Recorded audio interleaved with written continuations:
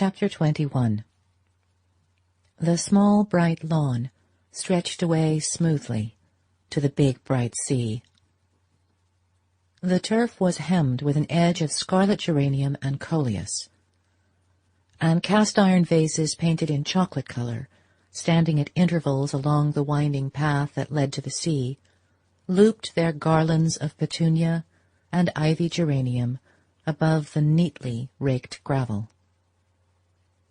Halfway between the edge of the cliff and the square wooden house, which was also chocolate-colored, but with a tin roof of the veranda striped in yellow and brown to represent an awning, 2 large targets had been placed against a background of shrubbery. On the other side of the lawn, facing the targets, was pitched a real tent, with benches and garden seats about it. A number of ladies, in summer dresses, and gentlemen in grey frock-coats and tall hats, stood on the lawn or sat upon the benches, and every now and then a slender girl, in starched muslin, would step from the tent, bow in hand, and speed her shaft at one of the targets, while the spectators interrupted their talk to watch the result. Newland Archer, standing on the veranda of the house, looked curiously down upon this scene. On each side of the shiny painted steps was a large blue china flower pot on a bright yellow china stand. A spiky green plant filled each pot, and below the veranda ran a wide border of blue hydrangeas, edged with more red geraniums. Behind him, the French windows of the drawing-rooms through which he had passed gave glimpses, between swaying lace curtains, of glassy parquet floors islanded with chintz poufs, dwarf armchairs, and velvet tables covered with trifles in silver. The Newport Archery Club always held its August meeting at the Beauforts.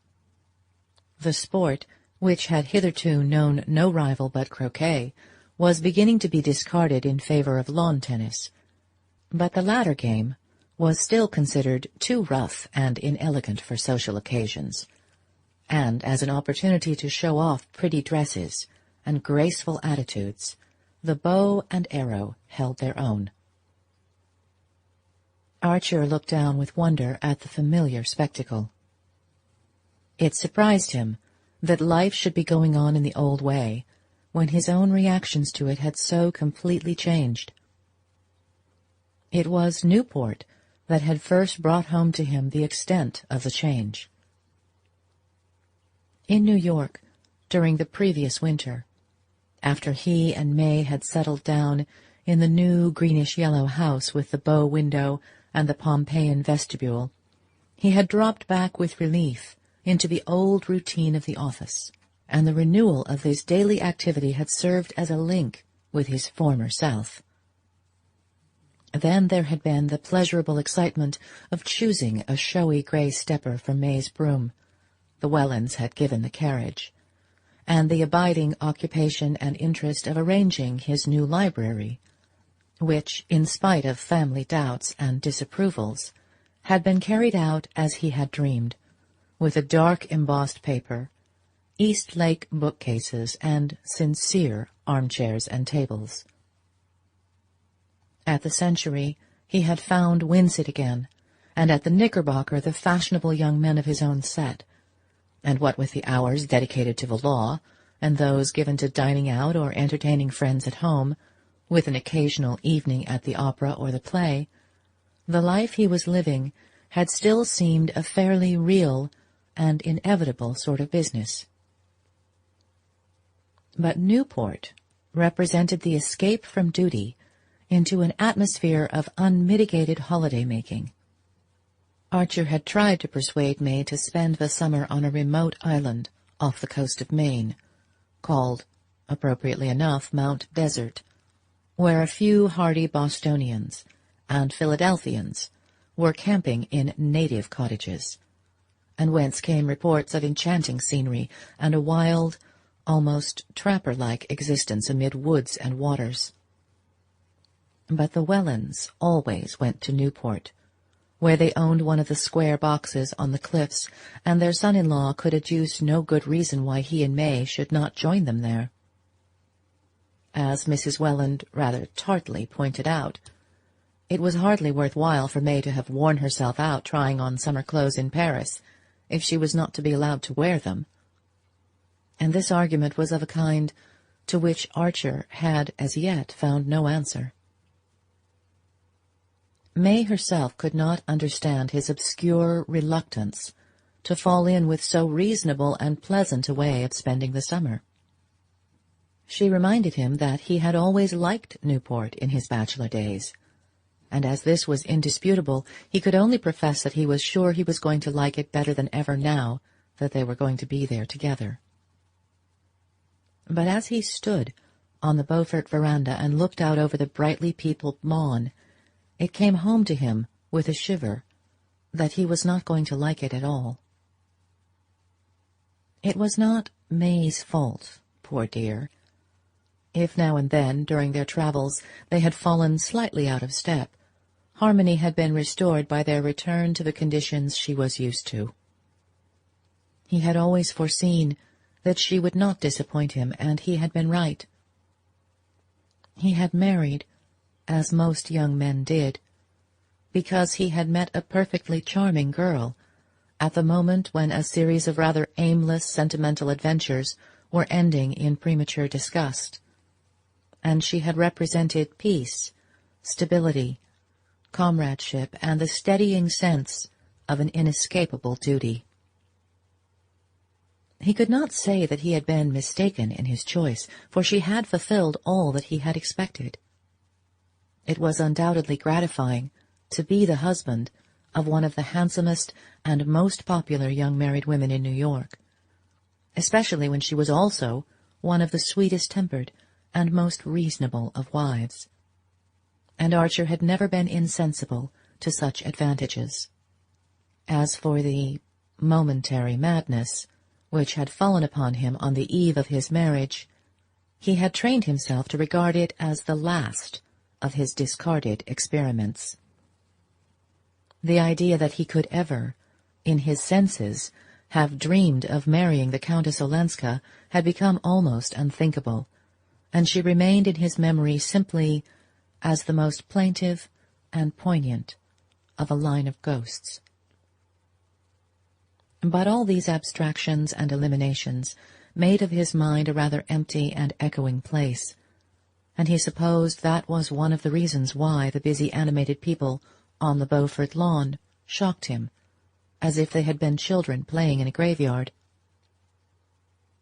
He heard a murmur of skirts beside him, and the Marchioness Manson fluttered out of the drawing-room window. As usual, she was extraordinarily festooned and bedizened, with a limp leghorn hat, anchored to her head by many wingings of faded gauze, and a little black velvet parasol on a carved ivory handle, absurdly balanced over her much larger hat-brim. "My dear Newland, I had no idea that you and May had arrived. You yourself came only yesterday, you say. Ah, business, professional duties. I understand. Many husbands I know find it impossible to join their wives here except for the weekend." She cocked her head on one side and languished at him through screwed-up eyes. "But marriage is one long sacrifice, as I often used to remind my Ellen." Archer's heart stopped with the queer jerk which it had given once before, and which seemed suddenly to slam a door between himself and the outer world. But this break of continuity must have been of the briefest, for he presently heard Medora answering a question he had apparently found voice to put. "No, I'm not staying here, but with the Blenkers in their delicious solitude at Portsmouth. Beaufort was kind enough to send his famous trotters for me this morning, so that I might have at least a glimpse of one of Regina's garden parties. But this evening I go back to rural life. The Blenkers, dear original beings, have hired a primitive old farmhouse at Portsmouth, where they gather about them representative people." She drooped slightly beneath her protecting brim, and added with a faint blush, "This week, Dr. Agathon Carver is holding a series of inner thought meetings there. A contrast indeed to this gay scene of worldly pleasure, but then I have always lived on contrasts. To me, the only death is monotony. I always say to Ellen, beware of monotony. It's the mother of all the deadly sins." "But my poor child is going through a phase of exaltation, of abhorrence of the world. You know, I suppose, that she has declined all invitations to stay at Newport, even with her grandmother Mingott. I could hardly persuade her to come with me to the Blenkers, if you will believe it. This life she leads is morbid, unnatural.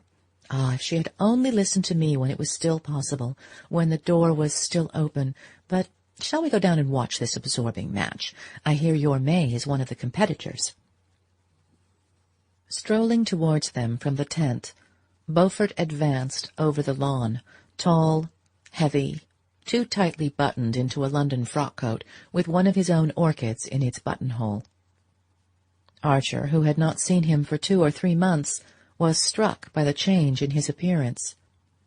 In the hot summer light, his floridness seemed heavy and bloated, and but for his erect, square-shouldered walk, he would have looked like an overfed and overdressed old man.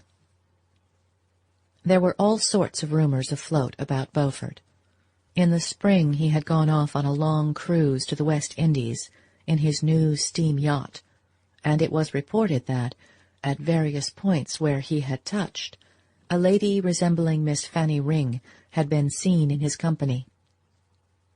The steam yacht, built in the Clyde and fitted with tiled bathrooms and other unheard-of luxuries, was said to have cost him $500,000, and the pearl necklace which he had presented to his wife on his return was as magnificent as such expiatory offerings are apt to be.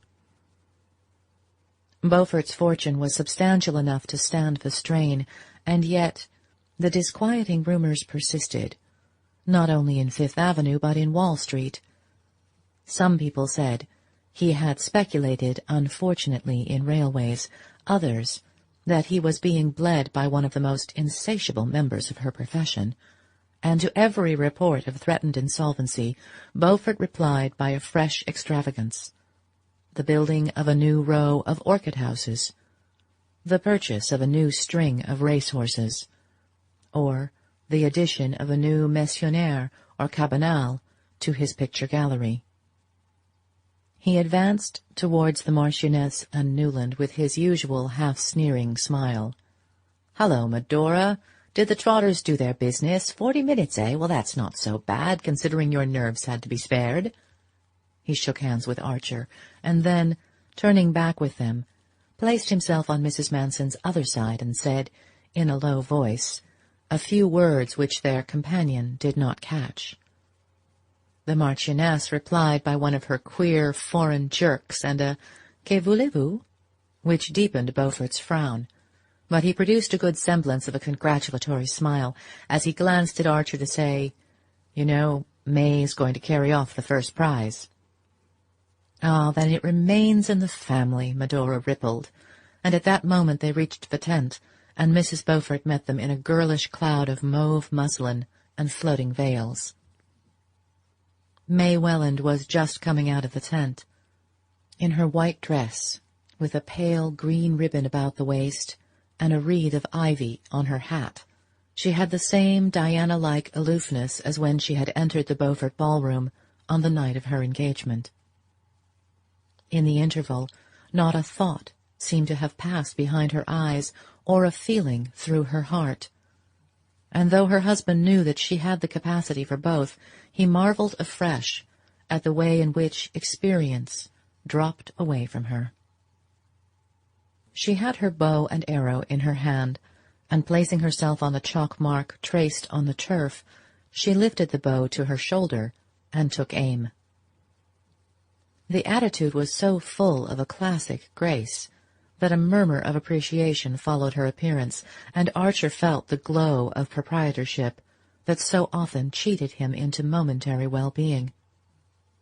Her rivals, Mrs. Reggie Chivers, the Mary girls, and the diverse, rosy Thorleys, Dagonets, and Mingotts stood behind her in a lovely, anxious group. Brown heads and golden, bent above the scores, and pale muslins and flower-wreathed hats mingled in a tender rainbow. All were young and pretty, and bathed in summer bloom, but not one had the nymph-like ease of his wife when, with tense muscles and a happy frown, she bent her soul upon some feat of strength. "Gad," Archer heard Lawrence Lefford say, "not one of the lot holds the bow as she does." And Beaufort retorted, "Yes, but that's the only kind of target she'll ever hit." Archer felt irrationally angry. His host's contemptuous tribute to May's niceness was just what a husband should have wished to hear said to his wife. The fact that a coarse-minded man found her lacking in attraction was simply another proof of her quality, yet the words sent a faint shiver through his heart. What if niceness, carried to that supreme degree, were only a negation, the curtain dropped before an emptiness? As he looked at May, returning flushed and calm from her final bull's-eye, he had the feeling that he had never yet lifted that curtain. She took the congratulations of her rivals and of the rest of the company with a simplicity that was her crowning grace. No one could ever be jealous of her triumphs, because she managed to give the feeling that she would have been just as serene if she had missed them. But when her eyes met her husband's, her face glowed with the pleasure she saw in his. Mr. Welland's basket-work pony carriage was waiting for them, and they drove off among the dispersing carriages, May handling the reins and Archer sitting at her side. The afternoon sunlight still lingered upon the bright lawns and shrubberies, and up and down Bellevue Avenue rolled a double line of victorias, dog-carts, landaus, and vis-a-vis, carrying well-dressed ladies and gentlemen away from the Beaufort garden party, or homeward from their daily afternoon turn along the Ocean Drive. "Shall we go see Granny?" May suddenly proposed. "I should like to tell her myself that I've won the prize. There's lots of time before dinner." Archer acquiesced, and she turned the ponies down Narragansett Avenue, crossed Spring Street, and drove out towards the rocky moorland beyond. In this unfashionable region Catherine the Great, always indifferent to precedent and thrifty of purse, had built herself in her youth a many-peaked and cross-beamed cottage ornée on a bit of cheap land overlooking the bay. Here, in a thicket of stunted oaks, her verandas spread themselves above the island-dotted waters. A winding drive led up between iron stags and blue glass balls embedded in mounds of geraniums to a front door of highly varnished walnut under a striped veranda roof, and behind it ran a narrow hall with a black and yellow star-patterned parquet floor, upon which opened 4 small square rooms with heavy flocked papers, under ceilings on which an Italian house-painter had lavished all the divinities of Olympus. One of these rooms had been turned into a bedroom by Mrs. Mingott when the burden of flesh descended on her, and in the adjoining one she spent her days, enthroned in a large armchair between the open door and the window, and perpetually waving a palm-leaf fan, which the prodigious projection of her bosom kept so far from the rest of her person that the air it set in motion stirred only the fringe of the antimacassars on the chair arms. Since she had been the means of hastening his marriage, old Catherine had shown to Archer the cordiality which a service rendered excites toward the person served. She was persuaded that irrepressible passion was the cause of his impatience, and being an ardent admirer of impulsiveness, when it did not lead to the spending of money, she always received him with a genial twinkle of complicity, and a play of allusion to which May seemed fortunately impervious. She examined and appraised with much interest the diamond-tipped arrow which had been pinned on May's bosom at the conclusion of the match, remarking that in her day a filigree brooch would have been thought enough, but that there was no denying that Beaufort did things handsomely. "Quite an heirloom, in fact, my dear," the old lady chuckled. "You must leave it in fee to your eldest girl." She pinched May's white arm and watched the color flood her face. "Well, well, what have I said to make you shake out the red flag? Ain't there going to be any daughters, only boys, eh? Good gracious, look at her blushing again all over her blushes. What, can't I say that either? Mercy me! When my children beg me to have all those gods and goddesses painted out overhead, I always say I'm too thankful to have somebody about me that nothing can shock." Archer burst into a laugh, and May echoed it, crimson to the eyes. "Well now, tell me all about the party, please, my dears, for I shall never get a straight word about it out of that silly Medora," the ancestress continued, and as May exclaimed, "Aunt Medora? But I thought she was going back to Portsmouth."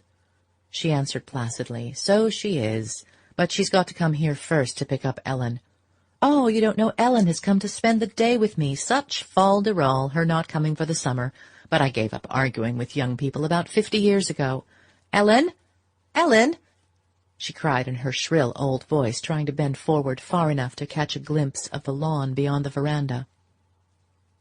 There was no answer, and Mrs. Mingott rapped impatiently with her stick on the shiny floor. A mulatto maidservant in a bright turban, replying to the summons, informed her mistress that she had seen Miss Ellen going down the path to the shore, and Miss Mingott turned to Archer. "Run down and fetch her like a good grandson. This pretty lady will describe the party to me," she said, and Archer stood up as if in a dream. He had heard the Countess Olenska's name pronounced often enough during the year and a half since they had last met, and was even familiar with the main incidents of her life in the interval. He knew that she had spent the previous summer at Newport, where she appeared to have gone a great deal into society, but that in the autumn she had suddenly sublet the perfect house which Beaufort had been at such pains to find for her, and decided to establish herself in Washington.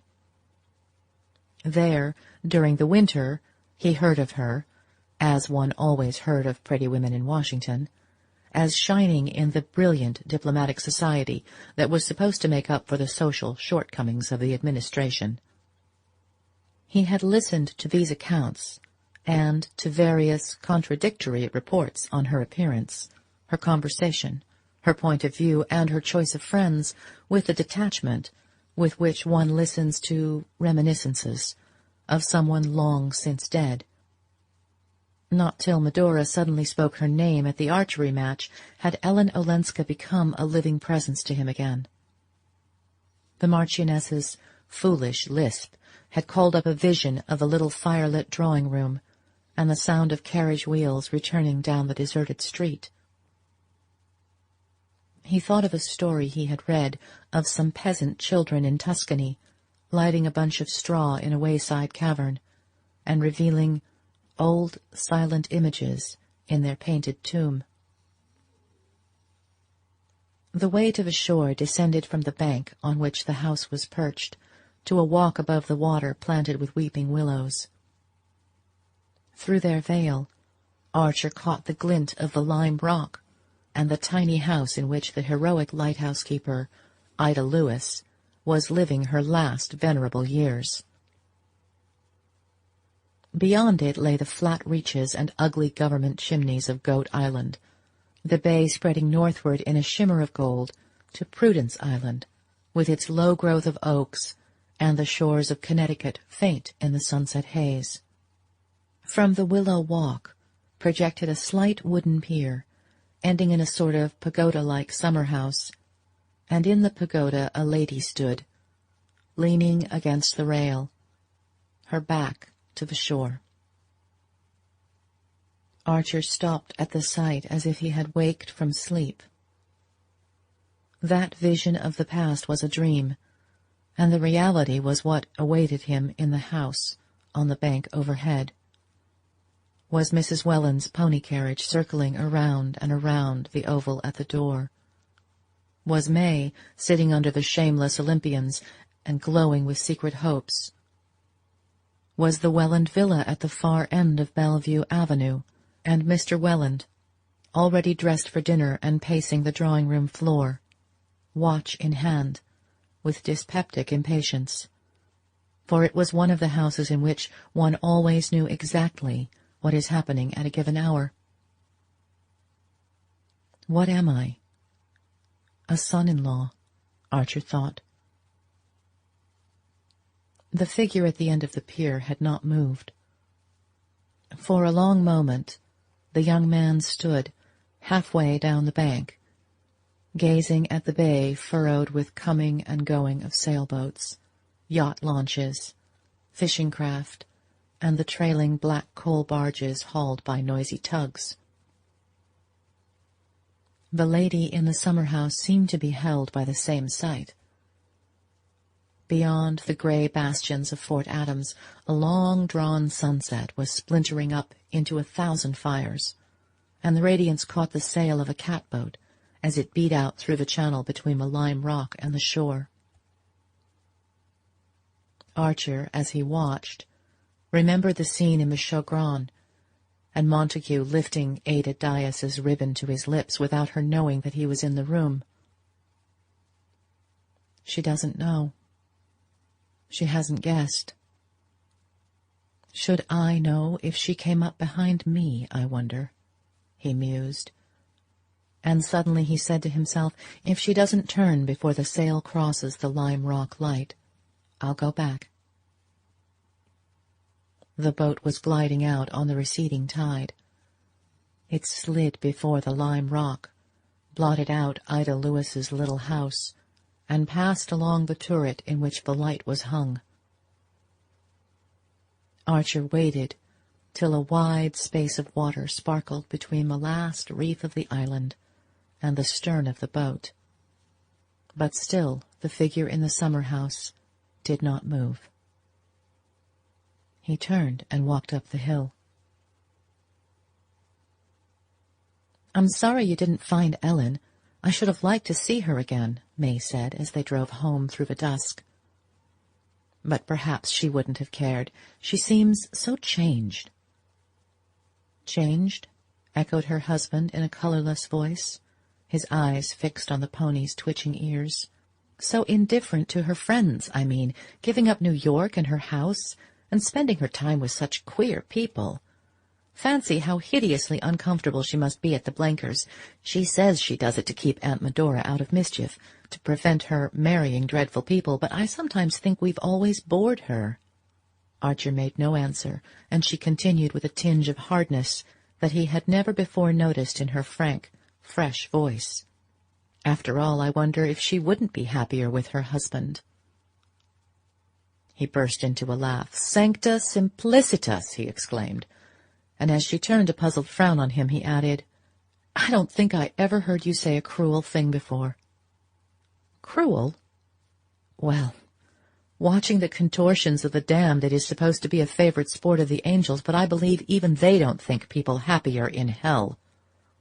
"It's a pity she ever married abroad, then," said May, in the placid tone with which her mother met Mr. Welland's vagaries, and Archer felt himself gently relegated to the category of unreasonable husbands. They drove down Bellevue Avenue and turned in between the chamfered wooden gateposts, surmounted by cast-iron lamps, which marked the approach to the Welland villa. Lights were already shining through its windows, and Archer, as the carriage stopped, caught a glimpse of his father-in-law, exactly as he had pictured him, pacing the drawing-room, watch in hand, and wearing the pained expression that he had long since found to be much more efficacious than anger. The young man, as he followed his wife into the hall, was conscious of a curious reversal of mood. There was something about the luxury of the Welland house, and the density of the Welland atmosphere, so charged with minute observances and exactions, that always stole into his system like a narcotic. The heavy carpets, the watchful servants, the perpetually reminding tick of disciplined clocks, the perpetually renewed stack of cards and invitations on the hall table, and the whole chain of tyrannical trifles binding one hour to the next, and each member of the household to all the others, made any less systemized and affluent existence seem unreal and precarious.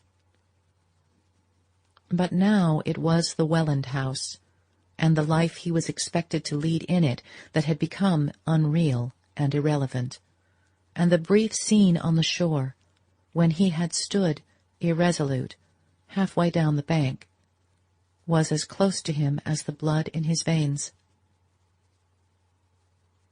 All night he lay awake in the big chintz bedroom at May's side, watching the moonlight slant along the carpet, and thinking of Ellen Olenska driving home across the gleaming beaches behind Beaufort's trotters. Chapter 22. A party for the Blenkers. The Blenkers! Mr. Welland laid down his knife and fork and looked anxiously and incredulously across the luncheon table at his wife, who, adjusting her gold eyeglasses, read aloud in the tone of high comedy, "Professor and Mrs. Emerson Sillerton request the pleasure of Mr. and Mrs. Welland's company at the meeting of the Wednesday Afternoon Club on 25 August at 3 o'clock punctually, to meet Mrs. and the Misses Blenker, Red Gables, Catherine Street, R.S.V.P." "Good gracious!" Mr. Welland gasped, as if a second reading had been necessary to bring the monstrous absurdity of the thing home to him. "Poor Amy Sillerton, you can never tell what her husband will do next," Mrs. Welland sighed. "I suppose he's just discovered the Blenkers." Professor Emerson Sillerton was a thorn in the side of Newport society, and a thorn that could not be plucked out, for it grew on a venerable and venerated family tree. He was, as people said, a man who had every advantage. His father was Sillerton Jackson's uncle, his mother a Pennilow of Boston. On each side there was wealth and position and mutual suitability. Nothing on earth obliged Emerson Sillerton to be an archaeologist, or indeed a professor of any sort, or to live in Newport in winter, or do any of the other revolutionary things that he did. But at least, if he was going to break with tradition and flout society in the face, he need not have married poor Amy Dagonet, who had a right to expect something different, and money enough to keep her own carriage. No one in the Mingott set could understand why Amy Sillerton had submitted so tamely to the eccentricities of a husband who filled the house with long-haired men and short-haired women, and when he traveled took her to explore tombs in Yucatan instead of going to Paris or Italy. But there they were, set in their ways, and apparently unaware that they were different from other people. And when they gave one of their dreary annual garden parties, every family on the cliffs, because of the Sillerton-Pennilow-Dagonet connection, had to draw lots and sent an unwilling representative. "It's a wonder," Mrs. Welland remarked, "that they didn't choose the Cup race day. Do you remember 2 years ago their giving a party for a black man on the day of Julia Mingott's The Dansant? Luckily this time there's nothing else going on that I know of, for of course some of us will have to go." Mr. Welland sighed nervously. "Some of us, my dear? More than one? 3 o'clock is such a very awkward hour. I have to be here at 3:30 to take my drops. It really is no use trying to follow Bencombe's new treatment if I don't do it systematically. And if I join you later, of course, I shall miss my drive."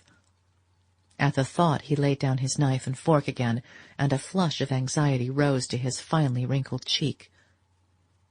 "Oh, there's no reason why you should go at all, my dear," his wife answered, with a cheerfulness that had become automatic.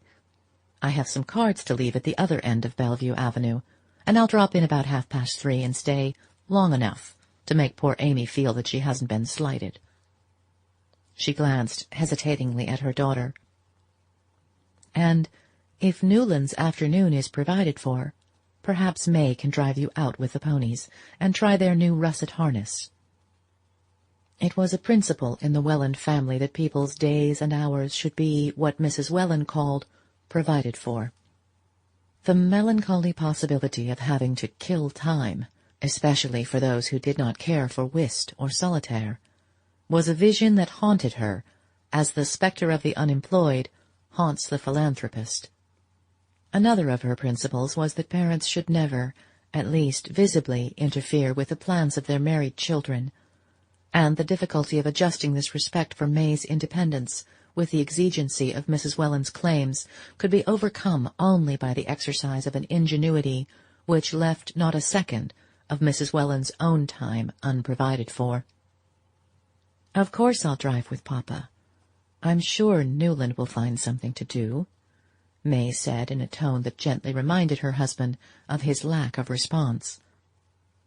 It was a cause of constant distress to Mrs. Welland that her son-in-law showed so little foresight in planning his days. Often already during the fortnight that he had passed under her roof, when she inquired how he meant to spend his afternoon, he had answered paradoxically, "Oh, I think for a change I'll just save it instead of spending it." And once, when she and May had had to go on a long-postponed round of afternoon calls, he had confessed to having lain all the afternoon under a rock on the beach below the house. "Newland never seems to look ahead," Mrs. Welland once ventured to complain to her daughter, and May answered serenely, "No, but you see it doesn't matter, because when there's nothing particular to do he reads a book." "Oh, yes, like his father," Mrs. Welland agreed, as if allowing for an inherited oddity. And after that the question of Newland's unemployment was tacitly dropped. Nevertheless, as the day for the Sillerton reception approached, May began to show a natural solicitude for his welfare, and to suggest a tennis match at the Chiverses, or a sail on Julius Beaufort's cutter, as a mean of atoning for her temporary desertion. "I shall be back by 6, you know, dear. Papa never drives later than that." And she was not reassured till Archer said that he thought of hiring a runabout and driving up the island to a stud farm to look at a second horse for her broom. They had been looking for this horse for some time, and the suggestion was so acceptable that May glanced at her mother as if to say, "You see, he knows how to plan out his time as well as any of us." The idea of the stud farm and the broom horse had germinated in Archer's mind on the very day when the Emerson-Sillerton invitation had first been mentioned, but he had kept it to himself, as if there were something clandestine in the plan, and discovery might prevent its execution. He had, however, taken the precaution to engage in advance a runabout with a pair of old livery-stable trotters that could still do their 18 miles on level roads, and at 2 o'clock, hastily deserting the luncheon-table, he sprang into the light carriage and drove off. The day was perfect. A breeze from the north drove little puffs of white cloud across an ultramarine sky, with a bright sea running under it.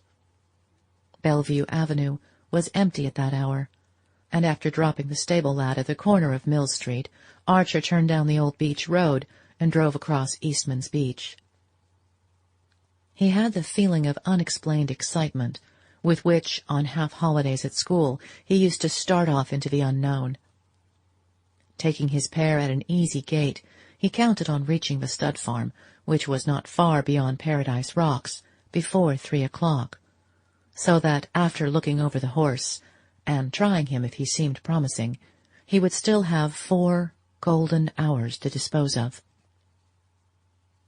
As soon as he heard of the Sillertons' party, he had said to himself that the Marchioness Manson would certainly come to Newport with the Blenkers, and that Madame Olenska might again take the opportunity of spending the day with her grandmother.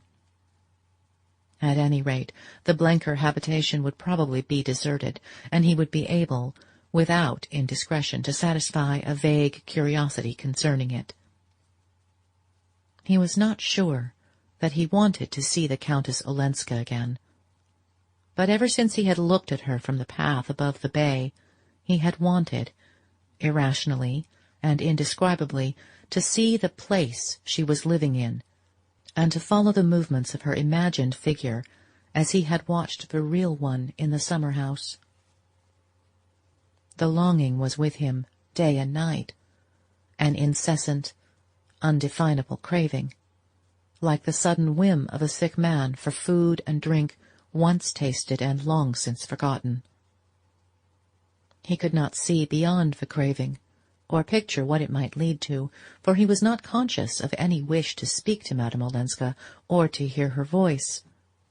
He simply felt that if he could carry away the vision of the spot of earth she walked on, and the way the sky and sea enclosed it, the rest of the world might seem less empty. When he reached the stud farm, a glance showed him that the horse was not what he wanted. Nevertheless, he took a turn behind it in order to prove to himself that he was not in a hurry. But at 3 o'clock he shook out the reins over the trotters and turned into the by-roads leading to Portsmouth. The wind had dropped, and a faint haze on the horizon showed that a fog was waiting to steal up the Saconnet on the turn of the tide. But all about him fields and woods were steeped in golden light. He drove past grey shingled farmhouses in orchards, past hayfields and groves of oak, past villages with white steeples rising sharply into the fading sky, and at last, after stopping to ask the way of some men at work in a field, he turned down a lane between high banks of goldenrod and brambles. At the end of the lane was the blue glimmer of the river.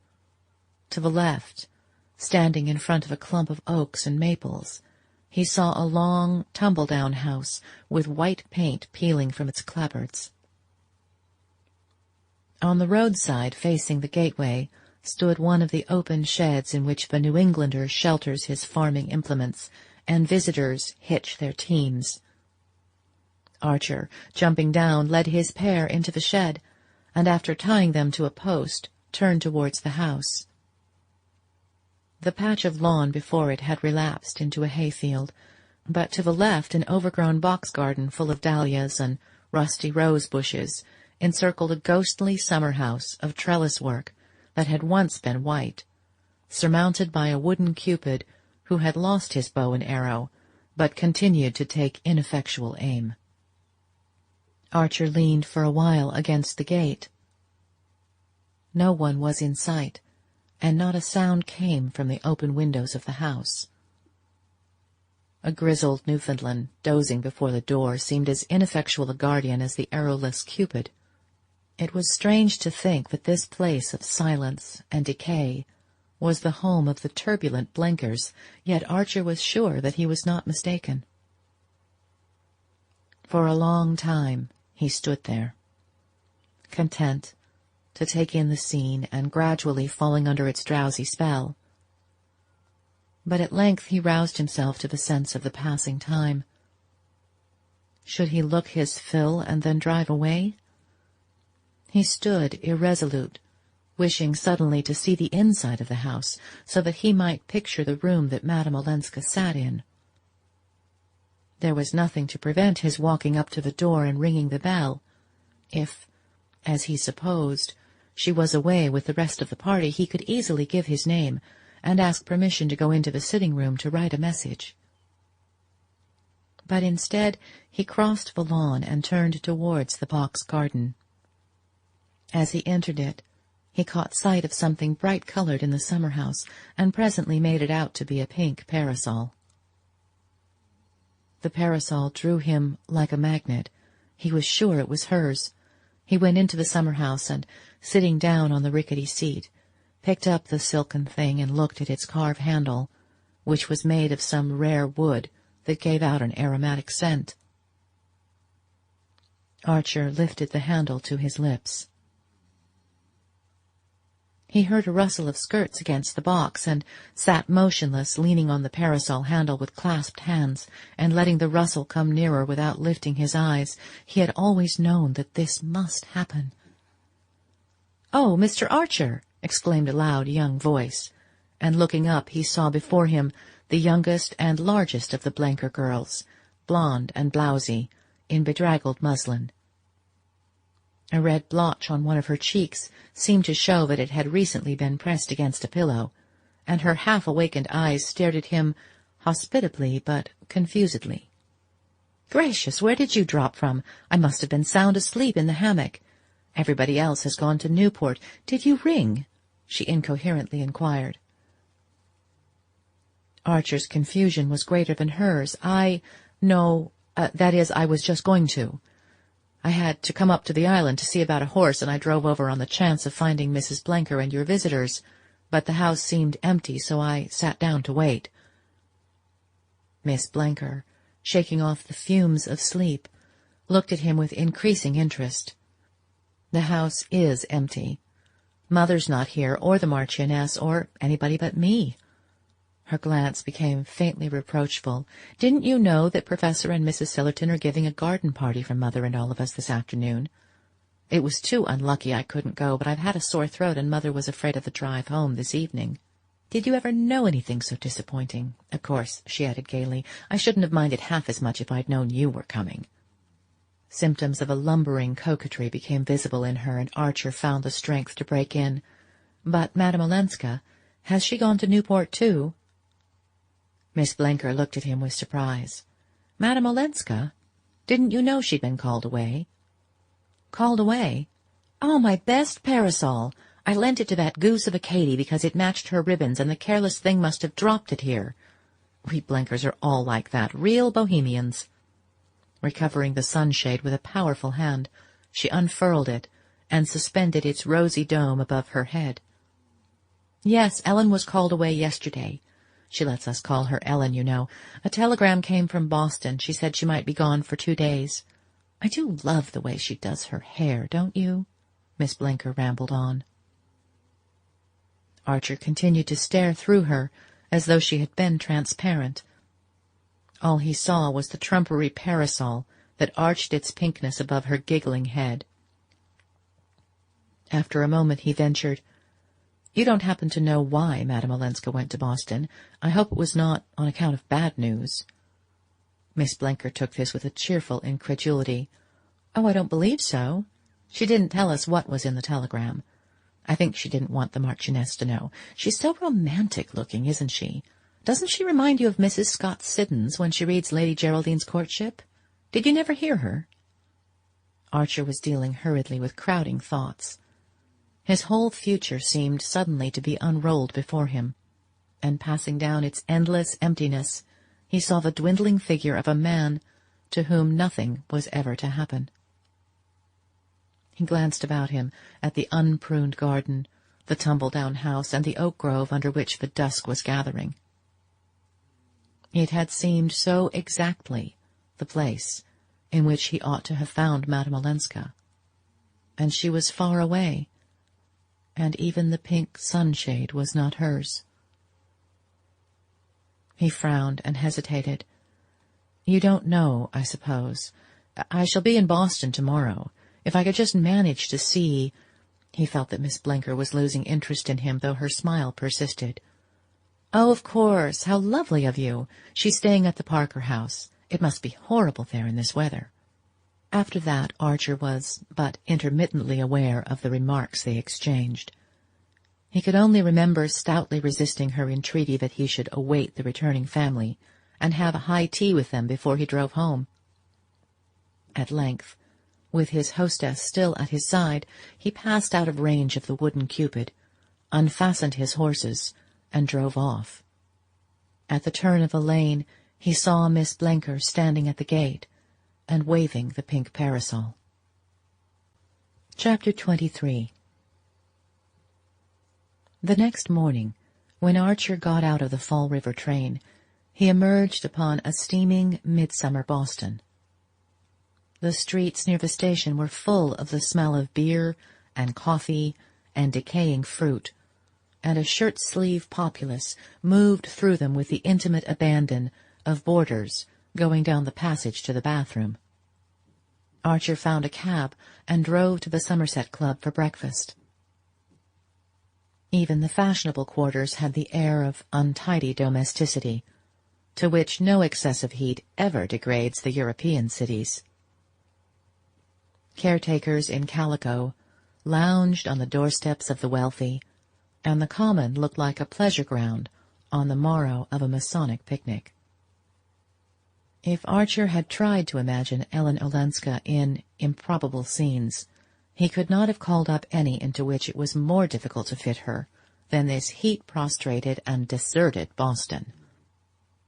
He breakfasted with appetite and method, beginning with a slice of melon, and studying a morning paper while he waited for his toast and scrambled eggs.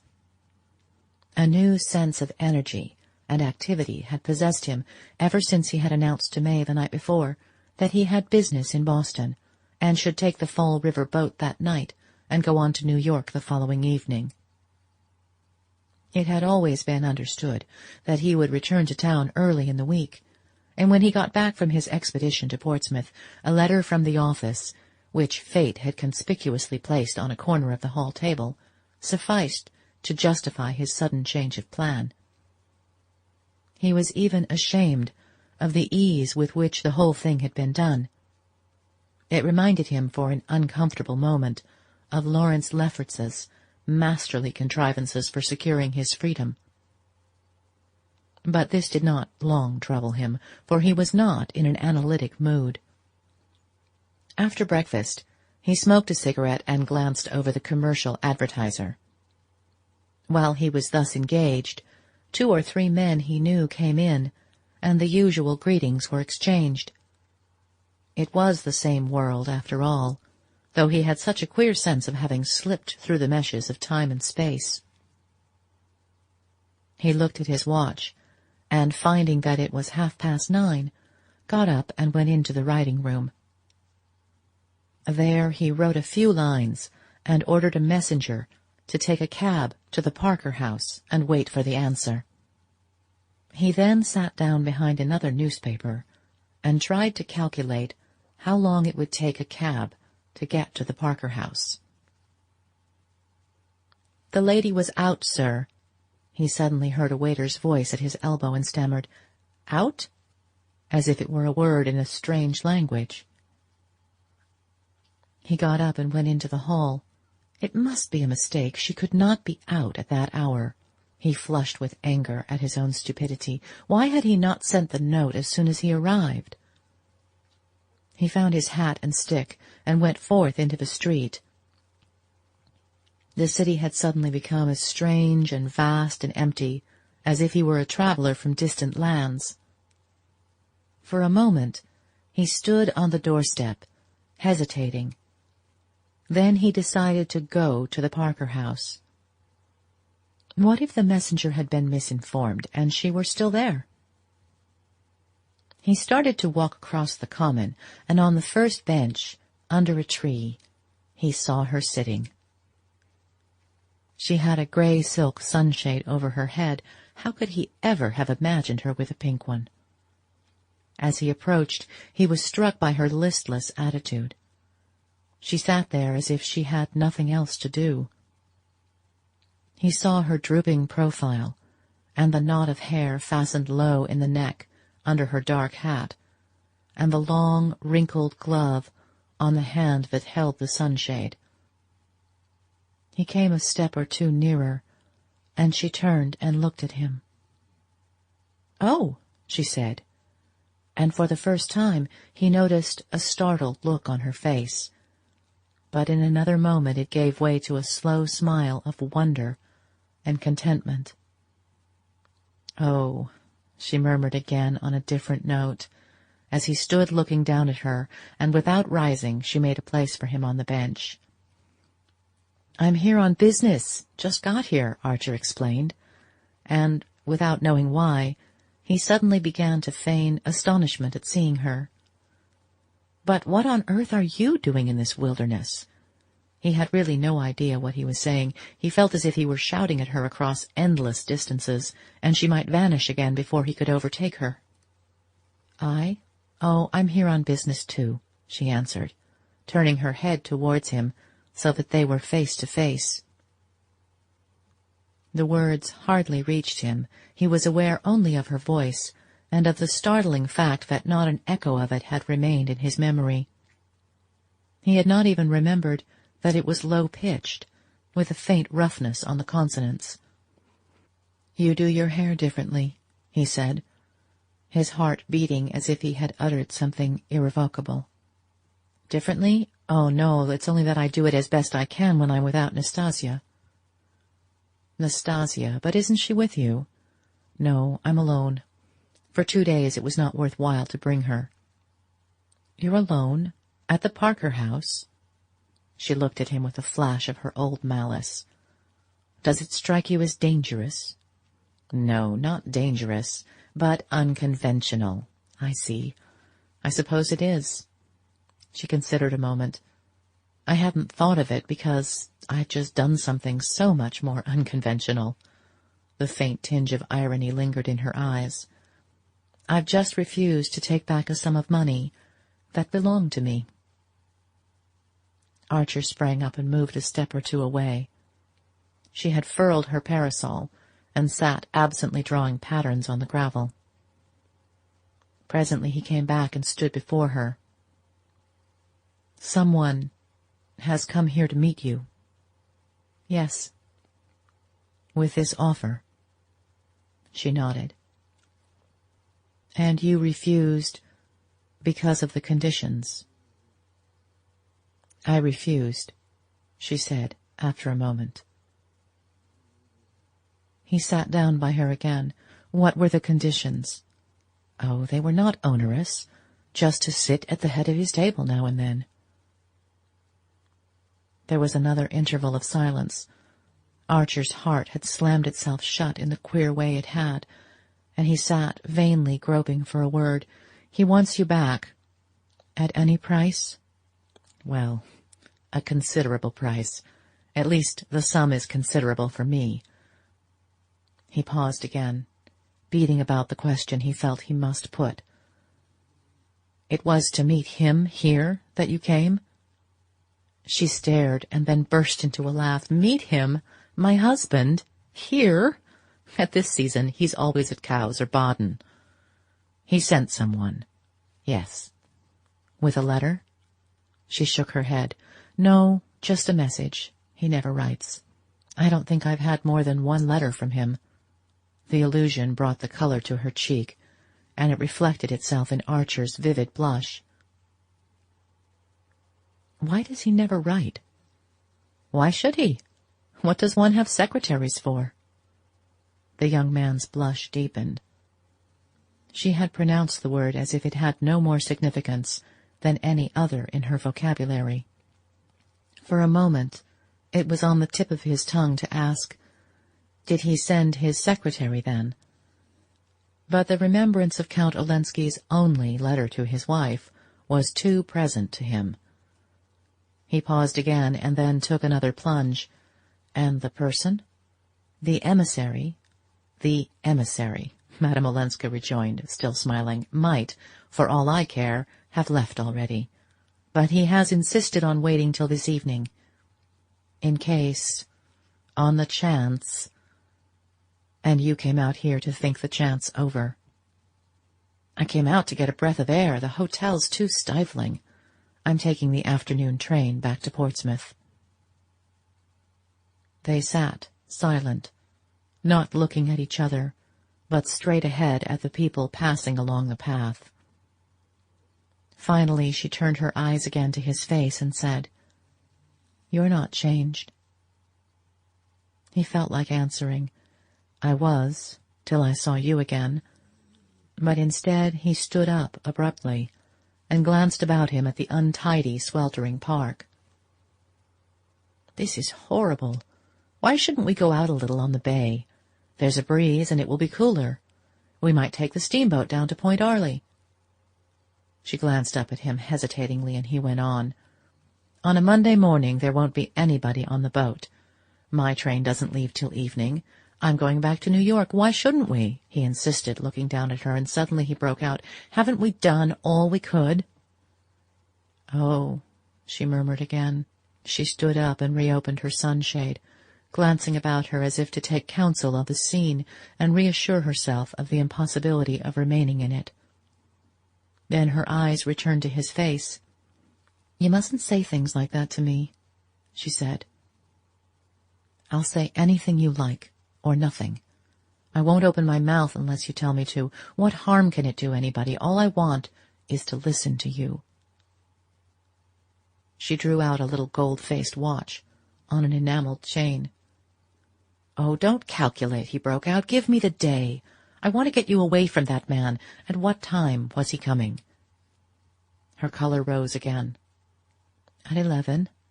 Then you must come at once. You needn't be afraid if I don't come, nor you either if you do. I swear I only want to hear about you, to know what you've been doing. It's 100 years since we've met. It may be another 100 before we meet again." She still wavered, her anxious eyes on his face. "Why didn't you come down to the beach to fetch me, the day I was at Granny's?" she asked. "Because you didn't look around, because you didn't know I was there. I swore I wouldn't unless you looked round." He laughed as the childishness of the confession struck him. "But I didn't look on purpose." "On purpose? I knew you were there. When you drove in, I recognized the ponies, so I went down to the beach." "To get away from me as far as you could?" She repeated in a low voice, "To get away from you as far as I could." He laughed out again, this time in boyish satisfaction. "Well, you see, it's no use. I may as well tell you," he added, "that the business I came here for was just to find you. But look here, we must start or we shall miss our boat." "Our boat?" She frowned perplexedly and then smiled. "Oh, but I must go back to the hotel first. I must leave a note." "As many notes as you please. You can write here." He drew out a note-case and one of the new stylographic pens. "I've even got an envelope. You see how everything's predestined? There, steady the thing on your knee, and I'll get the pen going in a second. They have to be humored. Wait." He banged the hand that held the pen against the back of the bench. "It's like jerking down the mercury in a thermometer, just a trick. Now try." She laughed, and bending over the sheet of paper which he had laid on his note-case, began to write. Archer walked away a few steps, staring with radiant, unseeing eyes at the passers-by, who, in their turn, paused to stare at the unwonted sight of a fashionably dressed lady writing a note on her knee on a bench in the common. Madame Olenska slipped the sheet into the envelope, wrote a name on it, and put it into her pocket. Then she too stood up. They walked back towards Beacon Street, and near the club Archer caught sight of the plush-lined herdic which had carried his note to the Parker house, and whose driver was reposing from this effort by bathing his brow at the corner hydrant. "I told you everything was predestined. Here's a cab for us, you see." They laughed, astonished at the miracle of picking up a public conveyance at that hour, and in that unlikely spot, in a city where cab-stands were still a foreign novelty. Archer, looking at his watch, saw that there was time to drive to the Parker house before going to the steamboat landing. They rattled through the hot streets and drew up at the door of the hotel. Archer held out his hand for the letter. "Shall I take it in?" he asked. But Madame Olenska, shaking her head, sprang out and disappeared through the glazed doors. It was barely 10:30. But what if the emissary, impatient for her reply, and not knowing how else to employ his time, were already seated among the travellers, with cooling drinks at their elbows, of whom Archer had caught a glimpse as she went in? He waited, pacing up and down before the herdic. A Sicilian youth with eyes like Nastasia's offered to shine his boots, and an Irish matron to sell him peaches, and every few moments the doors opened to let out hot men with straw hats tilted far back, who glanced at him as they went by. He marveled that the door should open so often, and that all the people it let out should look so like each other, and so like all the other hot men who, at that hour, through the length and breadth of the land, were passing continuously in and out of the swinging doors of hotels. And then, suddenly came a face that he could not relate to the other faces. He caught but a flash of it, for his pacings had carried him to the farthest point of his beat, and it was in turning back to the hotel that he saw, in a group of typical countenances, the lank and weary, the round and surprised, the lantern-jawed and mild, this other face, that was so many more things at once, and things so different. It was that of a young man, pale, too, and half extinguished by the heat or worry or both, but somehow quicker, vivider, more conscious, or perhaps seeming so because he was so different. Archer hung a moment on a thin thread of memory, but it snapped and floated off with the disappearing face, apparently that of some foreign businessman, looking doubly foreign in such a setting. He vanished in the stream of passers-by, and Archer resumed his patrol. He did not care to be seen, watch in hand within view of the hotel, and his unaided reckoning of the lapse of time led him to conclude that if Madame Olenska was so long in reappearing, it could only be because she had met the emissary and been waylaid by him. At the thought, Archer's apprehension rose to anguish. "If she doesn't come soon, I'll go in and find her," he said. The doors swung open again, and she was at his side. They got into the Herdic, and as it drove off he took out his watch and saw that she had been absent just 3 minutes. In the clatter of loose windows that made talk impossible, they bumped over the disjointed cobblestones to the wharf. Seated side by side on a bench of the half-empty boat, they found that they had hardly anything to say to each other, or rather that what they had to say communicated itself best in the blessed silence of their release and their isolation. As the paddle wheels began to turn, and wharves and shipping to recede through the veil of heat, it seemed to Archer that everything in the old familiar world of habit was receding also. He longed to ask Madame Olenska if she did not have the same feeling, the feeling that they were starting on some long voyage from which they might never return. But he was afraid to say it, or anything else that might disturb the delicate balance of her trust in him. In reality, he had no wish to betray that trust. There had been days and nights when the memory of their kiss had burned and burned on his lips, the day before even on the drive to Portsmouth. The thought of her had run through him like fire. But now that she was beside him, and they were drifting forth into this unknown world, they seemed to have reached the kind of deeper nearness that a touch may sunder. As the boat left the harbor and turned seaward, a breeze stirred about them, and the bay broke up into long, oily undulations, then into ripples tipped with spray. The fog of sultriness still hung over the city, but ahead lay a fresh world of ruffled waters with lighthouses in the sun. Madame Olenska, leaning back against the boat rail, drank in the coolness between parted lips. She had wound a long veil about her hat, but it left her face uncovered, and Archer was struck by the tranquil gaiety of her expression. She seemed to take their adventure as a matter of course, and to be neither in fear of unexpected encounters, nor, what was worse, unduly elated by their possibility.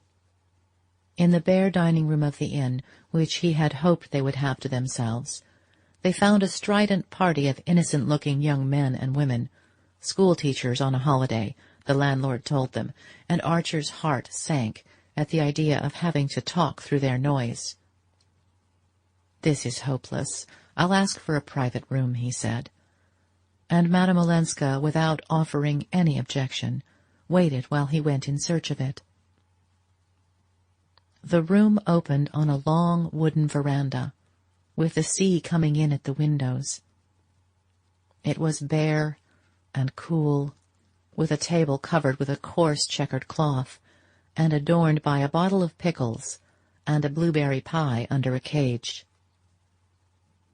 No more guileless-looking cabinet particulier ever offered its shelter to a clandestine couple. Archer fancied he saw the sense of its reassurance in the faintly amused smile with which Madame Olenska sat down opposite to him. A woman who had run away from her husband, and reputedly with another man, was likely to have mastered the art of taking things for granted. But something in the quality of her composure took the edge from his irony. By being so quiet, so unsurprised, and so simple, she had managed to brush away the conventions and make him feel that to seek to be alone was the natural thing for two old friends who had so much to say to each other. Chapter 24. They lunched slowly and meditatively, with mute intervals between rushes of talk. For, the spell once broken, they had much to say, and yet moments when saying became the mere accompaniment to long duologues of silence. Archer kept the talk from his own affairs, not with conscious intention, but because he did not want to miss a word of her history. And leaning on the table, her chin resting on her clasped hands, she talked to him of the year and a half since they had met. She had grown tired of what people called society. New York was kind, it was almost oppressively hospitable. She should never forget the way in which it had welcomed her back.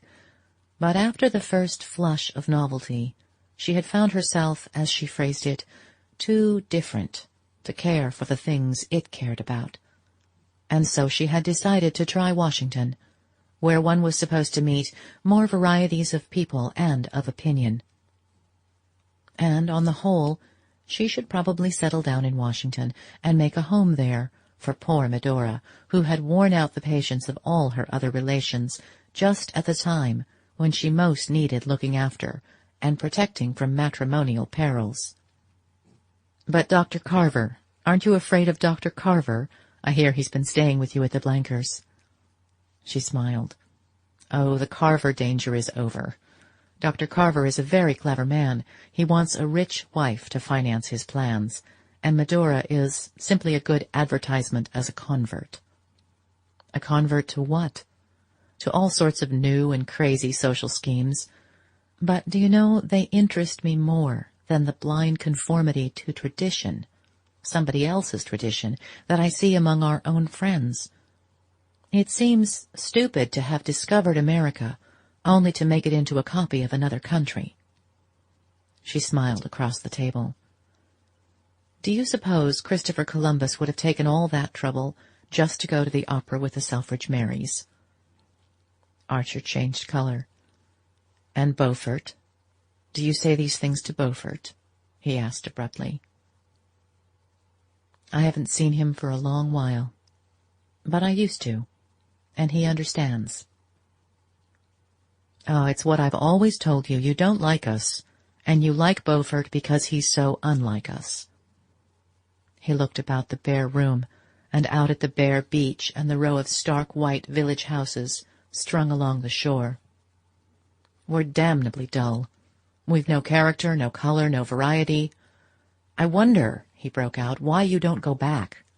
Her eyes darkened, and he expected an indignant rejoinder.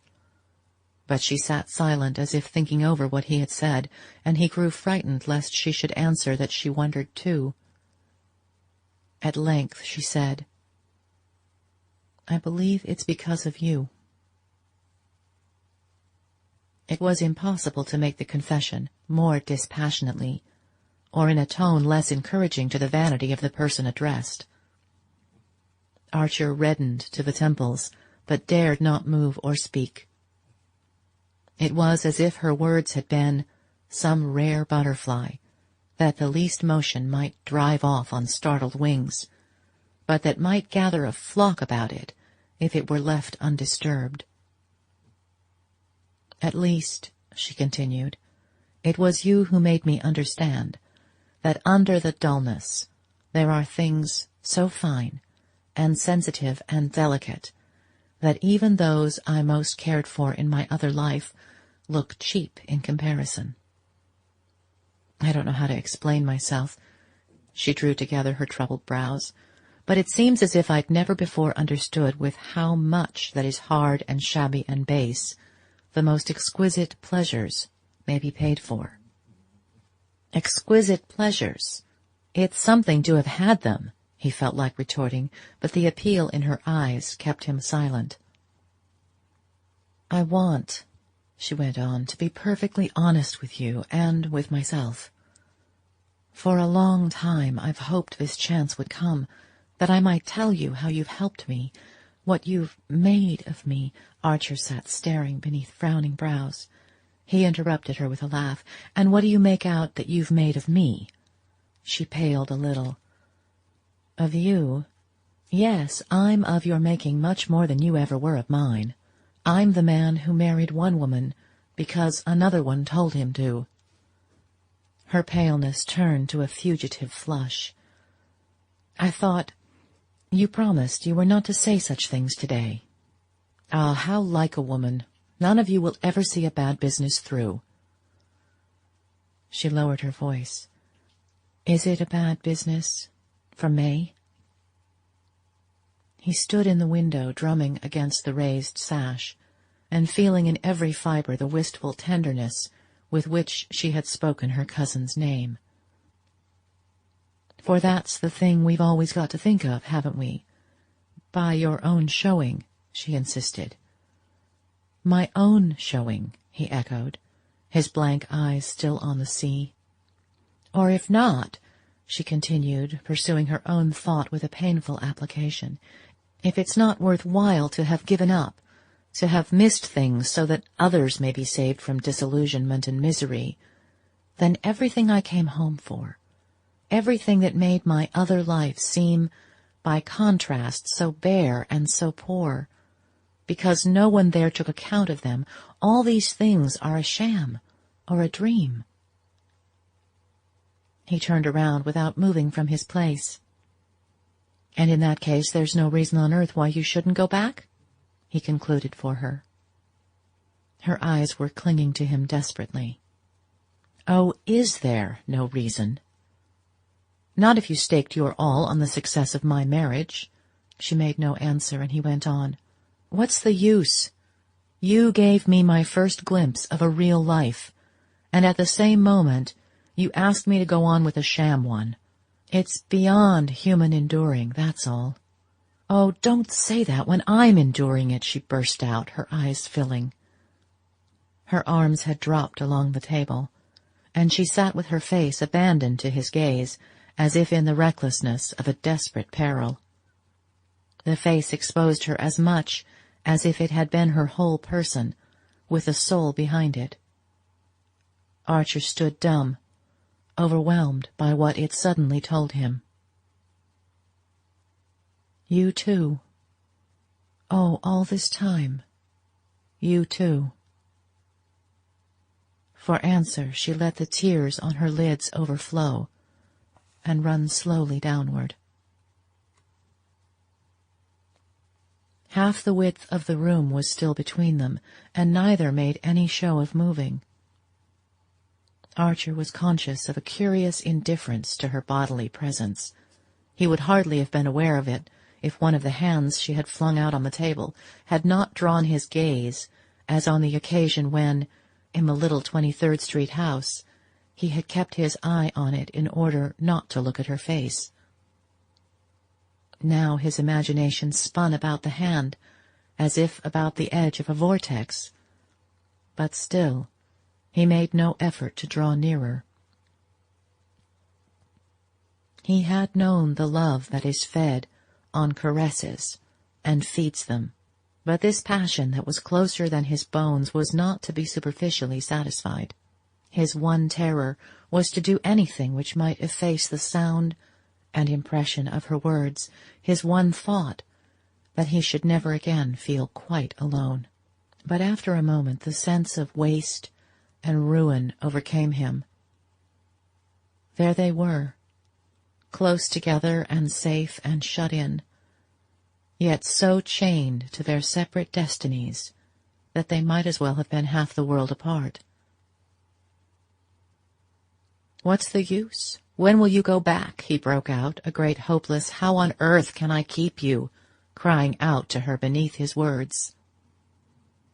She sat motionless with lowered lids. "Oh, I shan't go yet." "Not yet. Sometime, then, sometime that you already foresee." At that she raised her clearest eyes. "I promise you, not as long as you hold out. Not as long as we can look straight at each other like this." He dropped into his chair. What her answer really said was, "If you lift a finger, you'll drive me back. Back to all the abominations you know of, and all the temptations you half guess."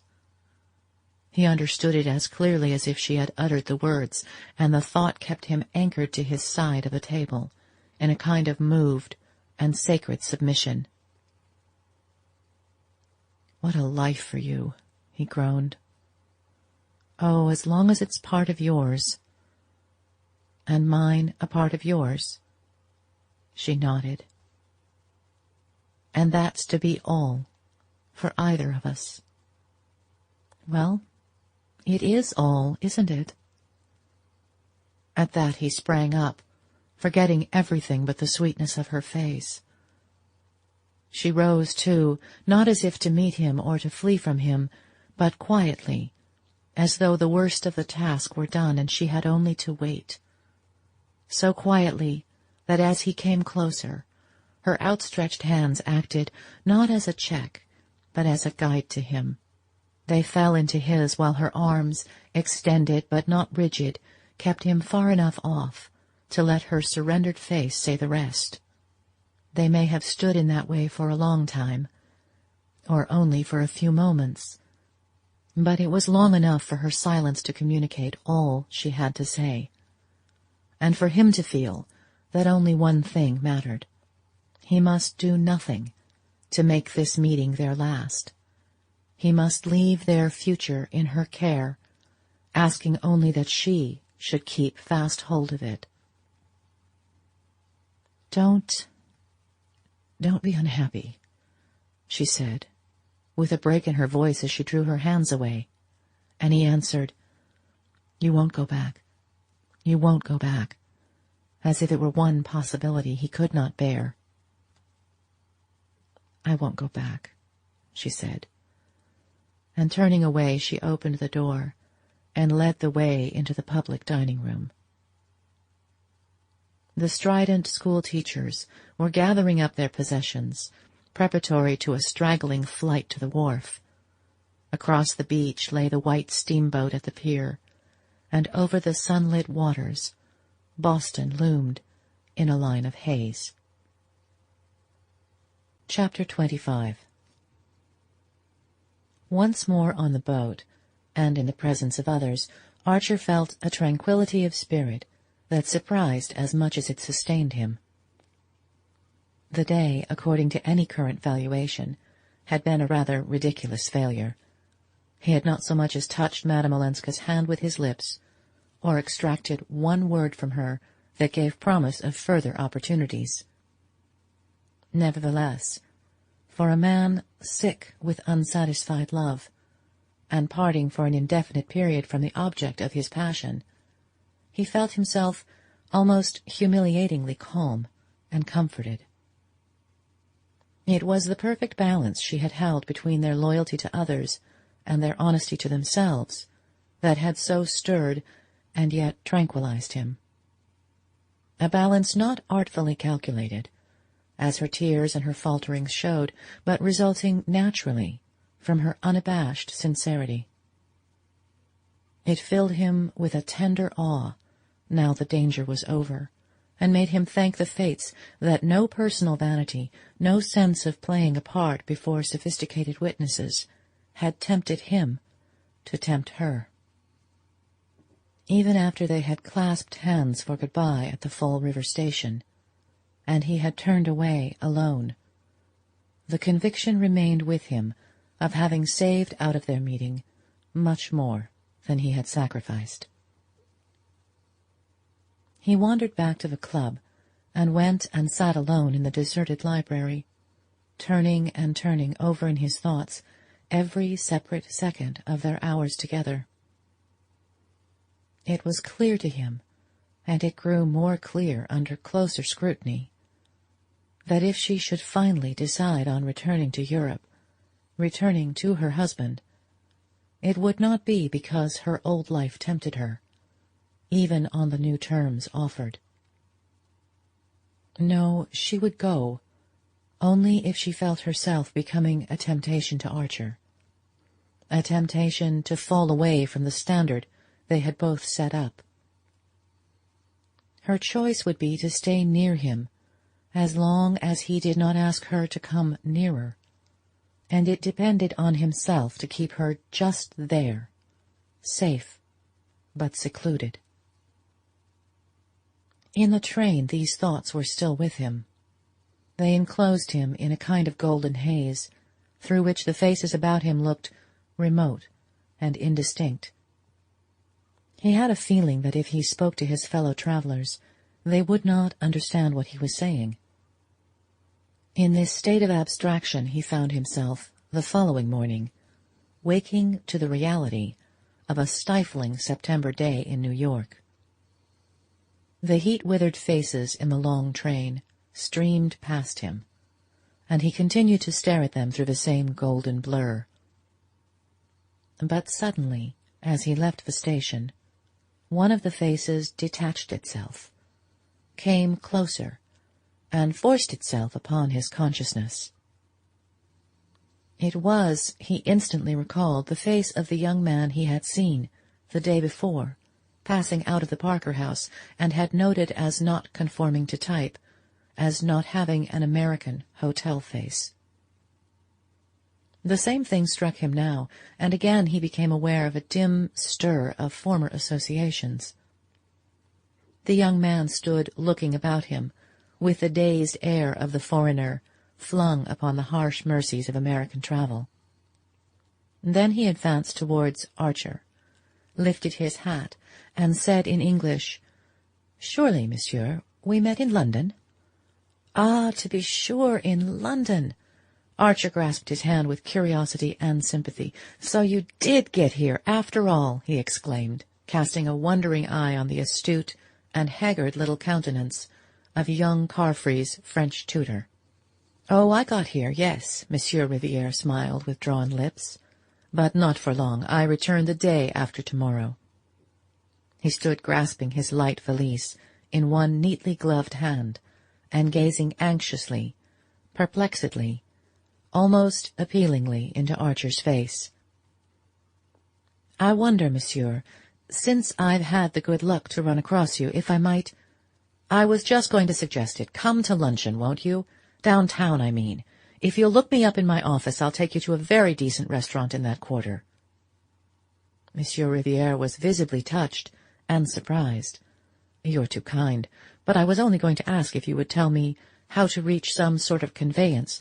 There are no porters, and no one here seems to listen. I know, our American stations must surprise you. When you ask for a porter, they give you chewing gum. But if you'll come along, I'll extricate you, and you really must lunch with me, you know." The young man, after a just perceptible hesitation, replied with profuse thanks, and in a tone that did not carry complete conviction, that he was already engaged. But when they had reached the comparative reassurance of the street, he asked if he might call that afternoon. Archer, at ease in the midsummer leisure of the office, fixed an hour and scribbled his address, which the Frenchman pocketed with reiterated thanks and a wide flourish of his hat. A horse-car received him, and Archer walked away. Punctually at the hour, Monsieur Riviere appeared, shaved, smoothed out, but still unmistakably drawn and serious. Archer was alone in his office, and the young man, before accepting the seat he preferred, began abruptly, "I believe I saw you, sir, yesterday in Boston." The statement was insignificant enough, and Archer was about to frame an assent when his words were checked by something mysterious yet illuminating in his visitor's insistent gaze. "It is extraordinary, very extraordinary," Monsieur Riviere continued, "that we should have met in the circumstances in which I find myself." "What circumstances?" Archer asked, wondering a little crudely if he needed money. Monsieur Riviere continued to study him with tentative eyes. "I have come, not to look for employment as I spoke of doing when we last met, but on a special mission." "Ah!" Archer exclaimed. In a flash the two meetings had connected themselves in his mind. He paused to take in the situation thus suddenly lighted up for him, and Monsieur Riviere also remained silent, as if aware that what he had said was enough. "A special mission," Archer at length repeated. The young Frenchman, opening his palms, raised them slightly, and the two men continued to look at each other across the office desk, till Archer roused himself to say, "Do sit down," whereupon Monsieur Riviere bowed, took a distant chair, and again waited. "It was about this mission that you wanted to consult me?" Archer finally asked. Monsieur Riviere bent his head. "Not in my own behalf. On that score I have fully dealt with myself. I should like, if I may, to speak to you about the Countess Olenska."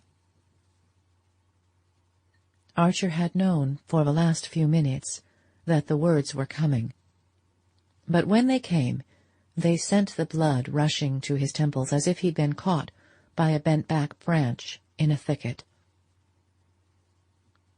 "And on whose behalf," he said, "do you wish to do this?" Monsieur Riviere met the question sturdily. "Well, I might say on hers, if it did not sound like a liberty. Shall I say instead, on behalf of abstract justice?" Archer considered him ironically. "In other words, you are Count Olenski's messenger." He saw his blush more darkly reflected in Monsieur Riviere's sallow countenance. "And not to you, monsieur. If I come to you, it is on quite other grounds." "What right have you in the circumstances to be on any other ground?" Archer retorted. "If you are an emissary, you're an emissary." The young man considered. "My mission is over. As far as the Countess Olenska goes, it has failed." "I can't help that," Archer rejoined on the same note of irony. "No, but you can help." Monsieur Riviere paused, turned his hat about in his still carefully gloved hands, looked into its lining, and then back at Archer's face. "You can help, monsieur, I am convinced, to make it equally a failure with her family." Archer pushed back his chair and stood up. "Well, and by God I will!" he exclaimed. He stood with his hands in his pockets, staring down wrathfully at the little Frenchman, whose face, though he too had risen, was still an inch or two below the line of Archer's eyes. Monsieur Riviere paled to his normal hue. Paler than that his complexion could hardly turn. "Why the devil," Archer explosively continued, "should you have thought, since I suppose you are appealing to me on the grounds of my relationship to Madame Olenska, that I should take a view contrary to the rest of her family?" The change of expression in Monsieur Riviere's face was, for a time, his only answer. His look passed from timidity to absolute distress. For a young man of his usually resourceful mien, it would have been difficult to appear more disarmed and defenseless. "Oh, monsieur, "I can't imagine," Archer continued, "why you should have come to me when there are others so much nearer to the Countess. Still less why you thought I should be more accessible to the arguments I suppose you were sent over with." Monsieur Riviere took this onslaught with a disconcerting humility. "The arguments I want to present to you, monsieur, are my own, and not those I was sent over with." "Then I see still less reason for listening to them." Monsieur Riviere again looked into his hat, as if considering whether these last words were not a sufficiently broad hint to put it on and be gone. Then he spoke with sudden decision. "Monsieur, will you tell me one thing? Is it my right to be here that you question, or do you perhaps believe the whole matter to be already closed?" His quiet insistence made Archer feel the clumsiness of his own bluster. Monsieur Riviere had succeeded in imposing himself. Archer, reddening slightly, dropped into his chair again and signed to the young man to be seated. "I beg your pardon, but why isn't the matter closed?" Monsieur Riviere glanced back at him with anguish. "You do, then, agree with the rest of the family that, in the face of the new proposals I have brought, it is hardly possible for Madame Olenska not to return to her husband?" "Good God!" Archer exclaimed, and his visitor gave out a low murmur of confirmation. "Before seeing her I saw, at Count Olenski's request, Mr. Lovell Mingott, with whom I had several talks before going to Boston. I understand that he represents his mother's view, and that Mrs. Manson Mingott's influence is great throughout her family." Archer sat silent, with the sense of clinging to the edge of a sliding precipice. The discovery that he had been excluded from a share in these negotiations, and even from the knowledge that they were on foot, caused him a surprise hardly dulled by the acuter wonder of what he was learning. He saw in a flash that if the family had ceased to consult him, it was because some deep tribal instinct warned them that he was no longer on their side.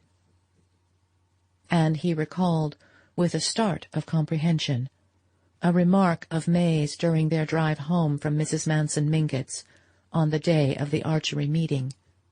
Perhaps, after all, Ellen would be happier with her husband. Even in the tumult of his new discoveries, Archer remembered his indignant exclamation, and the fact that since then his wife had never named Madame Olenska to him. Her careless allusion had no doubt been the straw held up to see which way the wind blew. The result had been reported to the family, and thereafter Archer had been tacitly omitted from their councils. He admired the tribal discipline, which made May bow to this decision. She would not have done so, he knew, had her conscience protested, but she probably shared the family view that Madame Olenska would be better off as an unhappy wife than as a separated one, and that there was no use in discussing the case with Newland, who had an awkward way of suddenly not seeming to take the most fundamental things for granted. Archer looked up and met his visitor's anxious gaze. "Don't you know, monsieur? Is it possible you don't know that the family began to doubt if they have the right to advise the Countess to refuse her husband's last proposals?" "The proposals you brought?" "The proposals I brought."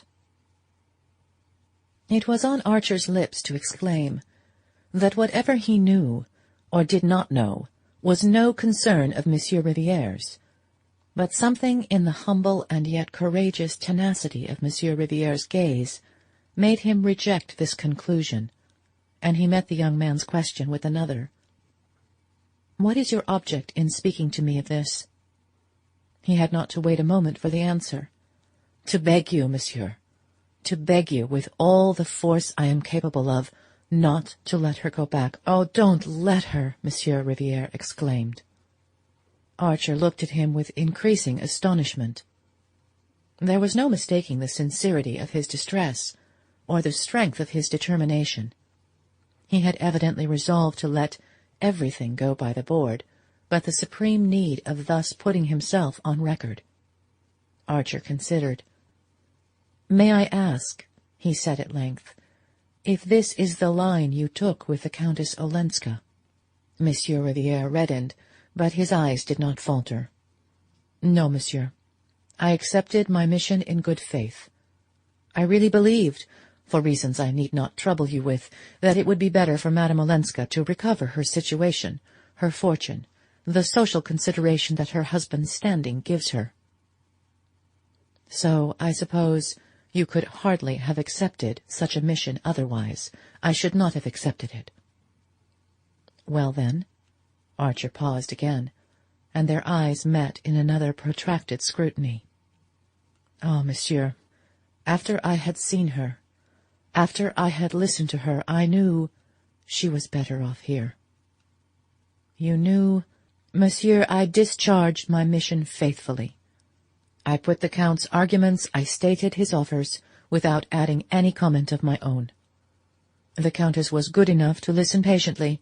She carried her goodness so far as to see me twice. She considered impartially all I had come to say, and it was in the course of these 2 talks that I changed my mind, that I came to see things differently."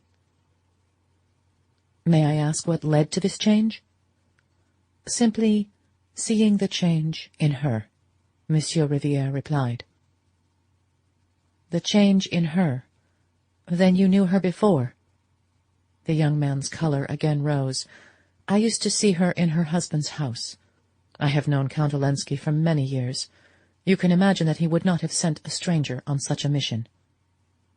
Archer's gaze, wandering away to the blank walls of the office, rested on a hanging calendar surmounted by the rugged features of the President of the United States.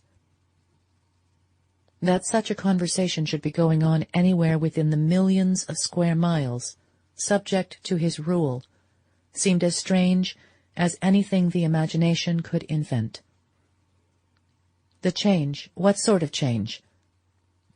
"Oh, monsieur, if I could tell you—" Monsieur Riviere paused. "Tenez, the discovery, I suppose, of what I'd never thought of before, that she's an American.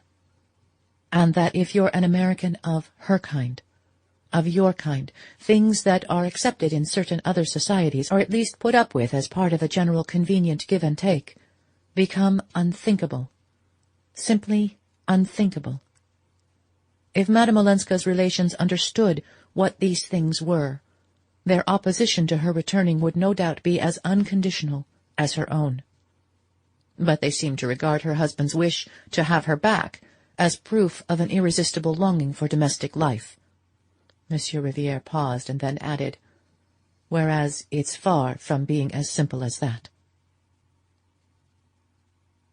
Archer looked back to the President of the United States and then down at his desk, and the papers scattered on it.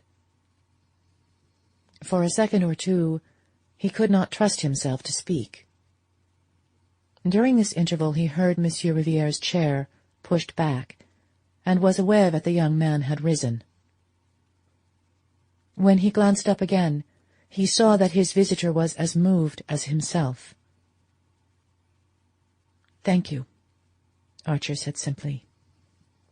"There is nothing to thank me for, monsieur. It is I, rather—" Monsieur Riviere broke off, as if speech for him, too, were difficult. "I should like, though," he continued in a firmer voice, "to add one thing. You asked me if I was in Count Olenski's employ. I am at this moment. I returned to him a few months ago for reasons of private necessity, such as may happen to anyone who has persons, ill and older persons, dependent on him. But from the moment that I have taken the step of coming here to say these things to you, I consider myself discharged, and I shall tell him so on my return, and give him the reasons. That's all, monsieur." Monsieur Riviere bowed and drew back a step. "Thank you," Archer said again, and their hands met. Chapter 26. Every year on the 15th of October, Fifth Avenue opened its shutters, unrolled its carpets, and hung up its triple layer of window curtains. By the 1st of November, this household ritual was over, and society had begun to look about and take stock of itself. By the 15th, the season was in full blast. Opera and theatres were putting forth their new attractions. Dinner engagements were accumulating, and dates for dances being fixed. And, punctually at about this time, Mrs. Archer always said that New York was very much changed. Observing it from the lofty standpoint of a non-participant, she was able, with the help of Mr. Sillerton Jackson and Miss Sophie, to trace each new crack in its surface, and all the strange weeds pushing up between the ordered rows of social vegetables. It had been one of the amusements of Archer's youth to wait for this annual pronouncement of his mother's, and to hear her enumerate the minute signs of disintegration that his careless gaze had overlooked. For New York, to Mrs. Archer's mind, never changed without changing for the worse, and in this view Miss Sophie Jackson heartily concurred. Mr. Sillerton Jackson, as became a man of the world, suspended his judgment, and listened with an amused impartiality to the lamentations of the ladies. But even he never denied that New York had changed.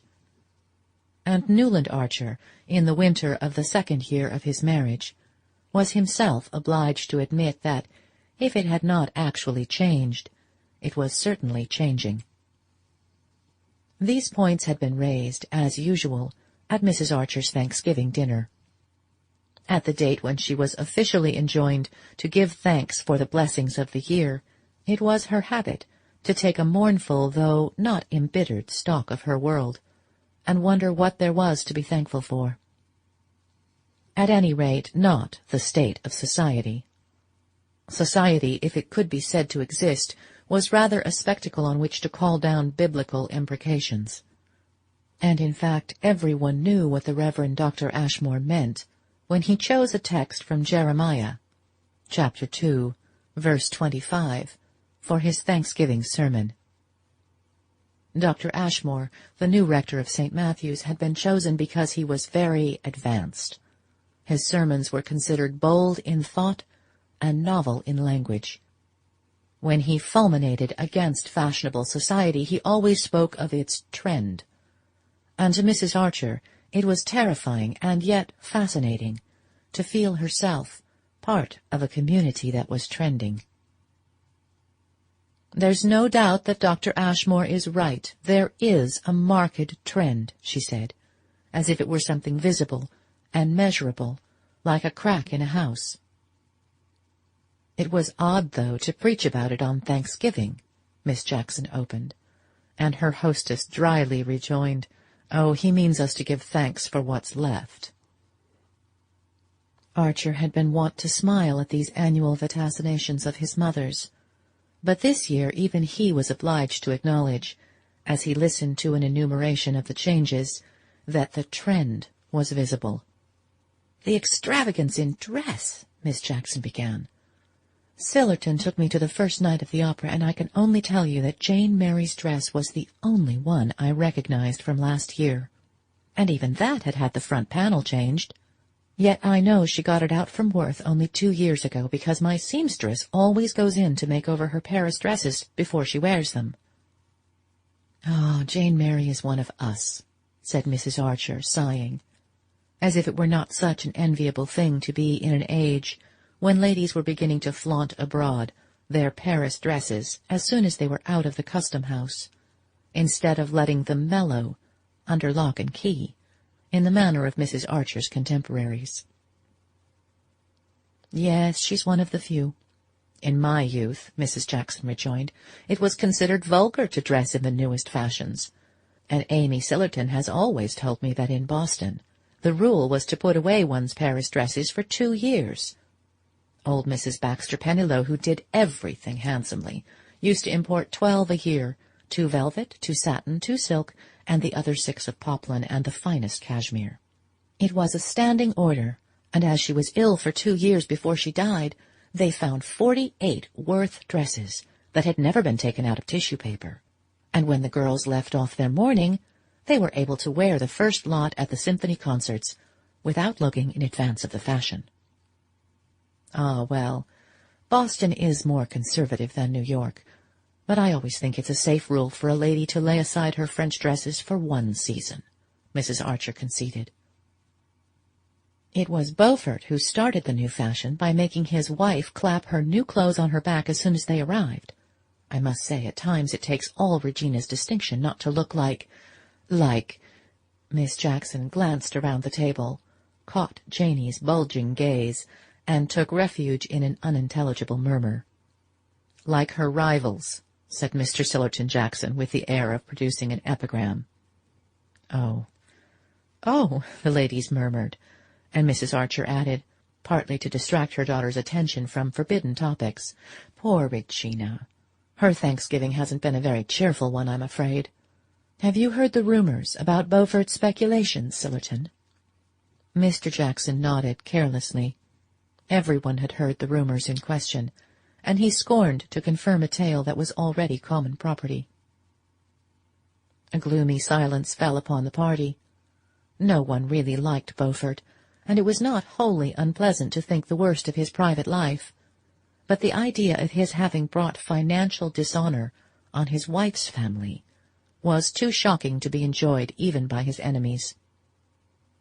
Archer's New York tolerated hypocrisy in private relations, but in business matters it exacted a limp and impeccable honesty.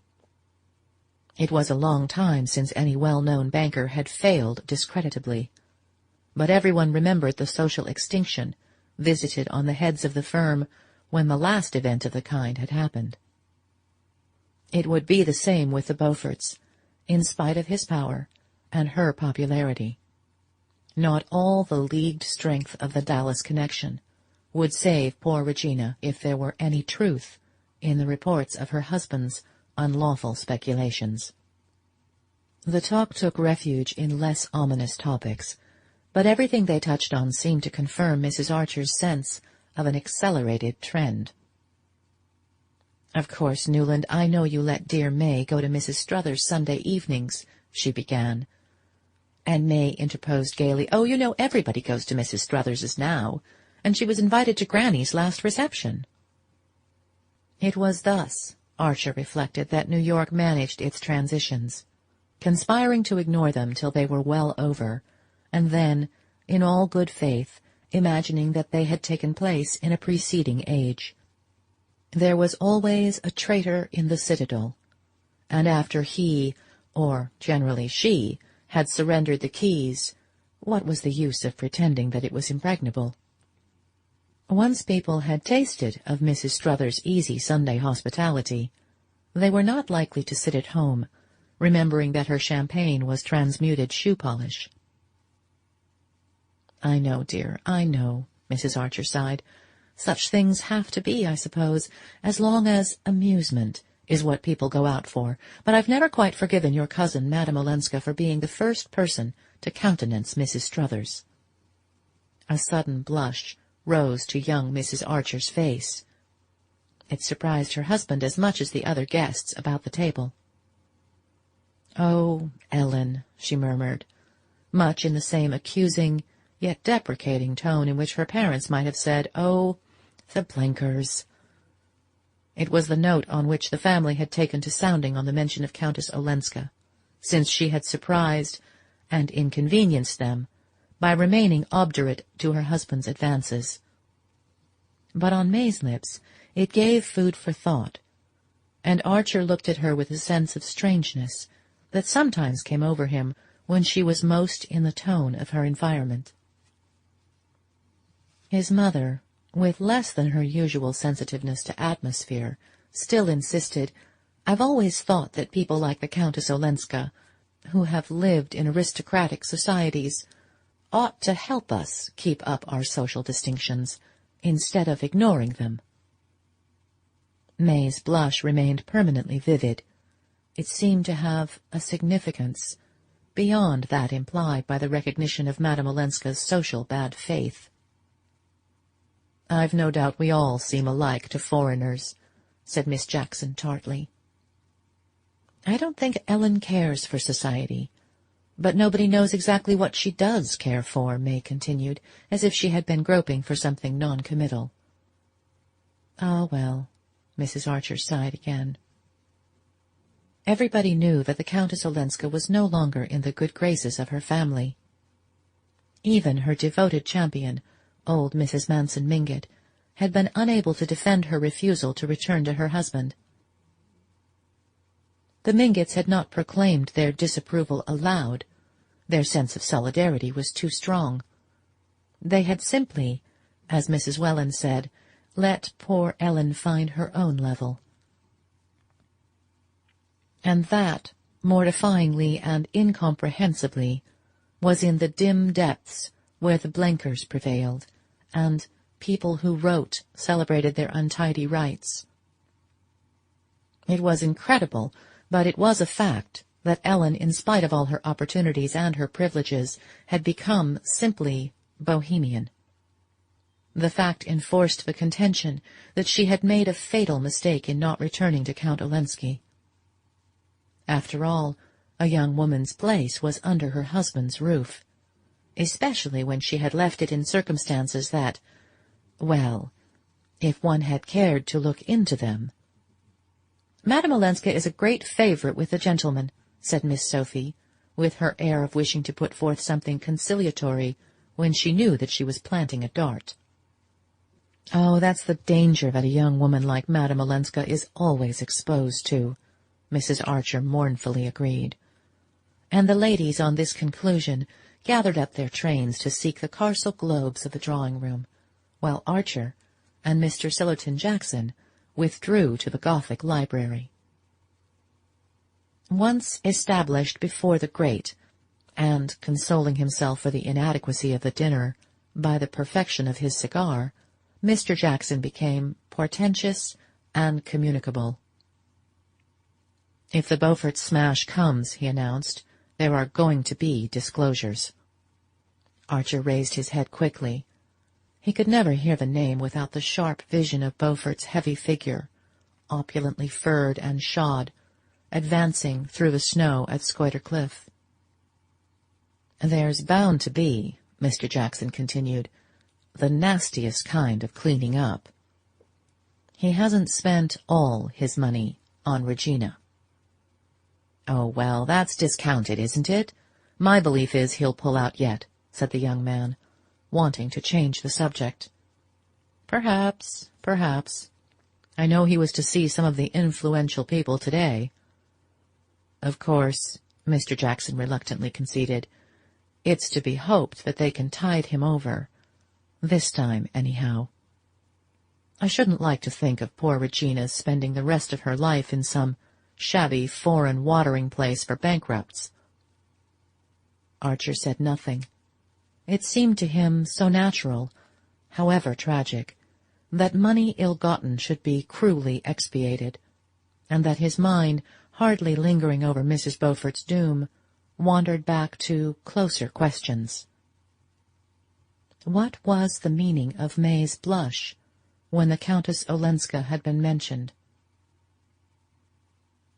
4 months had passed since the midsummer day that he and Madame Olenska had spent together, and since then he had not seen her.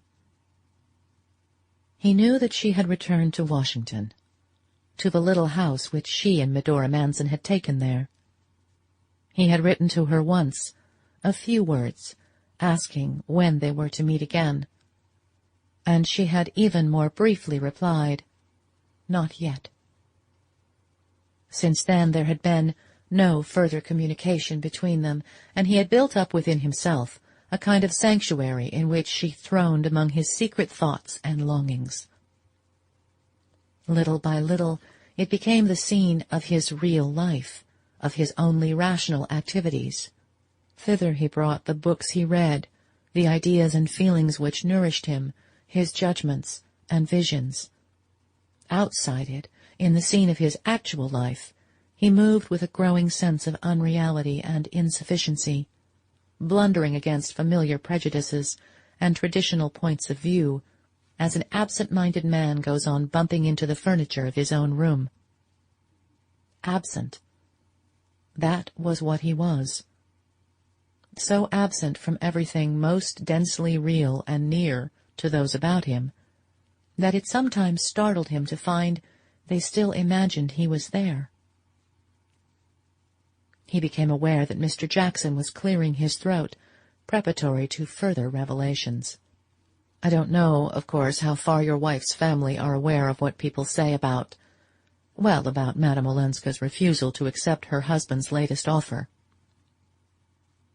Archer was silent, and Mr. Jackson obliquely continued. "It's a pity. It's certainly a pity that she refused it." "A pity? In God's name, why?" Mr. Jackson looked down his leg to the unwrinkled sock that joined it to a glossy pump. "Well, to put it on the lowest ground, what's she going to live on now?" "Now? If Beaufort—" Archer sprang up, his fist banging down on the black walnut edge of the writing-table. The wells of the brass double inkstand danced in their sockets. "What the devil do you mean, sir?" Mr. Jackson, shifting himself slightly in his chair, turned a tranquil gaze on the young man's burning face. "Well, I have it on pretty good authority, in fact on old Catherine's herself, that the family reduced Countess Olenska's allowance considerably when she definitely refused to go back to her husband.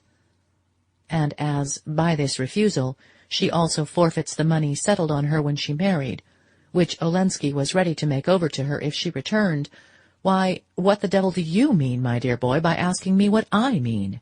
Mr. Jackson good-humoredly retorted. Archer moved towards the mantelpiece and bent over to knock his ashes into the grate. "I don't know anything of Madame Olenska's private affairs, but I don't need to be certain that what you insinuate—" "Oh, I don't. It's Lefferts, for one," Mr. Jackson interposed. "Lefferts, who made love to her and got snubbed for it," Archer broke out contemptuously. "Oh, did he?" snapped the other, as if this were exactly the fact that he'd been laying a trap for. He still sat sideways from the fire, so that his hard old gaze held Archer's face as if in a spring of steel. Well, it's a pity she didn't go back before Beaufort's cropper," he repeated. "If she goes now, and if he fails, it will only confirm the general impression, which isn't by any means peculiar to Lefferts, by the way." "Oh, she won't go back now, less than ever." Archer had no sooner said it than he had once more the feeling that it was exactly what Mr. Jackson had been waiting for. The old gentleman considered him attentively. "That's your opinion, eh? Well, no doubt you know, but everybody will tell you that the few pennies Medora Manson has left are all in Beaufort's hands, and how the two women are to keep their heads above water unless he does, I can't imagine. Of course, Madame Olenska may still soften old Catherine, who's been the most inexorably opposed to her staying, and old Catherine could make her any allowance she chooses, but we all know she hates parting with good money, and the rest of the family have no particular interest in keeping Madame Olenska here." Archer was burning with unavailing wrath. He was exactly in the state when a man is sure to do something stupid, knowing all the while that he is doing it. He saw that Mr. Jackson had been instantly struck by the fact that Madame Olenska's indifference with her grandmother and her other relations were not known to him, and that the old gentleman had drawn his own conclusions as to the reasons for Archer's exclusion from the family councils. This fact warned Archer to go warily, but the insinuations about Beaufort made him reckless. He was mindful, however, if not of his own danger, at least of the fact that Mr. Jackson was under his mother's roof, and consequently his guest. Old New York scrupulously observed the etiquette of hospitality, and no discussion with a guest was ever allowed to degenerate into a disagreement. "Shall we go up and join my mother?" he suggested curtly, as Mr. Jackson's last cone of ashes dropped into the brass ashtray at his elbow. On the drive homeward, May remained oddly silent. Through the darkness, he still felt enveloped in her menacing blush. What its menace meant he could not guess, but he was sufficiently warned by the fact that Madame Olenska's name had evoked it. They went upstairs, and he turned into the library. She usually followed him, but he heard her passing down the passage to her bedroom. "May!" he called out impatiently, and she came back, with a slight glance of surprise at his tone. "This lamp is smoking again. I should think the servants might see that it's kept properly trimmed," he grumbled nervously. "I'm so sorry. It shan't happen again," she answered, in the firm, bright tone she had learned from her mother, and it exasperated Archer to feel that she was already beginning to humour him, like a younger Mr. Welland. She bent over to lower the wick, and as the light struck upon her white shoulders and the clear curves of her face, he thought, "How young she is! For what endless years this life will have to go on." He felt with a kind of horror his own strong youth and the bounding blood in his veins.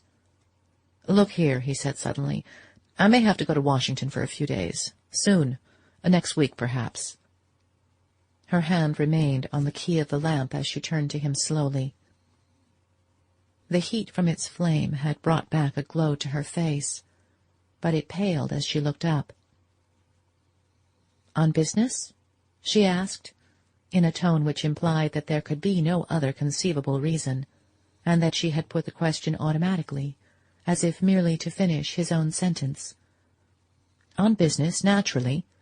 There's a patent case coming up before the Supreme Court." He gave the name of the inventor, and went on furnishing details with all Lawrence Lefferts's practised glibness, while she listened attentively, saying at intervals, "Yes, I see."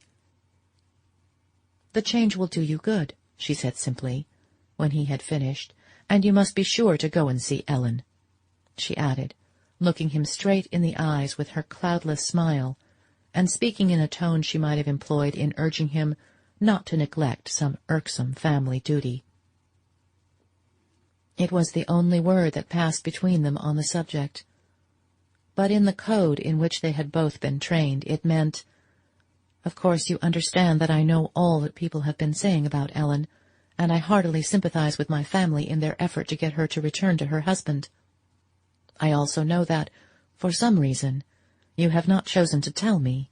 You have advised her against this course, which all the older men of the family, as well as our grandmother, agree in approving, and that it is owing to your encouragement that Ellen defies us all, and exposes herself to the kind of criticism which Mr. Sillerton Jackson probably gave you this evening. The hint that has made you so irritable. Hints have indeed not been wanting, but since you appear unwilling to take them from others, I offer you this one myself, in the only form in which well-bred people of our kind can communicate unpleasant things to each other, by letting you understand that I know you mean to see Ellen when you are in Washington, and are perhaps going there expressly for that purpose, and that since you are sure to see her, I wish you to do so with my full and explicit approval, and take the opportunity of letting her know what the course of conduct you have encouraged her in is likely to lead to." Her hand was still on the key of the lamp when the last word of this mute message reached him. She turned the wick down, lifted off the globe, and breathed on the sulky flame. "They smell less if one blows them out," she explained, with her bright housekeeping air.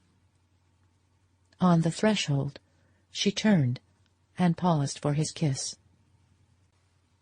Chapter 27. Wall Street, the next day, had more reassuring reports of Beaufort's situation. They were not definite, but they were hopeful.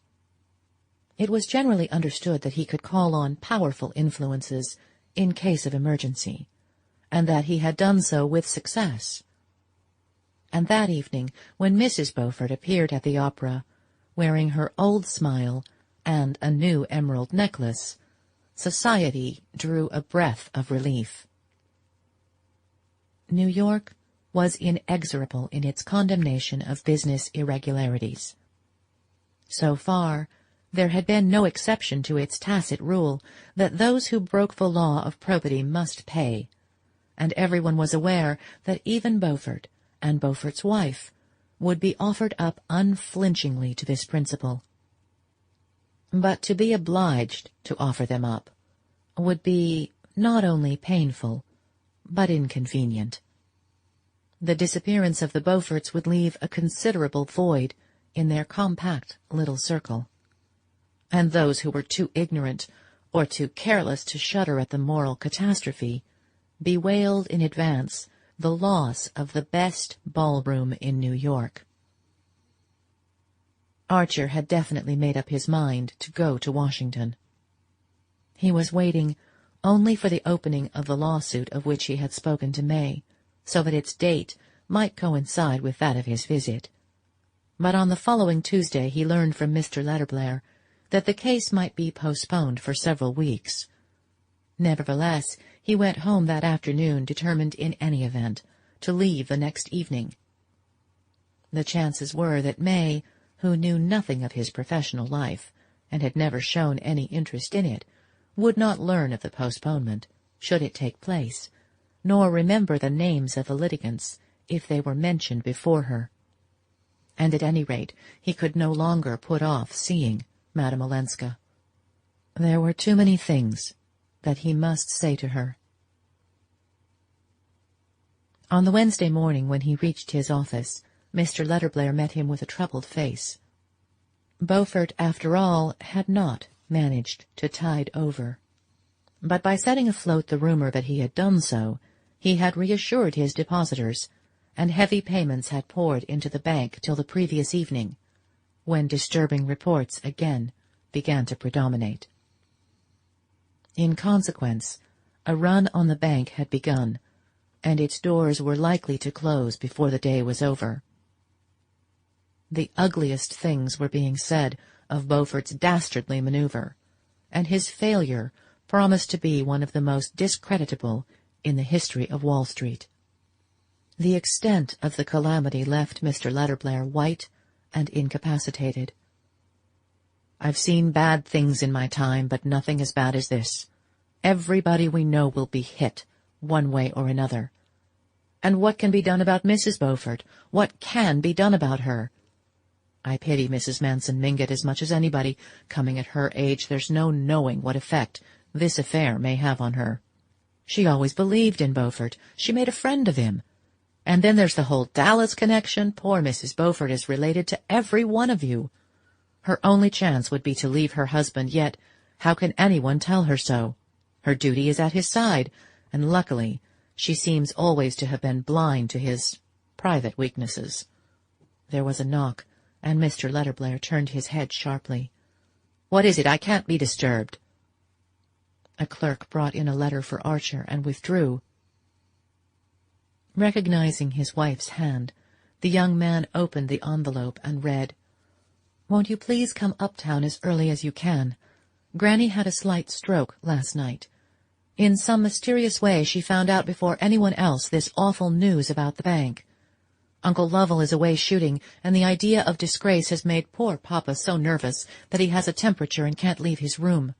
Mamma needs you dreadfully, and I do hope you can get away at once and go straight to Granny's."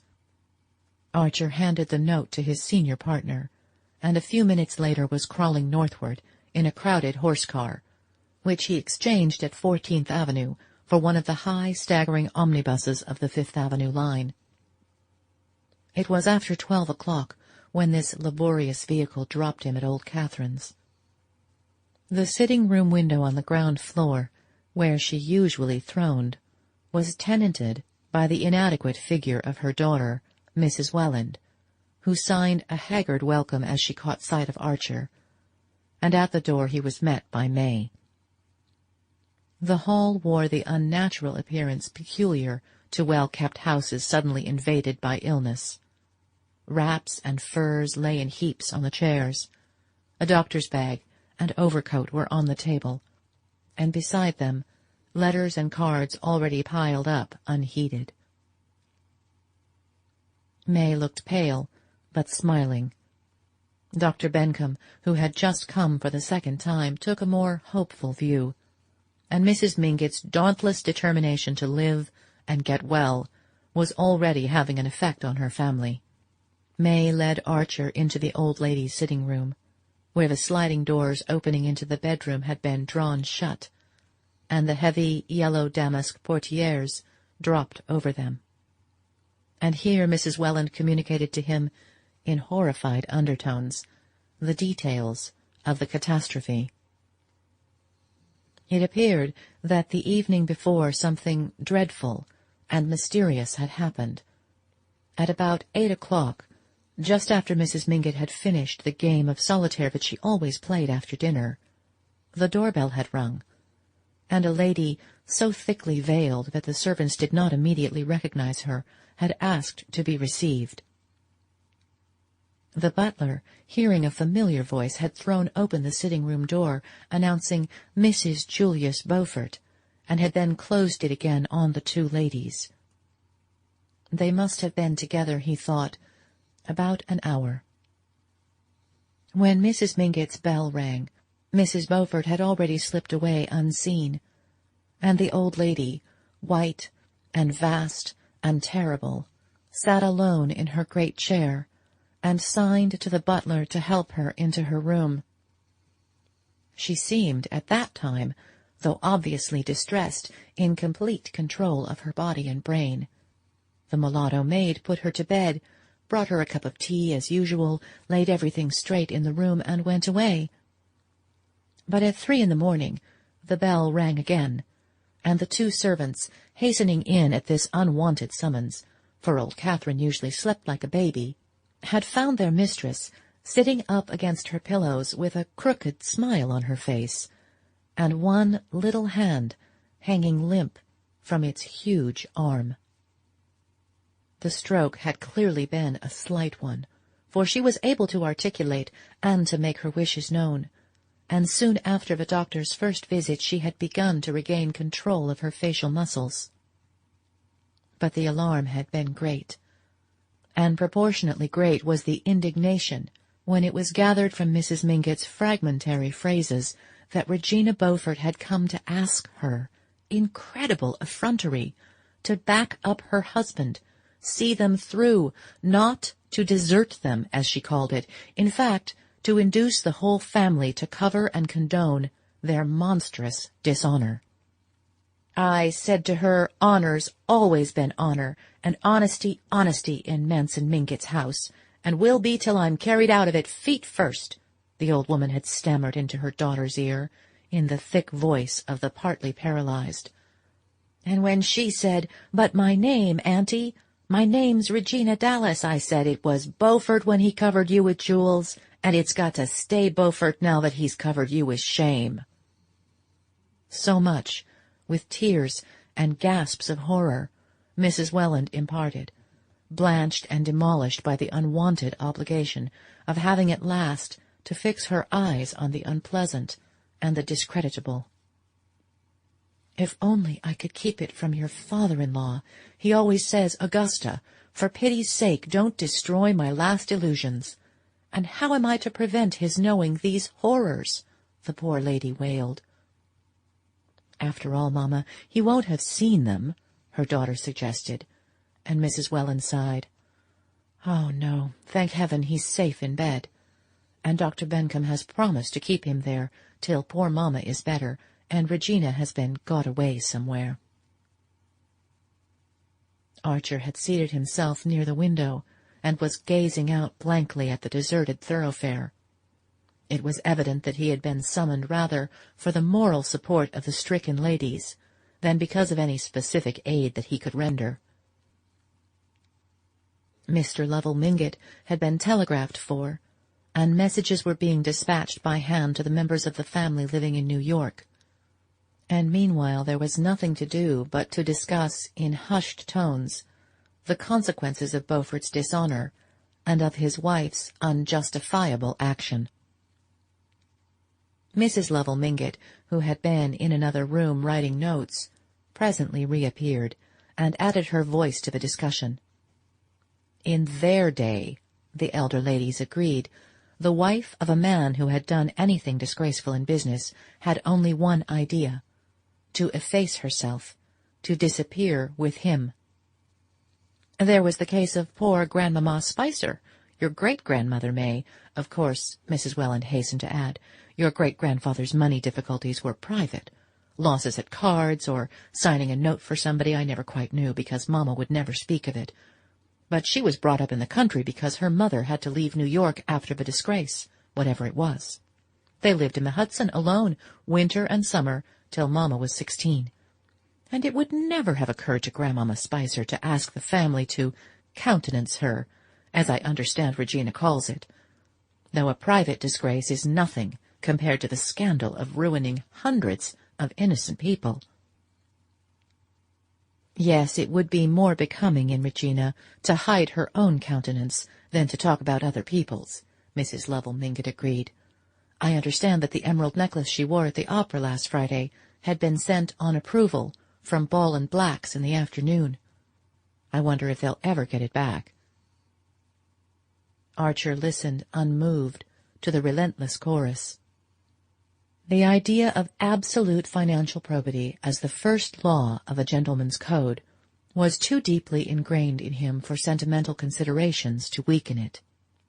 An adventurer like Lemuel Struthers might build up the millions of his shoe polish on any number of shady dealings, but unblemished honesty was the noblesse oblige of old financial New York. Nor did Mrs. Beaufort's face greatly move Archer. He felt, no doubt, more sorry for her than her indignant relatives. But it seemed to him that the tie between husband and wife, even if breakable in prosperity, should be indissoluble in misfortune. As Mr. Letterblair had said, a wife's place was at her husband's side when he was in trouble. But society's place was not at his side, and Mrs. Beaufort's cool assumption that it was seemed almost to make her his accomplice.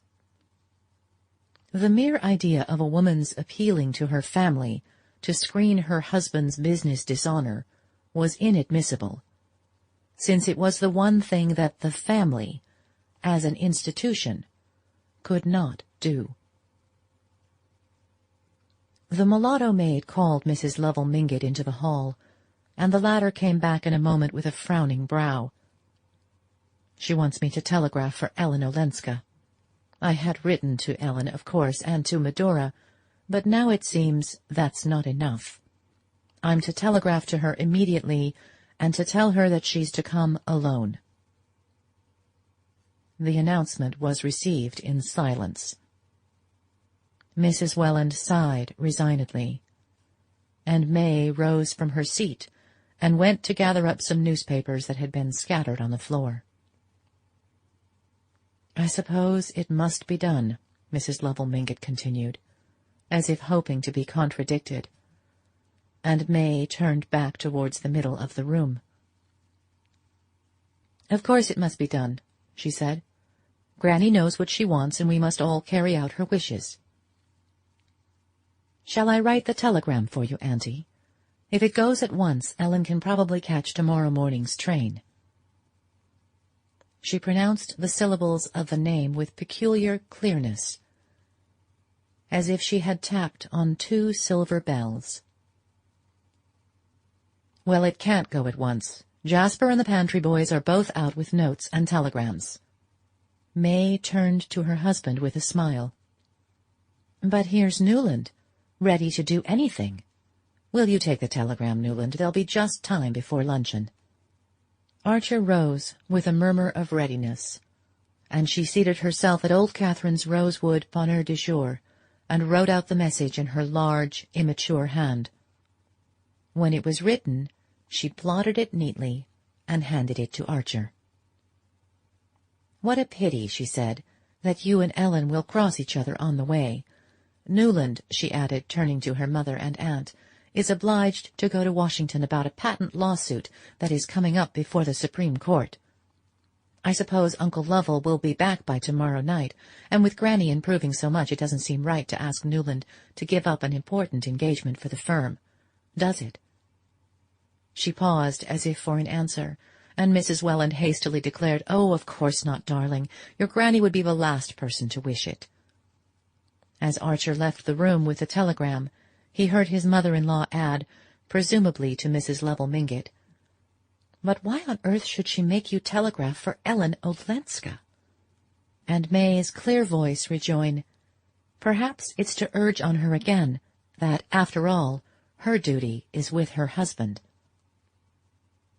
The outer door closed on Archer, and he walked hastily away towards the telegraph office. Chapter 28. How'd you spell it, anyhow?"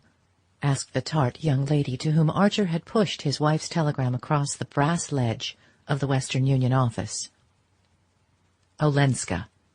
O-len-ska," he repeated, drawing back the message in order to print out the foreign syllables above May's rambling script.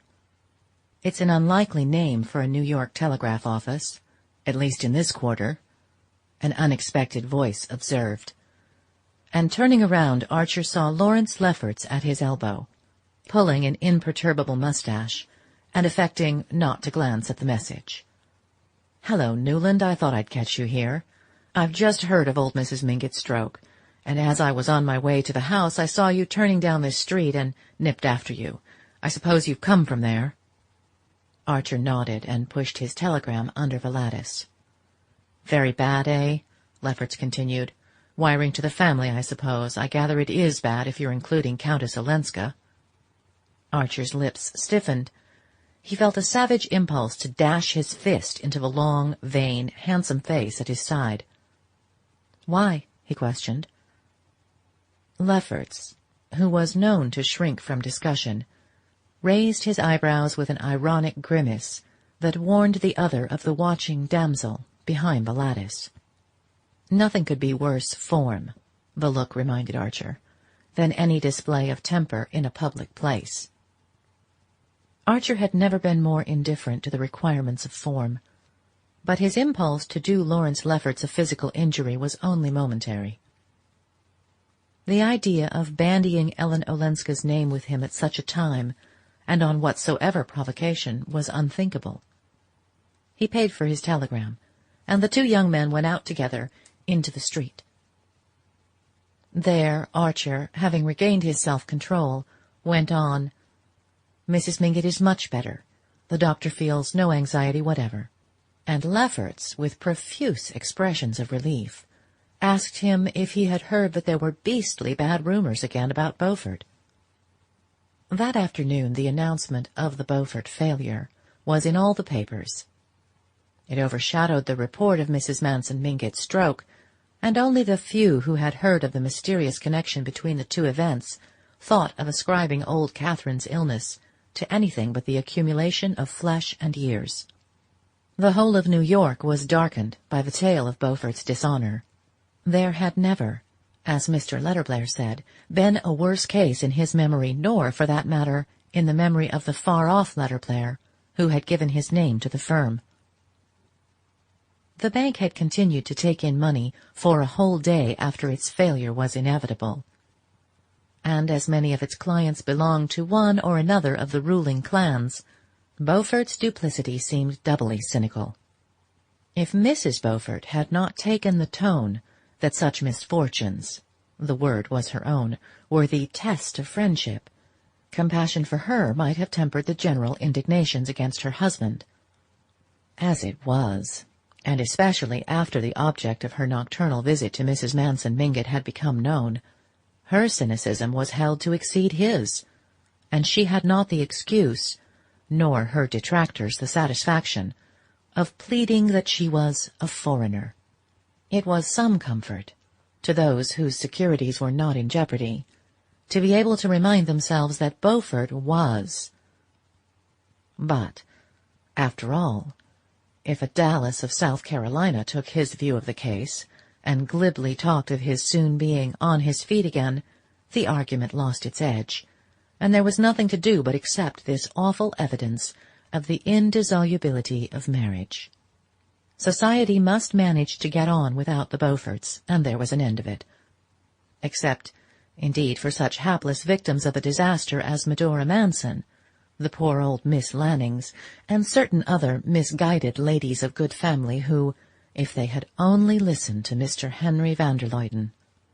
"The best thing the Beauforts can do," said Mrs. Archer, summing it up as if she were pronouncing a diagnosis and prescribing a course of treatment, "is to go and live at Regina's little place in North Carolina. Beaufort has always kept a racing stable, and he had better breed trotting horses. I should say he had all the qualities of a successful horse-dealer." Everyone agreed with her, but no one condescended to inquire what the Beauforts really meant to do. The next day Mrs. Manson Mingott was much better. She recovered her voice sufficiently to give orders that no one should mention the Beauforts to her again, and asked, when Dr. Bencomb appeared, what in the world her family meant by making such a fuss about her health. "If people my age will eat chicken salad in the evening, what are they to expect?" she inquired, and the doctor having opportunely modified her dietary, the stroke was transformed into an attack of indigestion. But in spite of her firm tone, old Catherine did not wholly recover her former attitude towards life. The growing remoteness of old age, though it had not diminished her curiosity about her neighbours, had blunted her never very lively compassion for their troubles, and she seemed to have no difficulty in putting the Beaufort disaster out of her mind. But for the first time she became absorbed in her own symptoms, and began to take a sentimental interest in certain members of her family, to whom she had hitherto been contemptuously indifferent. Mr. Welland, in particular, had the privilege of attracting her notice. Of her sons-in-law he was the one she had most consistently ignored, and all his wife's efforts to represent him as a man of forceful character and marked intellectual ability, if he had only chosen, had been met with a derisive chuckle. But his eminence as a valetudinarian now made him an object of engrossing interest, and Mrs. Mingott issued an imperial summons to him to come and compare diets as soon as his temperature permitted. For old Catherine was now the first to recognize that one could not be too careful about temperatures. 24 hours after Madame Olenska's summons, a telegram announced that she would arrive from Washington on the evening of the following day. At the Wellands, where the Newland Archers chanced to be lunching, the question as to who should meet her at Jersey City was immediately raised, and the material difficulties amid which the Welland household struggled, as if it had been a frontier outpost, lent animation to the debate. It was agreed that Mrs. Welland could not possibly go to Jersey City, because she was to accompany her husband to old Catherine's that afternoon, and the broom could not be spared, since, if Mr. Welland were upset by seeing his mother-in-law for the first time after her attack, he might have to be taken home at a moment's notice. The Welland sons would, of course, be downtown. Mr. Lovell Mingott would be just hurrying back from his shooting, and the Mingott carriage engaged in meeting him, and one could not ask May, at the close of a winter afternoon, to go alone across the ferry to Jersey City, even in her own carriage. Nevertheless, it might appear inhospitable and contrary to old Catherine's express wishes if Madame Olenska were allowed to arrive without any of the family being at the station to receive her. It was just like Ellen, Mrs. Welland's tired voice implied, to place the family in such a dilemma. It's always one thing after another, the poor lady grieved, in one of her rare revolts against fate. The only thing that makes me think Mamma must be less well than Dr. Bencomb will admit is this morbid desire to have Ellen come at once, however inconvenient it is to meet her. The words had been thoughtless, as the utterances of impatience often are, and Mr. Welland was upon them with a pounce.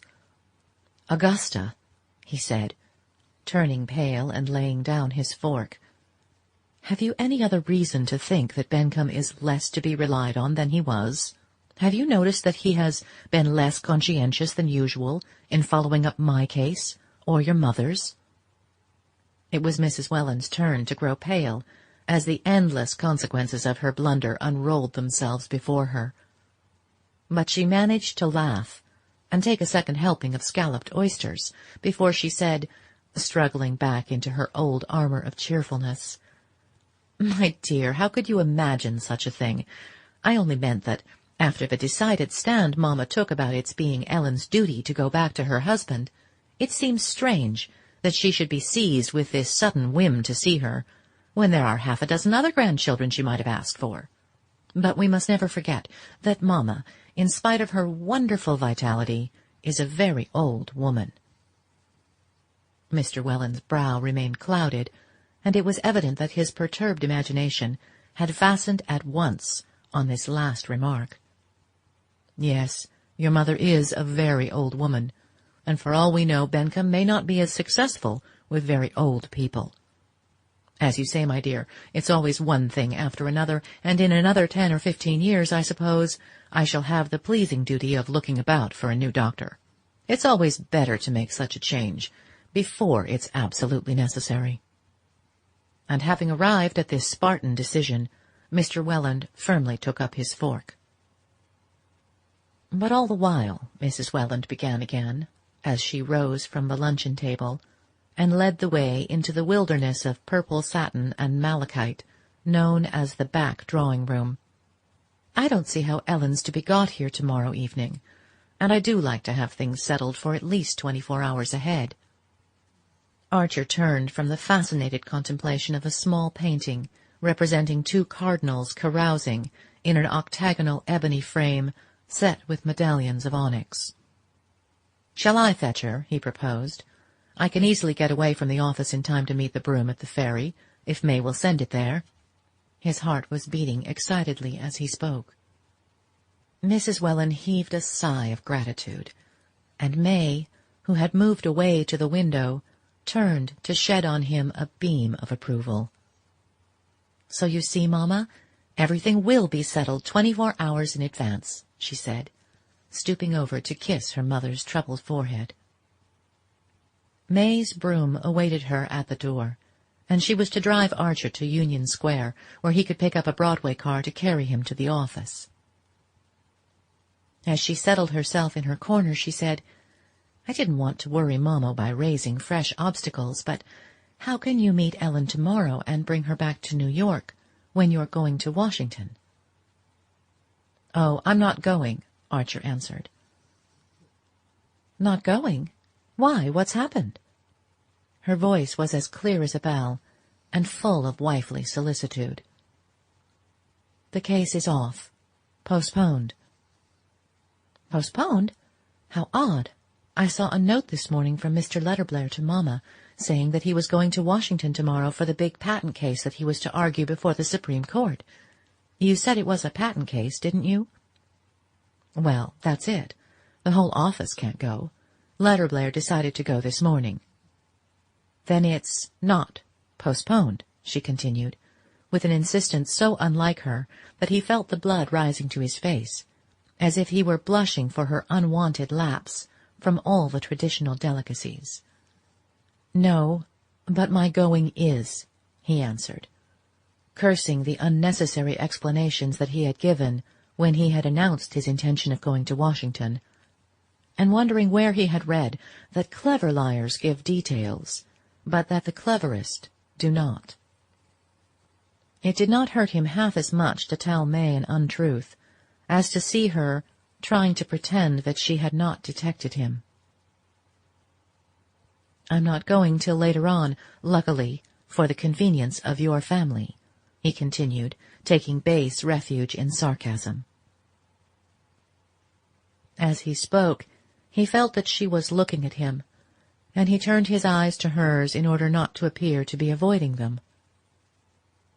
Their glances met for a second, and perhaps let them into each other's meanings more deeply than either cared to go. "Yes, it is awfully convenient," May brightly agreed, "that you should be able to meet Ellen after all. You saw how much Mamma appreciated your offering to do it." "Oh, I'm delighted to do it." The carriage stopped, and as he jumped out she leaned to him and laid her hands on his. "Goodbye, dearest," she said, her eyes so blue that he wondered afterwards if they had shone on him through tears. He turned and hurried away across Union Square, repeating to himself in a sort of inward chant, "It's all of 2 hours from Jersey City to Old Catherine's. It's all of 2 hours, and it may be more." Chapter 29. His wife's dark blue brougham, with the wedding varnish still on it, met Archer at the ferry, and conveyed him luxuriously to the Pennsylvania terminus in Jersey City.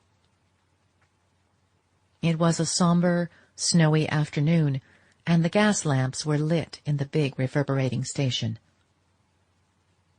As he paced the platform, waiting for the Washington express, he remembered that there were people who thought there would one day be a tunnel under the Hudson, through which the trains of the Pennsylvania Railway would run straight into New York.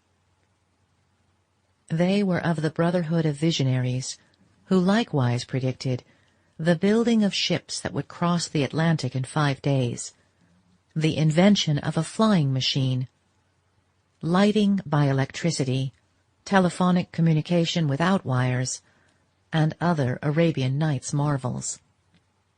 "I don't care which of their visions comes true," Archer mused, "as long as the tunnel isn't built yet." In his senseless schoolboy happiness he pictured Madame Olenska's descent from the train, his discovery of her a long way off, among the throngs of meaningless faces, her clinging to his arm as he guided her into the carriage, their slow approach to the wharf among slipping horses, laden carts, vociferating teamsters, and then the startling quiet of the ferry-boat, where they would sit, side by side under the snow, in the motionless carriage, while the earth seemed to glide away under them, rolling to the other side of the sun. It was incredible, the number of things he had to say to her, and in what eloquent order they were forming themselves on his lips. The clanging and groaning of the train came nearer, and it staggered slowly into the station like a prey-laden monster into its lair. Archer pushed forward, elbowing through the crowd, and staring blindly into window after window of the high-hung carriages. And then, suddenly, he saw Madame Olenska's pale and surprised face close at hand, and had again the mortified sensation of having forgotten what she looked like. They reached each other, their hands met, and he drew her arm through his. "This way, I have the carriage," he said. After that it all happened as he had dreamed. He helped her into the brougham with her bags, and had afterwards the vague recollection of having properly reassured her about her grandmother, and given her a summary of the Beaufort situation. He was struck by the softness of her "Poor Regina." Meanwhile the carriage had worked its way out of the coil about the station, and they were crawling down the slippery incline to the wharf, menaced by swaying coal carts, bewildered horses, dishevelled express wagons, and an empty hearse. Oh, that hearse! She shut her eyes as it passed and clutched Archer's hand. If only it doesn't mean poor Granny. Oh, no, she's much better. She's all right, really. There, we've passed it, he exclaimed, as if that made all the difference. Her hand remained in his, and as the carriage lurched across the gangplank onto the ferry, he bent over, unbuttoned her tight brown glove, and kissed her palm as if he had kissed a relic. She disengaged herself with a faint smile, and he said, "You didn't expect me today?" "Oh, no." I meant to go to Washington to see you. I'd made all my arrangements. I very nearly crossed you in the train." "Oh," she exclaimed, as if terrified by the narrowness of their escape. "Do you know, I hardly remembered you." "Hardly remembered me? I mean, how shall I explain? It's always so... Each time, you happen to me all over again." "Oh, yes, I know. Do I too, to you?" he insisted. She nodded, looking out of the window. "Ellen, Ellen, Ellen." She made no answer, and he sat in silence, watching her profile grow indistinct against the snow-streaked dusk beyond the window. What had she been doing in all those 4 long months, he wondered. How little they knew of each other after all.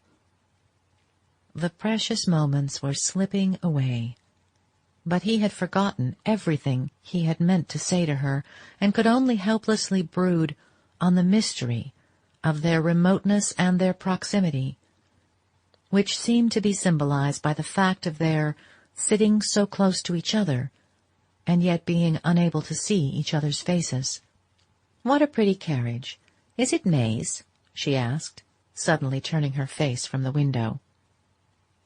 "Yes." "It was May who sent you to fetch me, then. How kind of her." He made no answer for a moment. Then he said explosively, "Your husband's secretary came to see me the day after we met in Boston."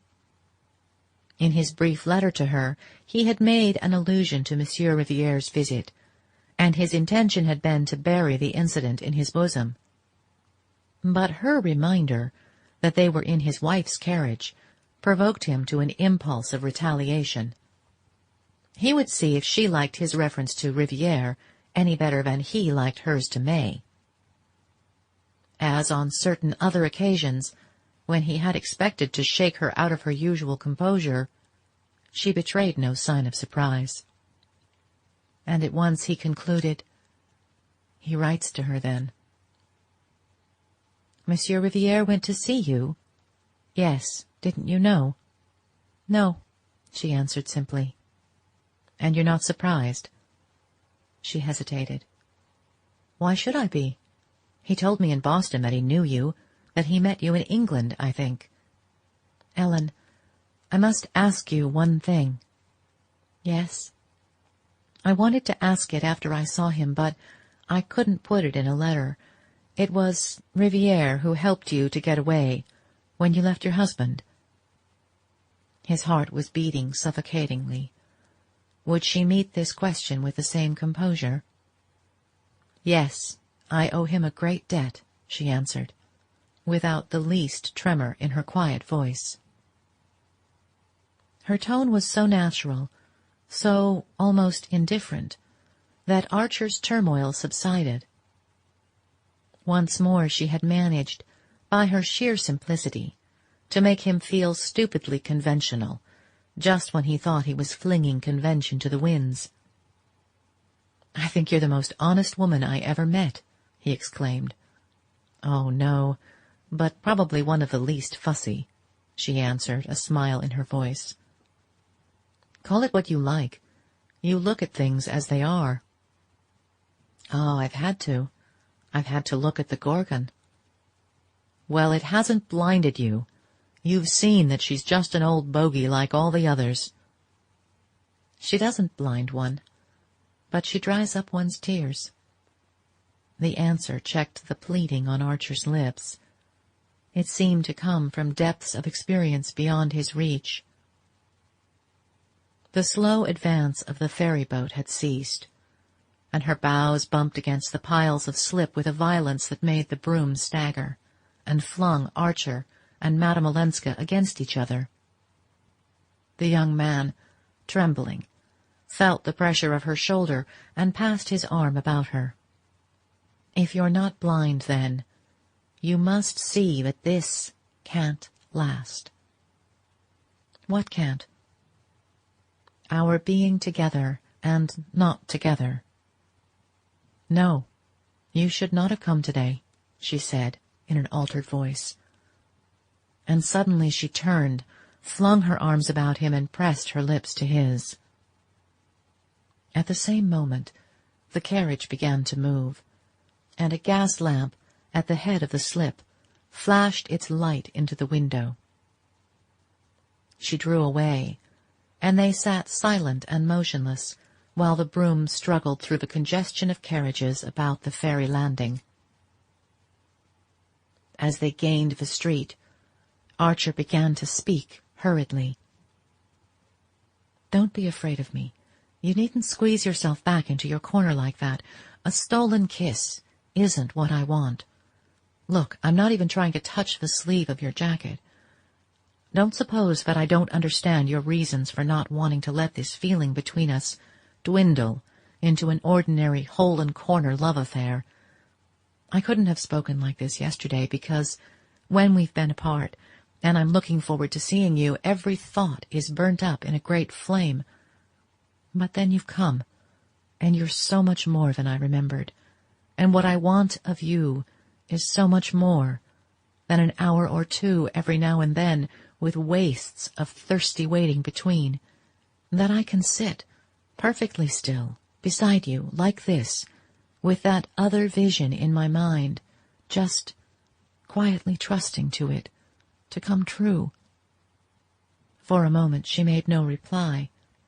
Then she asked, hardly above a whisper, "What do you mean by trusting it to come true?" "Why, you know it will, don't you?" "Your vision of you and me together?"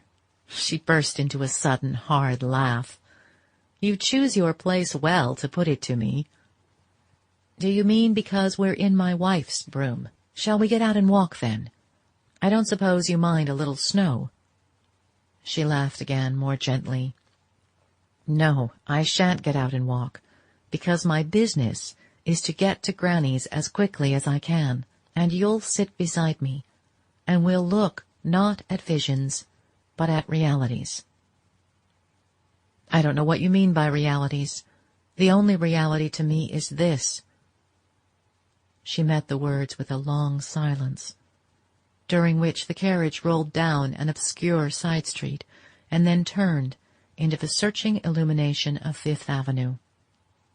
"Is it your idea, then, that I should live with you as your mistress, since I can't be your wife?" she asked. The crudeness of the question startled him. The word was one that women of his class fought shy of, even when their talk flitted closest about the topic. He noticed that Madame Olenska pronounced it as if it had a recognized place in her vocabulary, and he wondered if it had been used familiarly in her presence in the horrible life she had fled from. Her question pulled him up with a jerk, and he floundered. I want somehow to get away with you into a world where words like that, categories like that, won't exist, where we shall be simply two human beings who love each other, who are the whole of life to each other, and nothing else on earth will matter." She drew a deep sigh that ended in another laugh. "Oh, my dear, where is that country? Have you ever been there?" she asked. And as he remained sullenly dumb, she went on, "I know so many who've tried to find it. And believe me, they all got out by mistake at wayside stations, at places like Boulogne or Pisa or Monte Carlo, and it wasn't at all different from the old world they'd left, but only rather smaller and dingier and more promiscuous." He had never heard her speak in such a tone, and he remembered the phrase she had used a little while before. "Yes, the Gorgon has dried your tears," he said. "Well, she opened my eyes, too. It's a delusion to say that she blinds people. What she does is just the contrary. She fastens their eyelids open, so that they're never again in the blessed darkness. Isn't there a Chinese torture like that? There ought to be. Oh, believe me, it's a miserable little country." The carriage had crossed 42nd Street. May's sturdy broom horse was carrying them northward, as if he had been a Kentucky trotter. Archer choked with a sense of wasted minutes and vain words. "Then what exactly is your plan for us?" he asked. "For us? But there's no us in that sense. We're near each other only if we stay far from each other. Then we can be ourselves. Otherwise, we're only Newland Archer, the husband of Ellen Olenska's cousin, and Ellen Olenska, the cousin of Newland Archer's wife, trying to be happy behind the backs of the people who trust them." "Oh, I'm beyond that," he groaned. "No, you're not. You've never been beyond, and I have," she said in a strange voice, "and I know what it looks like there." He sat silent, dazed with inarticulate pain. Then he groped in the darkness of the carriage for the little bell that signaled orders to the coachman. He remembered that May rang twice when she wished to stop. He pressed the bell, and the carriage drew up beside the curbstone. "Why are we stopping? This is not Granny's," Madame Olenska exclaimed. "No, I shall get out here," he stammered, opening the door and jumping to the pavement. By the light of a street lamp he saw her startled face, and the instinctive motion she made to detain him. He closed the door and leaned for a moment in the window. "You're right.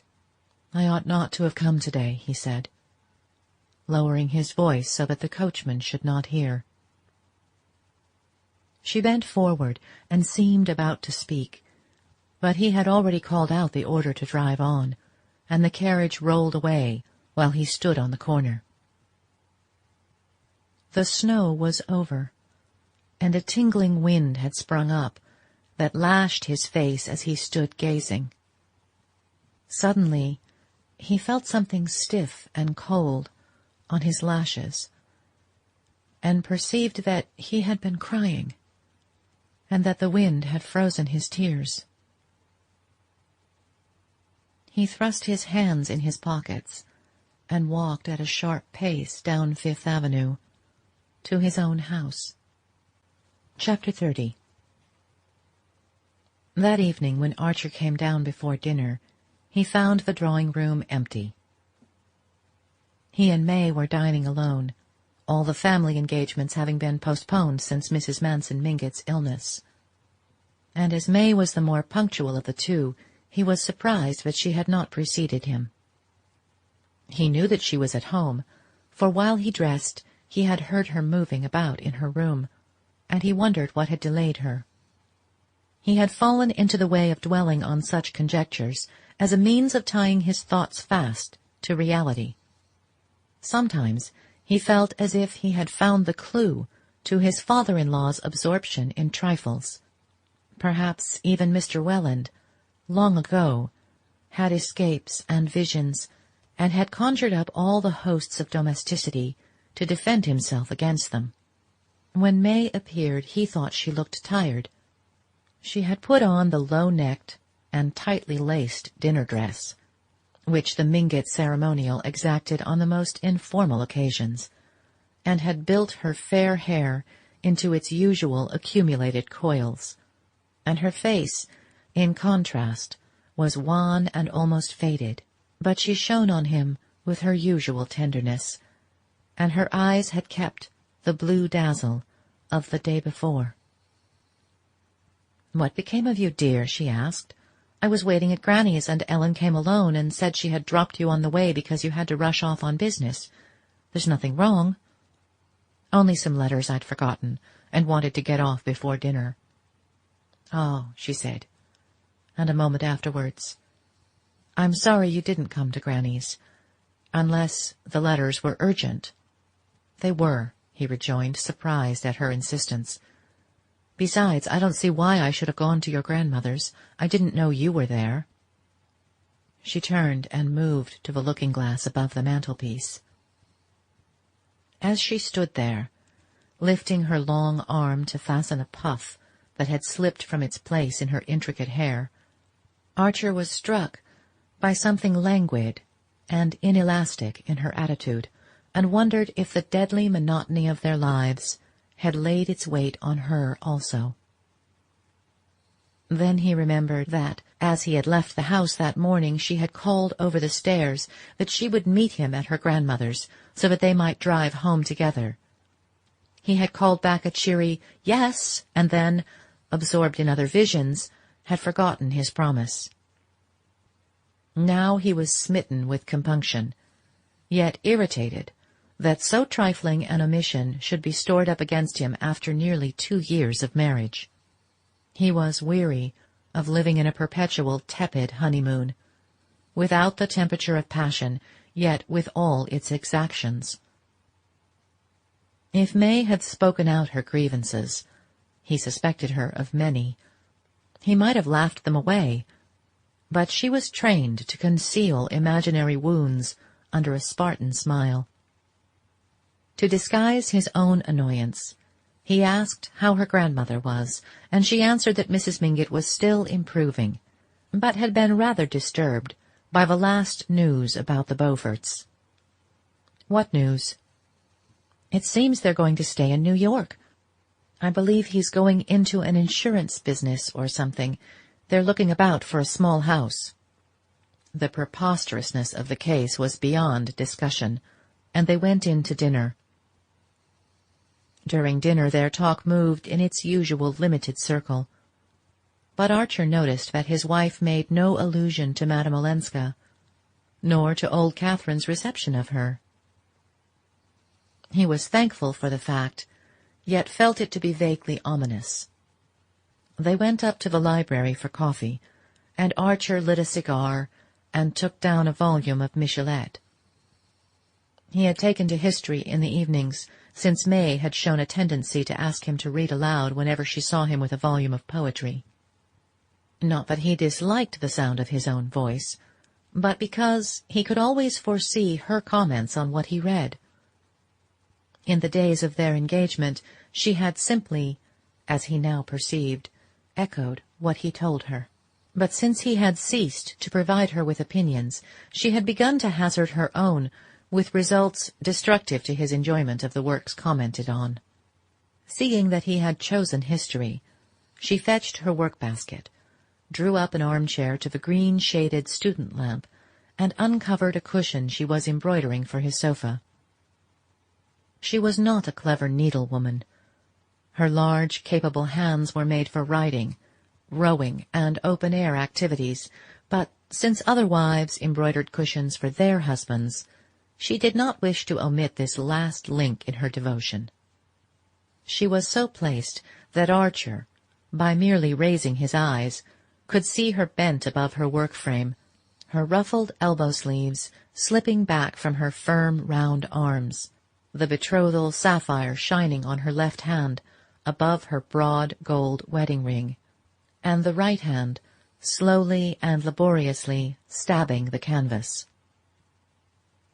As she sat thus, the lamplight full on her clear brow, he said to himself with a secret dismay that he would always know the thoughts behind it, that never in all the years to come would she surprise him by an unexpected mood, by a new idea, a weakness, a cruelty, or an emotion.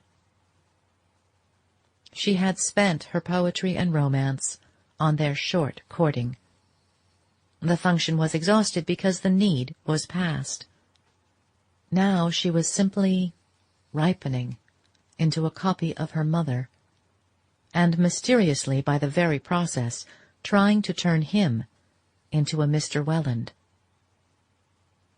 He laid down his book and stood up impatiently, and at once she raised her head. "What's the matter?" "The room is stifling. I want a little air." He had insisted that the library curtains should draw backward and forward on a rod, so that they might be closed in the evening, instead of remaining nailed to a gilt cornice and immovably looped up over layers of lace, as in the drawing-room. And he pulled them back and pushed up the sash, leaning out into the icy night. The mere fact of not looking at May, seated beside his table, under his lamp, the fact of seeing other houses, roofs, chimneys, of getting the sense of other lives outside his own, other cities beyond New York, and a whole world beyond his world, cleared his brain and made it easier to breathe. After he had leaned out into the darkness for a few minutes, he heard her say, "Newland, do shut the window, you'll catch your death." He pulled the sash down and turned back. "Catch my death," he echoed, and he felt like adding, "But I've caught it already. I am dead. I have been dead for months and months." And suddenly the play of the word flashed up in a wild suggestion. What if it were she who was dead? What if she were going to die soon and leave him free? The sensation of standing there in that warm, familiar room and looking at her and wishing her dead was so strange, so fascinating and overmastering, that its enormity did not immediately strike him. He simply felt that chance had given him a new possibility to which his sick soul might cling. Yes, May might die. People did. Young people, healthy people like herself. She might die and set him suddenly free. She glanced up, and he saw by her widening eyes that there must be something strange in his own. "Newland, are you ill?" He shook his head and turned toward his armchair.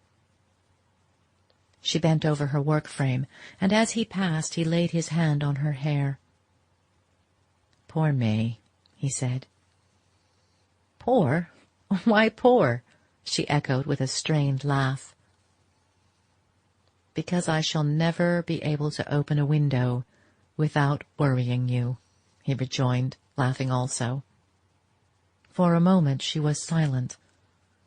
Then she said very low, her head bowed over her work, "I shall never worry if you're happy." "Oh, my dear, and I shall never be happy unless I can open the windows." "In this weather," she remonstrated, and with a sigh he buried his head in his book. 6 or 7 days passed.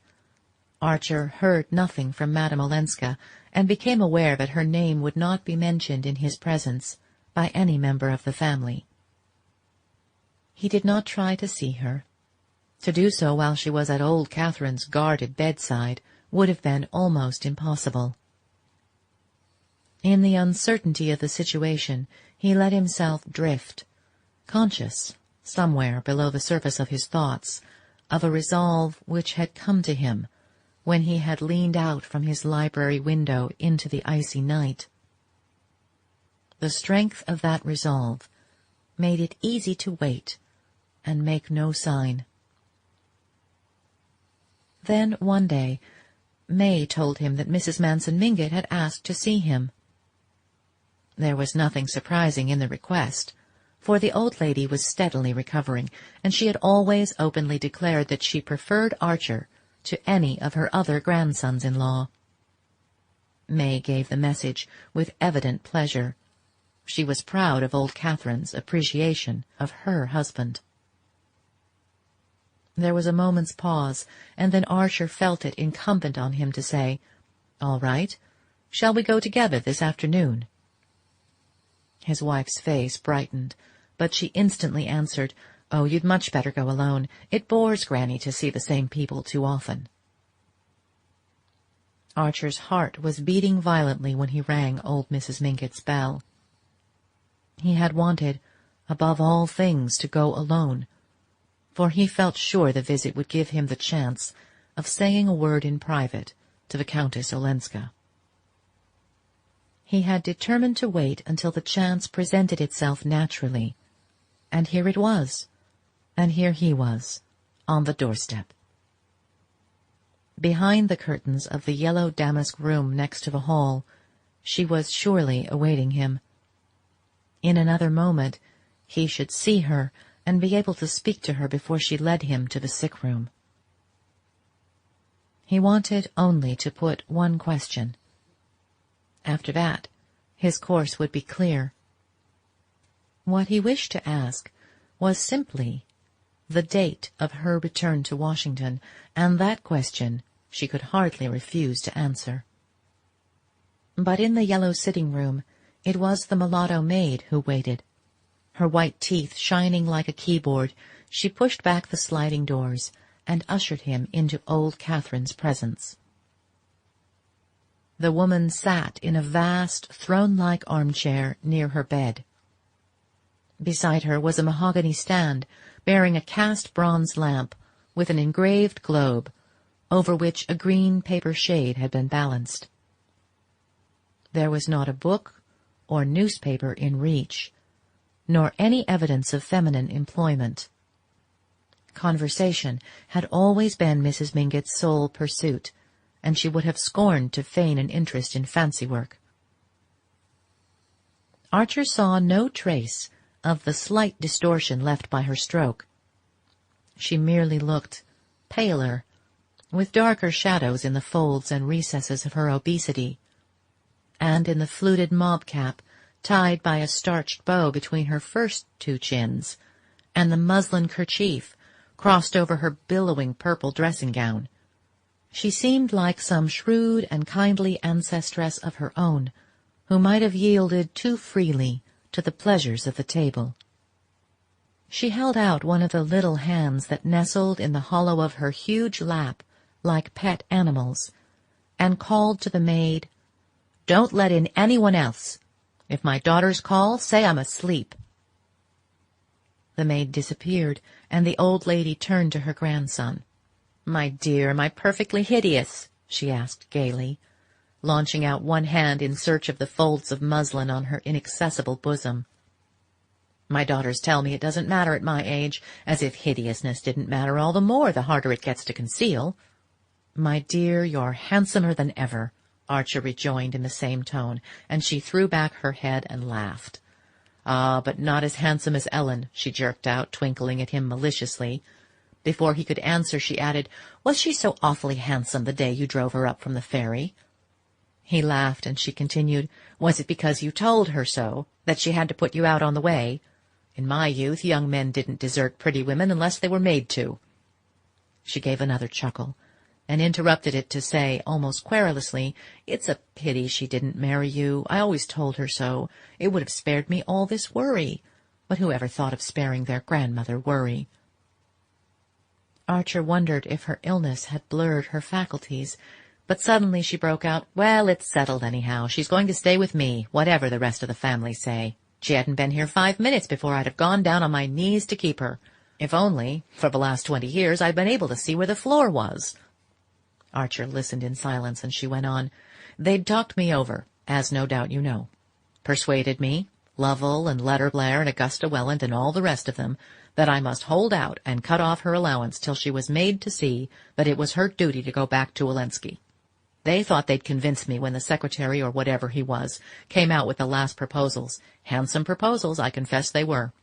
After all, marriage is marriage and money's money, both useful things in their way, and I didn't know what to answer." She broke off and drew a long breath, as if speaking had become an effort. "But the minute I laid eyes on her, I said, 'You sweet bird, you. Shut you up in that cage again? Never.' And now it's settled that she's to stay here and nurse her granny as long as there's a granny to nurse. It's not a gay prospect, but she doesn't mind, and of course I've told Letterblair that she's to be given her proper allowance." The young man heard her, with veins aglow, but in his confusion of mind he hardly knew whether her news brought joy or pain. He had so definitely decided on the course he meant to pursue that for the moment he could not readjust his thoughts. But gradually there stole over him the delicious sense of difficulties deferred and opportunities miraculously provided. If Ellen had consented to come and live with her grandmother, it must surely be because she had recognized the impossibility of giving him up. This was her answer to his final appeal of the other day. If she would not take the extreme step he had urged, she had at last yielded to half measures. He sank back into the thought with the involuntary relief of a man who has been ready to risk everything and suddenly tastes the dangerous sweetness of security. She couldn't have gone back. It was impossible, he exclaimed.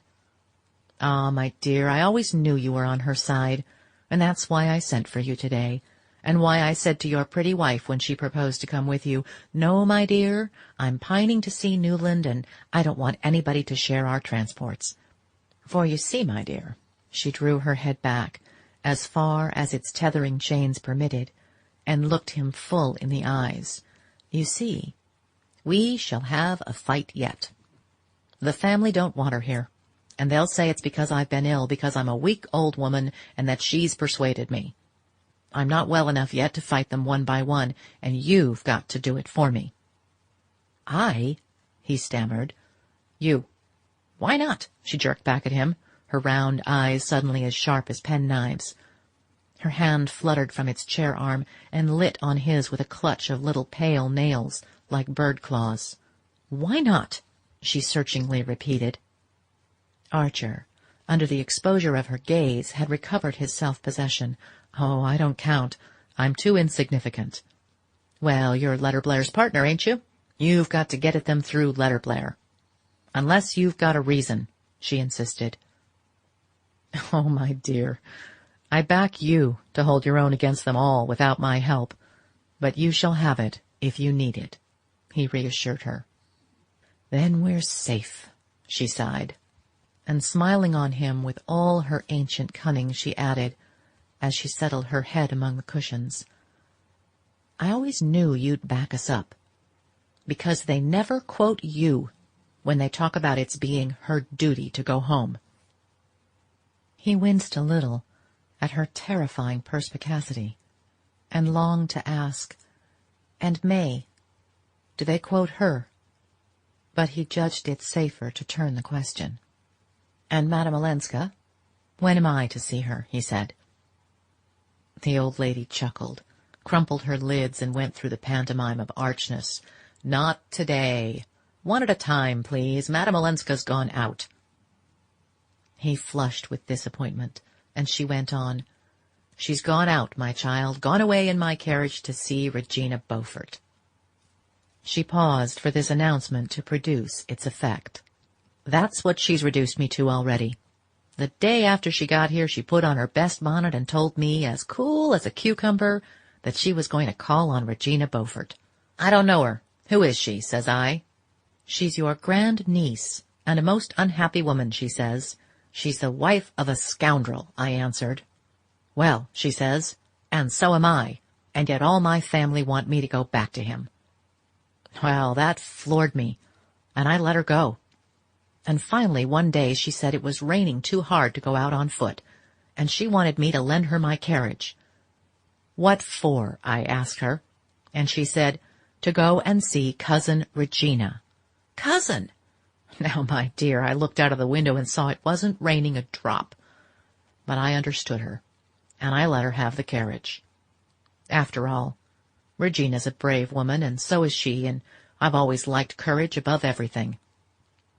Archer bent down and pressed his lips on the little hand that still lay on his. Heh, whose hand did you think you were kissing, young man? Your wife's, I hope, the old lady snapped with her mocking cackle. And as he rose to go, she called out after him, Give her granny's love, but you'd better not say anything about our talk. Chapter 31. Archer had been stunned by old Catherine's news. It was only natural that Madame Olenska should have hastened from Washington in response to her grandmother's summons. But that she should have decided to remain under her roof, especially now that Mrs. Mingott had almost regained her health, was less easy to explain. Archer was sure that Madame Olenska's decision had not been influenced by the change in her financial situation. He knew the exact figure of the small income which her husband had allowed her at their separation. Without the addition of her grandmother's allowance, it was hardly enough to live on, in any sense known to the Mingott vocabulary, and now that Medora Manson, who shared her life, had been ruined, such a pittance would barely keep the two women clothed and fed. Yet Archer was convinced that Madame Olenska had not accepted her grandmother's offer from interested motives.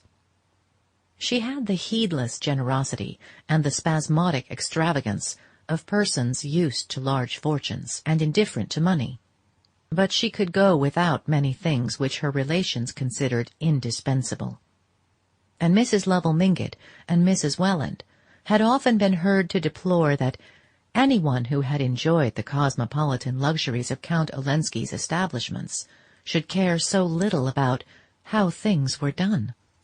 Moreover, as Archer knew, several months had passed since her allowance had been cut off. Yet in the interval she had made no effort to regain her grandmother's favor. Therefore, if she had changed her course, it must be for a different reason. He did not have far to seek for that reason. On the way from the ferry she had told him that he and she must remain apart, but she had said it with her head on his breast. He knew that there was no calculated coquetry in her words. She was fighting her fate as he had fought his, and clinging desperately to her resolve that they should not break faith with the people who trusted them. But during the 10 days which had elapsed since her return to New York, she had perhaps guessed from his silence, and from the fact of his making no attempt to see her, that he was meditating a decisive step, a step from which there was no turning back. At the thought, a sudden fear of her own weakness might have seized her, and she might have felt that, after all, it was better to accept the compromise usual in such cases, and follow the line of least resistance. An hour earlier, when he had rung Mrs. Mingott's bell, Archer had fancied that his path was clear before him. He had meant to have a word alone with Madame Olenska, and failing that, to learn from her grandmother on what day and by which train she was returning to Washington. In that train he intended to join her, and travel with her to Washington, or as much farther as she was willing to go. His own fancy inclined to Japan. At any rate, she would understand at once that, wherever she went, he was going. He meant to leave a note for May that should cut off any other alternative. He had fancied himself not only nerved for this plunge, but eager to take it. Yet his first feeling, on hearing that the course of events was changed, had been one of relief. Now, however, as he walked home from Mrs. Mingott's, he was conscious of a growing distaste for what lay before him. There was nothing unknown or unfamiliar in the path he was presumably to tread. But when he had trodden it before, it was as a free man, who was accountable to no one for his actions, and could lend himself with an amused detachment to the game of precautions and prevarications, concealments and compliances that the part required.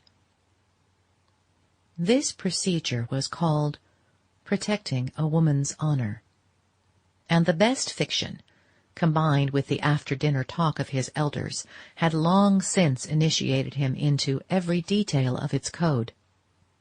Now he saw the matter in a new light, and his part in it seemed singularly diminished. It was, in fact, that which, with a secret fatuity, he had watched Mrs. Thorley Rushworth play towards a fond and unperceiving husband, a smiling, bantering, humouring, watchful and incessant lie. A lie by day, a lie by night, a lie in every touch and every look, a lie in every caress and every quarrel, a lie in every word and in every silence. It was easier, and less dastardly on the whole, for a wife to play such a part towards her husband. A woman's standard of truthfulness was tacitly held to be lower. She was the subject creature, and versed in the arts of the enslaved. Then she could always plead moods and nerves and the right not to be held too strictly to account. And even in the most straight-laced societies, the laugh was always against the husband. But in Archer's little world, no one laughed at a wife deceived, and a certain measure of contempt was attached to men who continued their philandering after marriage.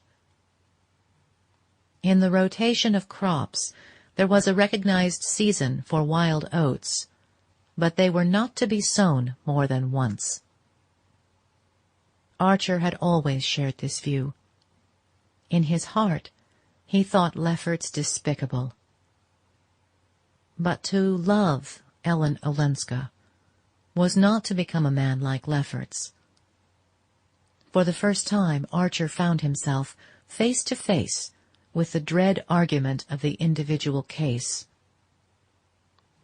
Ellen Olenska was like no other woman. He was like no other man. Their situation, therefore, resembled no one else's, and they were answerable to no tribunal but that of their own judgment.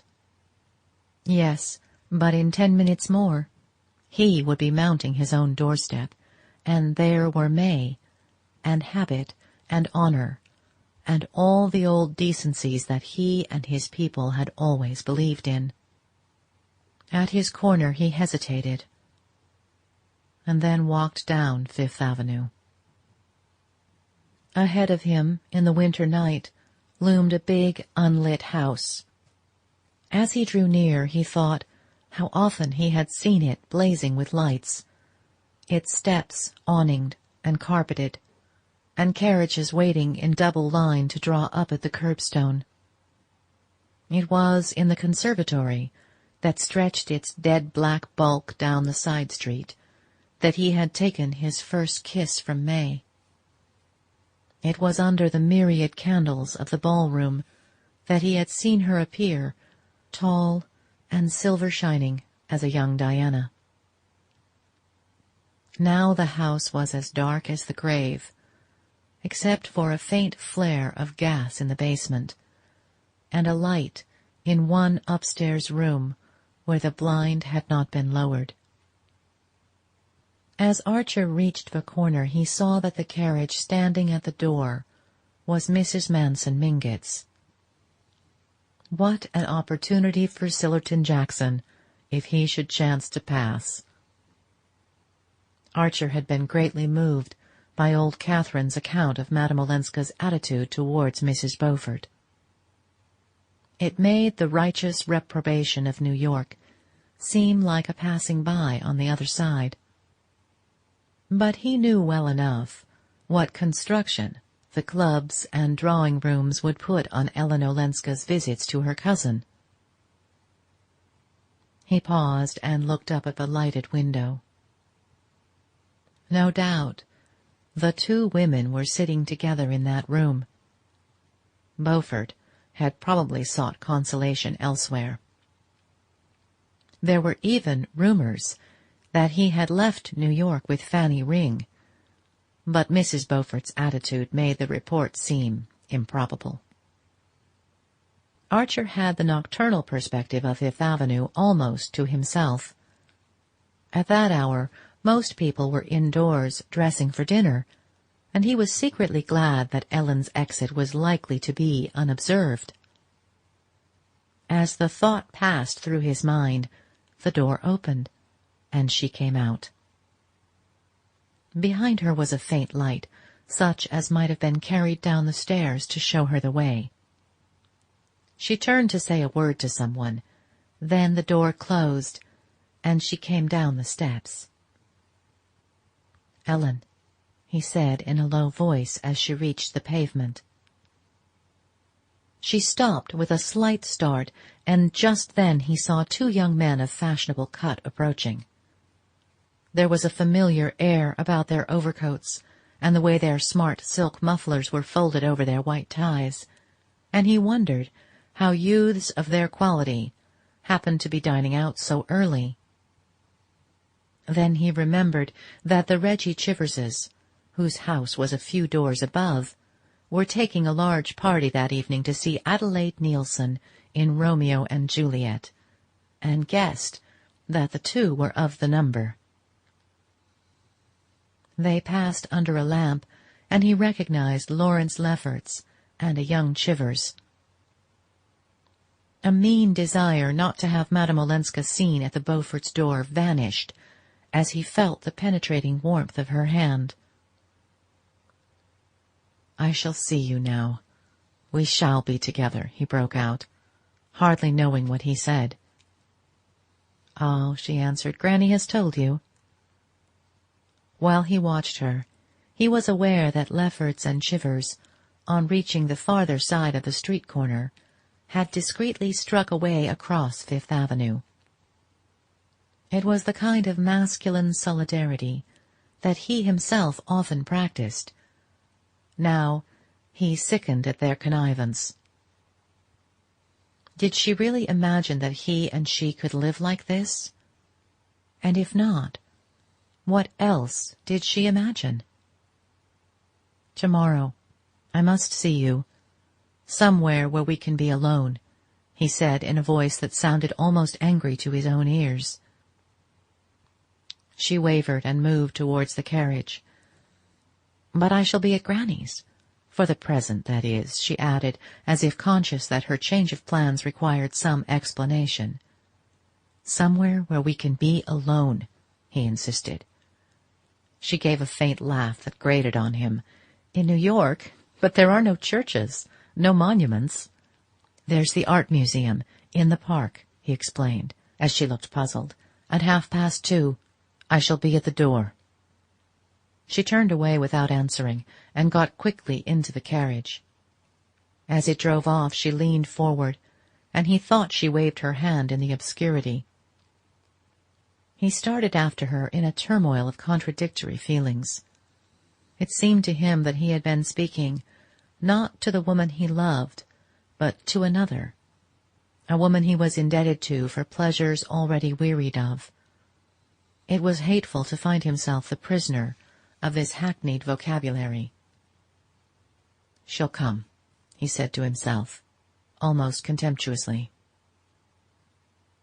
Avoiding the popular Wolf collection, whose anecdotic canvases filled one of the main galleries of the queer wilderness of cast-iron and encaustic tiles known as the Metropolitan Museum, they had wandered down a passage to the room where the Cesnola antiquities mouldered in unvisited loneliness. They had this melancholy retreat to themselves, and seated on the divan, enclosing the central steam radiator, they were staring silently at the glass cabinets, mounted in ebonized wood, which contained the recovered fragments of Ilium. "It's odd," Madame Olenska said. "I never came here before." "Ah, well, some day I suppose it will be a great museum." "Yes," she assented absently. She stood up and wandered across the room. Archer, remaining seated, watched the light movements of her figure, so girlish even under its heavy furs, the cleverly planted heron wing on her fur cap, and the way a dark curl lay like a flattened vine spiral on each cheek above the ear. His mind, as always when they first met, was wholly absorbed in the delicious details that made her herself and no other. Presently he rose and approached the case before which she stood. Its glass shelves were crowded with small, broken objects, hardly recognizable domestic utensils, ornaments and personal trifles made of glass, of clay, of discolored bronze, and other time-blurred substances.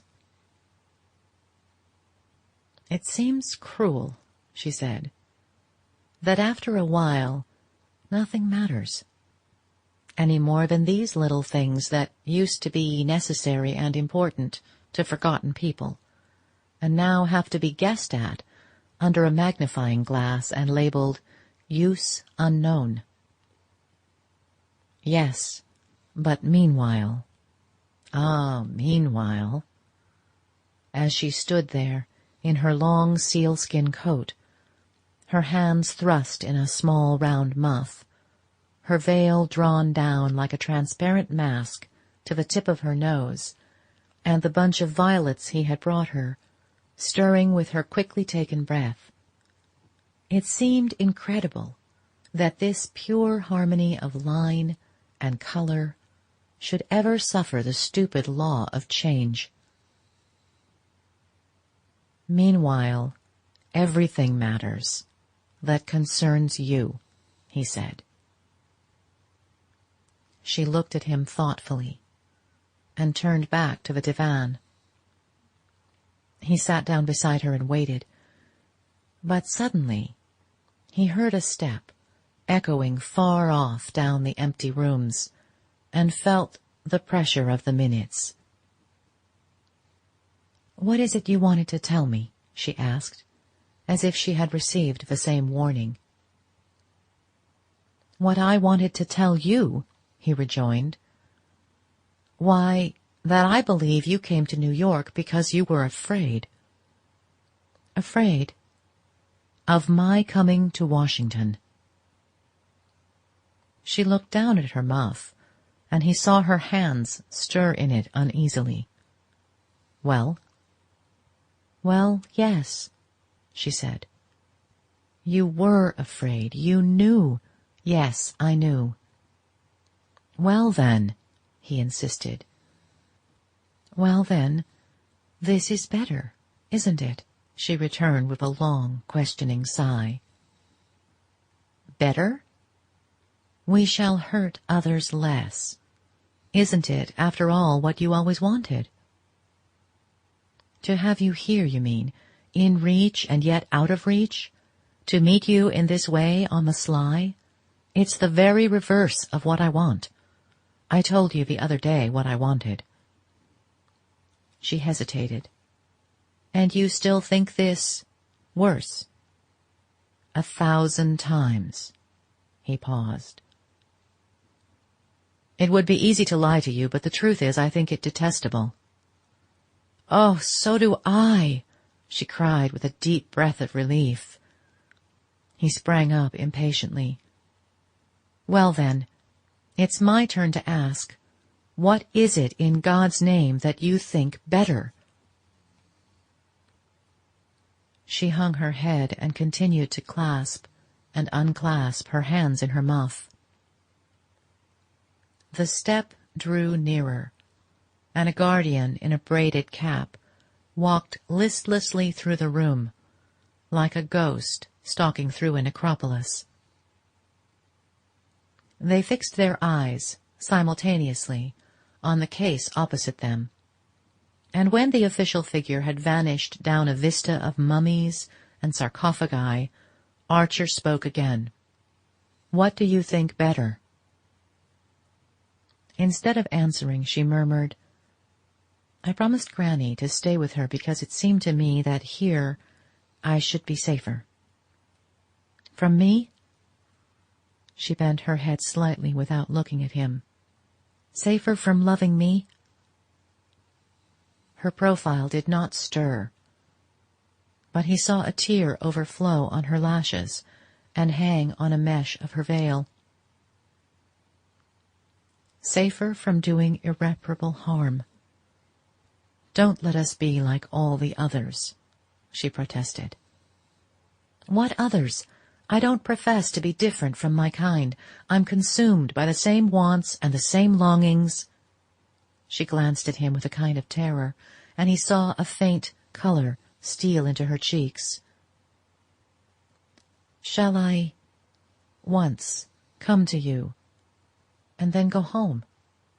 she suddenly hazarded in a clear voice. The blood rushed to the young man's forehead. "Dearest," he said without moving. It seemed as if he held his heart in his hands, like a full cup, that the least motion might overbrim. Then her last phrase struck his ear and his face clouded. "Go home? What do you mean by going home?" "Home to my husband." "And you expect me to say yes to that?" She raised her troubled eyes to his. "What else is there? I can't stay here and lie to the people who've been good to me." "But that's the very reason why I ask you to come away." "And destroy their lives when they've helped me to remake mine." Archer sprang to his feet and stood looking down on her in inarticulate despair. It would have been easy to say, "Yes, come. Come once." He knew the power she would put in his hands if she consented. There would be no difficulty then in persuading her not to go back to her husband. But something silenced the word on his lips. A sort of passionate honesty in her made it inconceivable that he should try to draw her into that familiar trap. "If I were to let her come," he said to himself, "I should have to let her go again." And that was not to be imagined.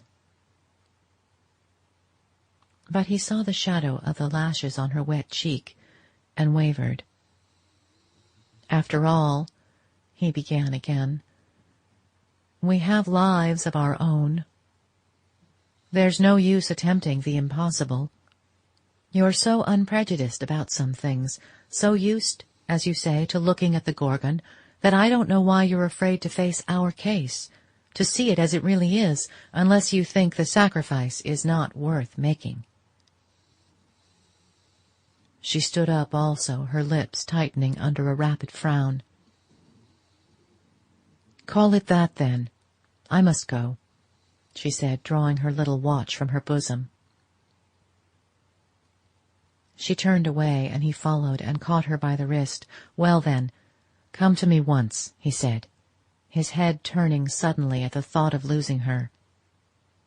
And for a second or two they looked at each other almost like enemies. "When?" he insisted. "Tomorrow?" She hesitated. "The day after." "Dearest," he said again. She had disengaged her wrist, but for a moment they continued to hold each other's eyes, and he saw that her face, which had grown very pale, was flooded with a deep inner radiance. His heart beat with awe. He felt that he had never before beheld love visible. "Oh, I shall be late. Good-bye." "No, don't come any farther than this," she cried, walking hurriedly away down the long room, as if the reflected radiance in his eyes had frightened her. When she reached the door, she turned for a moment to wave a quick farewell. Archer walked home alone.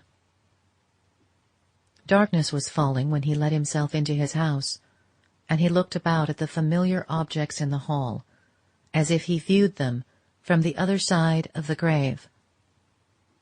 The parlour-maid, hearing his step, ran up the stairs to light the gas on the upper landing. "Is Mrs. Archer in?"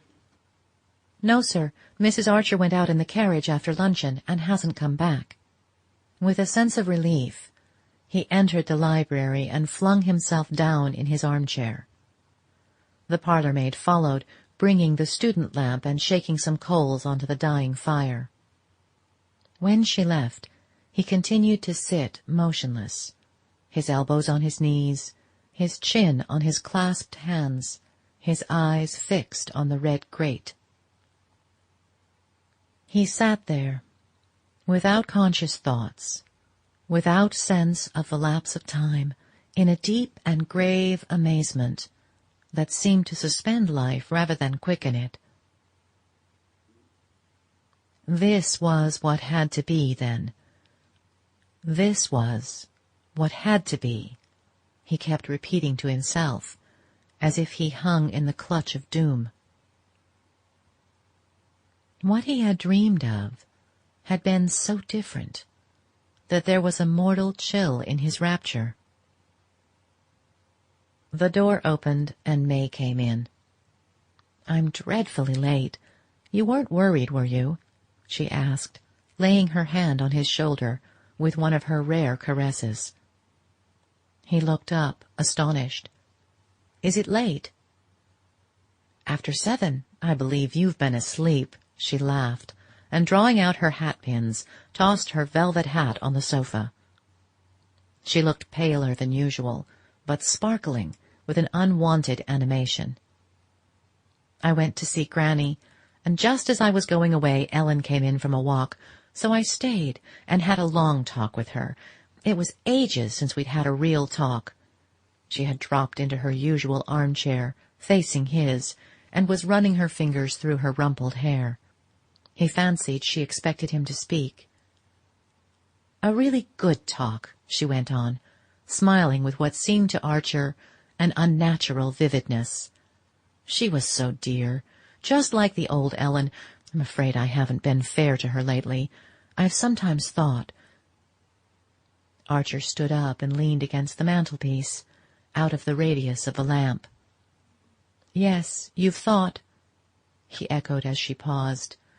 "Well, perhaps I haven't judged her fairly. She's so different, at least on the surface.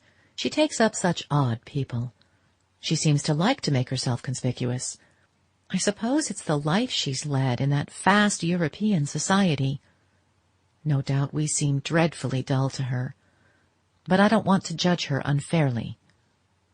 She paused again, a little breathless with the unwonted length of her speech, and sat with her lips slightly parted and a deep blush on her cheeks. Archer, as he looked at her, was reminded of the glow which had suffused her face in the mission garden at St. Augustine. He became aware of the same obscure effort in her, the same reaching out towards something beyond the usual range of her vision. "She hates Ellen," he thought, "and she's trying to overcome the feeling and to get me to help her to overcome it." The thought moved him, and for a moment he was on the point of breaking the silence between them and throwing himself on her mercy. "You understand, don't you," she went on, "why the family have sometimes been annoyed?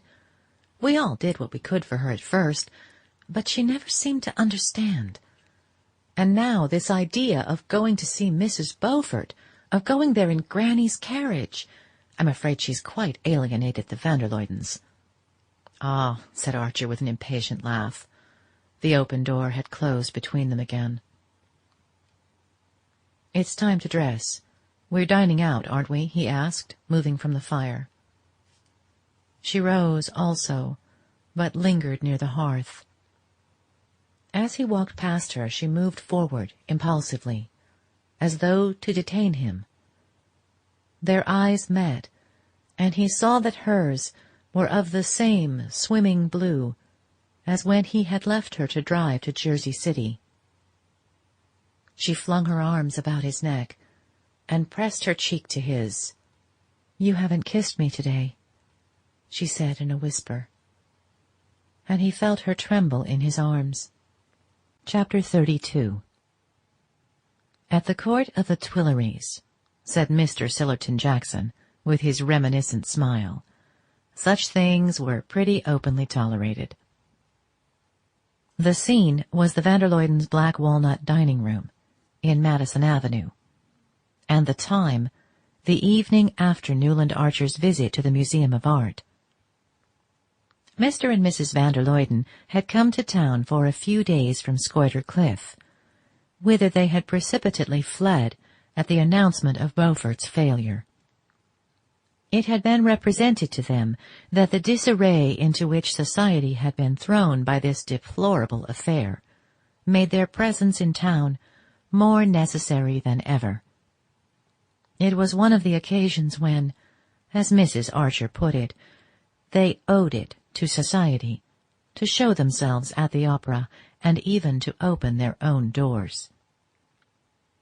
It will never do, my dear Louisa, to let people like Mrs. Lemuel Struthers think they can step into Regina's shoes.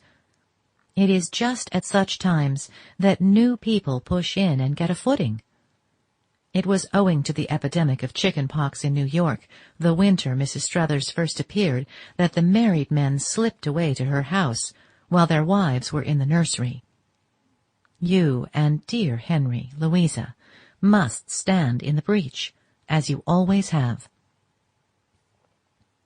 Mr. and Mrs. van der Luyden could not remain deaf to such a call, and reluctantly, but heroically, they had come to town, unmuffled the house, and sent out invitations for 2 dinners and an evening reception. On this particular evening they had invited Sillerton Jackson, Mrs. Archer, and Newland and his wife to go with them to the opera, where Faust was being sung for the first time that winter. Nothing was done without ceremony under the van der Luyden roof, and though there were but 4 guests, the repast had begun at 7 punctually, so that the proper sequence of courses might be served without haste before the gentlemen settled down to their cigars. Archer had not seen his wife since the evening before. He had left early for the office, where he had plunged into an accumulation of unimportant business. In the afternoon, one of the senior partners had made an unexpected call on his time, and he had reached home so late that May had preceded him to the van der Luydens and sent back the carriage.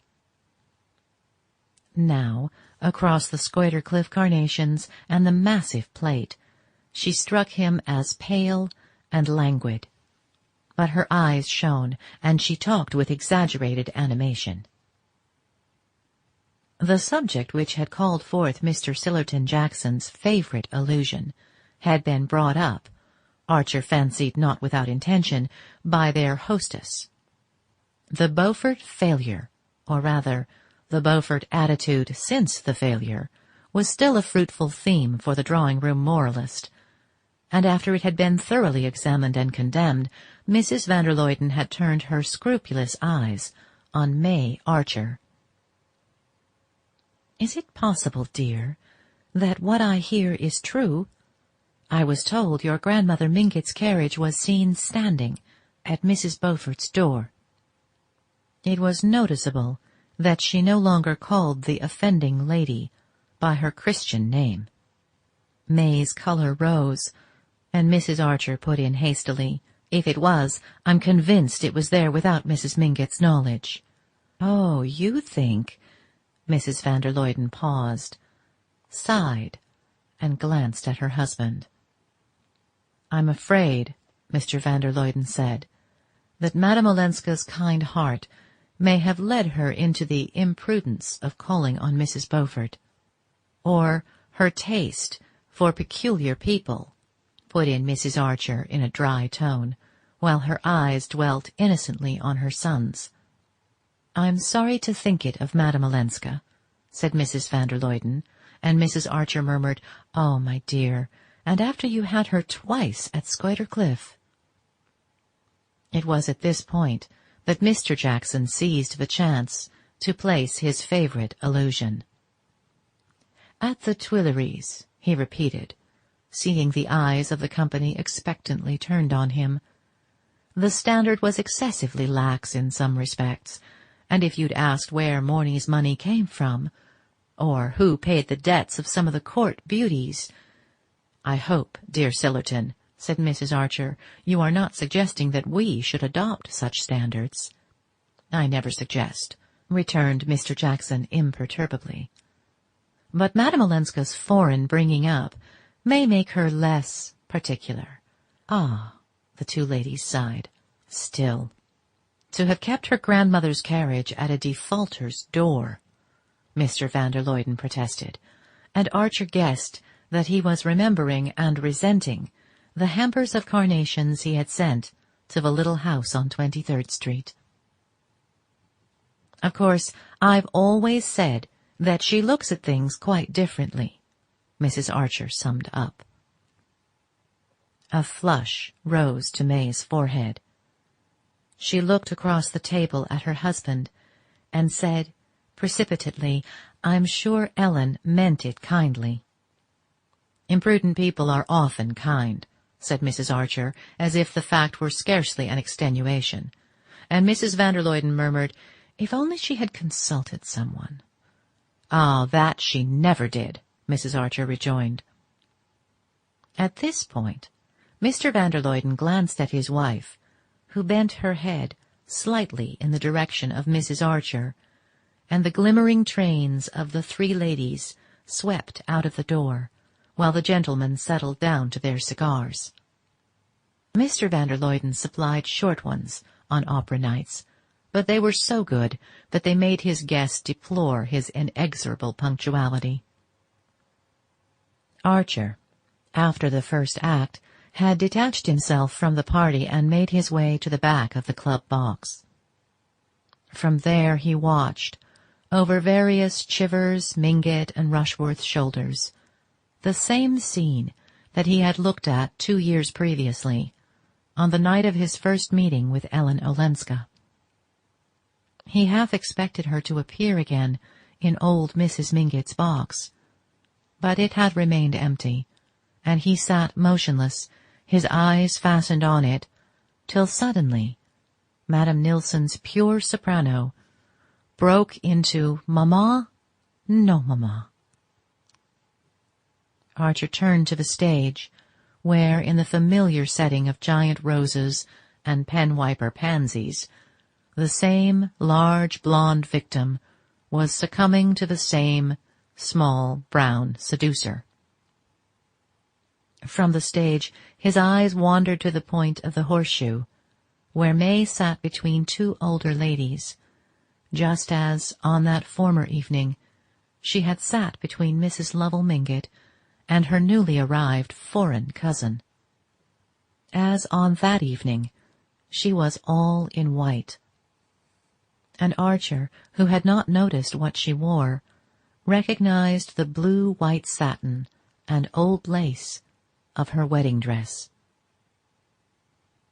It was the custom in old New York for brides to appear in this costly garment during the first year or two of marriage. His mother, he knew, kept hers in tissue paper in the hope that Janey might someday wear it, though poor Janey was reaching the age when pearl-grey poplin and no bridesmaids would be thought more appropriate. It struck Archer that May, since their return from Europe, had seldom worn her bridal satin, and the surprise of seeing her in it made him compare her appearance with that of the young girl he had watched with such blissful anticipations 2 years earlier. Though May's outline was slightly heavier, as her goddess-like build had foretold, her athletic erectness of carriage and the girlish transparency of her expression remained unchanged.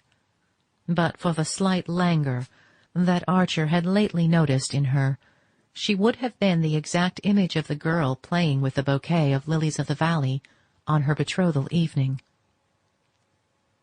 The fact seemed an additional appeal to his pity. Such innocence was as moving as the trustful clasp of a child. Then he remembered the passionate generosity latent under that incurious calm. He recalled her glance of understanding when he had urged that their engagement should be announced at the Beaufort ball. He heard the voice in which she had said in the Mission garden, "I couldn't have my happiness made out of a wrong to someone else," and an uncontrollable longing seized him to tell her the truth and throw himself on her generosity and ask for the freedom he had once refused. Newland Archer was a quiet and self-controlled young man. Conformity to the discipline of a small society had become almost his second nature. It was deeply distasteful to him to do anything melodramatic and conspicuous, anything Mr. van der Luyden would have deprecated and the club box condemned as bad form. But he had become suddenly unconscious of the club box, of Mr. van der Luyden, of all that had so long enclosed him in the warm shelter of habit. He walked along the semicircular passage at the back of the house and opened the door of Mrs. van der Luyden's box as if it had been a gate into the unknown. "Mamma!" trilled out the triumphant Marguerite, and the occupants of the box looked up in surprise at Archer's entrance. He had already broken one of the rules of his world, which forbade the entering of a box during a solo. Slipping between Mr. van der Luyden and Sillerton Jackson, he leaned over his wife. "I've got a beastly headache. Don't tell anyone, but come home, won't you?" he whispered. May gave him a glance of comprehension, and he saw her whisper to his mother, who nodded sympathetically. Then she murmured an excuse to Mrs. van der Luyden and rose from her seat just as Marguerite fell into Faust's arms. Archer, while he helped her on with her opera cloak, noticed the exchange of a significant smile between the older ladies. As they drove away, May laid her hand shyly on his. "I'm sorry you don't feel well. I'm afraid they've been overworking you at the office." "No, it's not that. Do you mind if I open the window?" he returned confusedly, letting down the pane on his side.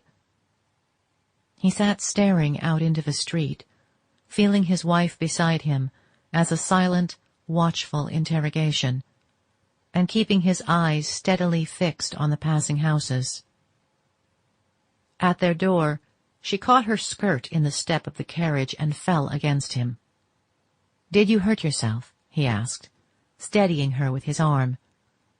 "No, but my poor dress. See how I've torn it," she exclaimed. She bent to gather up a mud-stained breadth and followed him up the steps into the hall. The servants had not expected them so early, and there was only a glimmer of gas on the upper landing. Archer mounted the stairs, turned up the light, and put a match to the brackets on each side of the library mantelpiece. The curtains were drawn, and the warm, friendly aspect of the room smote him like that of a familiar face met during an unavowable errand. He noticed that his wife was very pale, and asked if she should get her some brandy.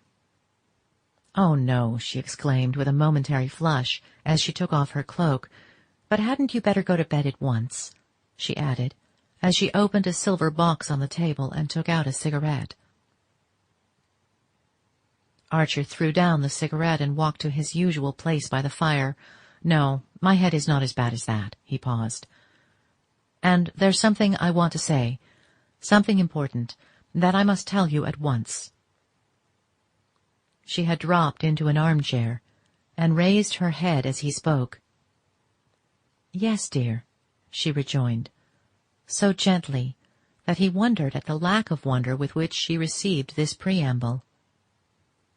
"May," he began, standing a few feet from her chair, and looking over at her as if the slight distance between them were an unbridgeable abyss. The sound of his voice echoed uncannily through the home-like hush, and he repeated, "There's something I've got to tell you. About myself." She sat silent, without a movement or a tremor of her lashes. She was still extremely pale, but her face had a curious tranquillity of expression that seemed drawn from some secret inner source. Archer checked the conventional phrases of self-accusal that were crowding to his lips. He was determined to put the case baldly, without vain recrimination or excuse. "Madame Olenska," he said, but at the name his wife raised her hand as if to silence him. As she did so, the gaslight struck on the gold of her wedding ring. "Oh, why should we talk of Ellen tonight?" she asked with a slight pout of impatience. "Because I ought to have spoken before." Her face remained calm. "Is it really worthwhile, dear? I know I've been unfair to her at times. Perhaps we all have. You've understood her, no doubt, better than we did. You've always been kind to her, but what does it matter now it's all over?" Archer looked at her blankly. Could it be possible that the sense of unreality in which he felt himself imprisoned had communicated itself to his wife? "All over? What do you mean?" he asked, in an indistinct stammer. May still looked at him with transparent eyes. "Why, since she's going back to Europe so soon, since Granny approves and understands and has arranged to make her independent of her husband—" She broke off, and Archer, grasping the corner of the mantelpiece in one convulsed hand, and steadying himself against it, made a vain effort to extend the same control to his reeling thoughts. "I supposed," he heard his wife's voice go on, "that you had been kept at the office this evening about the business arrangements. It was settled this morning, I believe." She lowered her lashes under his unseeing stare, and another fugitive flush passed over her face. He understood that his own eyes must be unbearable, and turning away, rested his elbows on the mantel-shelf and covered his face. Something drummed and clanged furiously in his ears. He could not tell if it were the blood in his veins or the tick of the clock on the mantel. May sat without moving or speaking, while the clock slowly measured out 5 minutes. A lump of coal fell forward in the grate, and hearing her rise to push it back, Archer at length turned and faced her. "It's impossible," he exclaimed. "Impossible? How do you know what you've just told me?" "I saw Ellen yesterday. I told you I'd seen her at Granny's." "It was then that she told you?" "No, I had a note from her this afternoon. Do you want to see it?" He could not find his voice, and she went out of the room and came back almost immediately. "I thought you knew," she said simply. She laid a sheet of paper on the table, and Archer put out his hand and took it up. The letter contained only a few lines. "May, dear, I have at last made Granny understand that my visit to her could be no more than a visit, and she has been as kind and generous as ever. She sees now that if I return to Europe I must live by myself, or rather with poor Aunt Medora, who is coming with me. I am hurrying back to Washington to pack up, and we sail next week. You must be very good to Granny when I'm gone, as good as you've always been to me. Ellen, if any of my friends wish to urge me to change my mind, please tell them it would be utterly useless." Archer read the letter over 2 or 3 times. Then he flung it down and burst out laughing. The sound of his laugh startled him. It recalled Janie's midnight fright when she had caught him rocking with incomprehensible mirth over May's telegram announcing that the date of their marriage had been advanced. "Why did she write this?" he asked, checking his laugh with a supreme effort. May met the question with her unshaken candor. "I suppose because we talked things over yesterday." "What things?" "I told her I was afraid I hadn't been fair to her, hadn't always understood how hard it must have been for her here, alone among so many people who were relations and yet strangers, who felt the right to criticize and yet didn't always know the circumstances." She paused. "I knew you'd been the one friend she could always count on, and I wanted her to know that you and I were the same in all our feelings." She hesitated, as if waiting for him to speak, and then added slowly, "She understood my wishing to tell her this. I think she understands everything."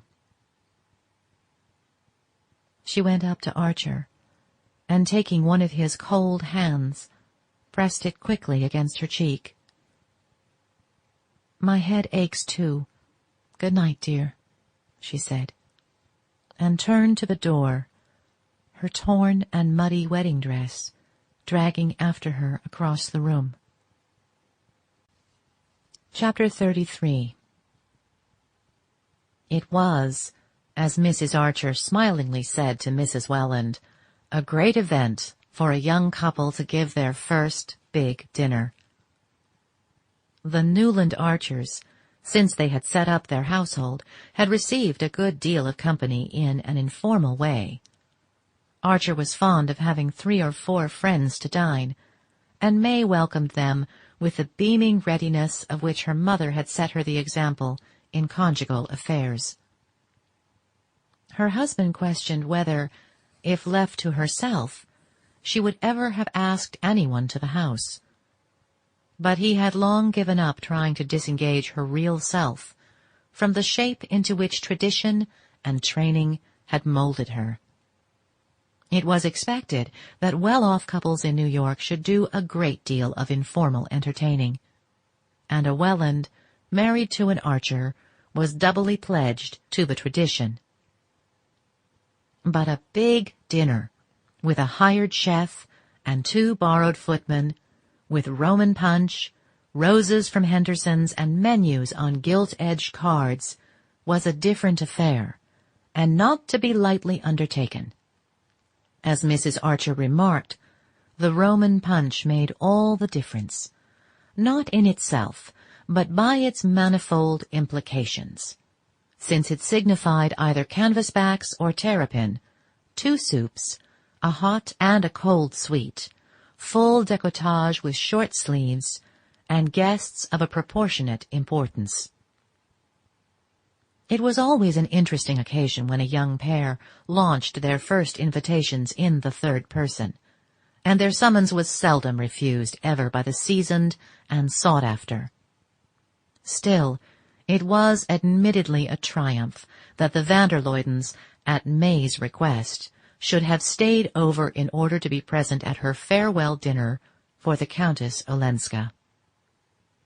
The 2 mothers-in-law sat in May's drawing-room on the afternoon of the great day, Mrs. Archer writing out the menus on Tiffany's thickest gilt-edged Bristol, while Mrs. Welland superintended the placing of the palms and standard lamps.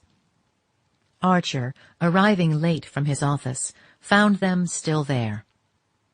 Mrs. Archer had turned her attention to the name cards for the table, and Mrs. Welland was considering the effect of bringing forward the large gilt sofa, so that another corner might be created between the piano and the window. May, they told him, was in the dining-room, inspecting the mound of Jacqueminot roses and maidenhair in the centre of the long table, and the placing of the Maillard bonbons in open-work silver baskets between the candelabra. On the piano stood a large basket of orchids which Mr. van der Luyden had sent from Scoider Cliff. Everything was, in short, as it should be, on the approach of so considerable an event. Mrs. Archer ran thoughtfully over the list, checking off each name with her sharp gold pen. Henry van der Luyden, Louisa, the Lovell Mingotts, the Reggie Chiverses, Lawrence Lefferts and Gertrude, yes, I suppose May was right to have them, the Selfridge Marys, Sillerton Jackson, Van Newland and his wife. How time passes! It seems only yesterday he was your best man, Newland. And Countess Olenska. Yes, I think that's all. Mrs. Welland surveyed her son-in-law affectionately. No one can say, Newland, that you and May are not giving Ellen a handsome send-off. Ah, well, said Mrs. Archer, I understand May's wanting her cousin to tell people abroad that we're not quite barbarians. I'm sure Ellen will appreciate it. She was to arrive this morning, I believe. It will make a most charming last impression. The evening before sailing is usually so dreary, Mrs. Welland cheerfully continued. Archer turned towards the door, and his mother-in-law called to him, Do go in and have a peep at the table, and don't let May tire herself too much. But he affected not to hear, and sprang up the stairs to his library. The room looked at him like an alien countenance composed into a polite grimace, and he perceived that it had been ruthlessly tidied and prepared by a judicious distribution of ashtrays and cedarwood boxes for the gentleman to smoke in. Ah, well, he thought, it's not for long, and he went to his dressing-room. 10 days had passed since Madame Olenska's departure from New York. During those 10 days, Archer had had no sign from her, but that conveyed by the return of a key wrapped in tissue paper and sent to his office in a sealed envelope addressed in her hand. This retort to his last appeal might have been interpreted as a classic move in a familiar game. But the young man chose to give it a different meaning. She was still fighting against her fate, but she was going to Europe, and she was not returning to her husband. Nothing, therefore, was to prevent his following her, and once he had taken the irrevocable step, and had proved to her that it was irrevocable, he believed she would not send him away. This confidence in the future had steadied him to play his part in the present. It had kept him from writing to her or betraying by any sign or act his misery and mortification. It seemed to him that in the deadly silent game between them, the trumps were still in his hands, and he waited. There had been, nevertheless, moments sufficiently difficult to pass, as when Mr. Letterblair, the day after Madame Olenska's departure, had sent for him to go over the details of the trust which Mrs. Manson Mingott wished to create for her granddaughter.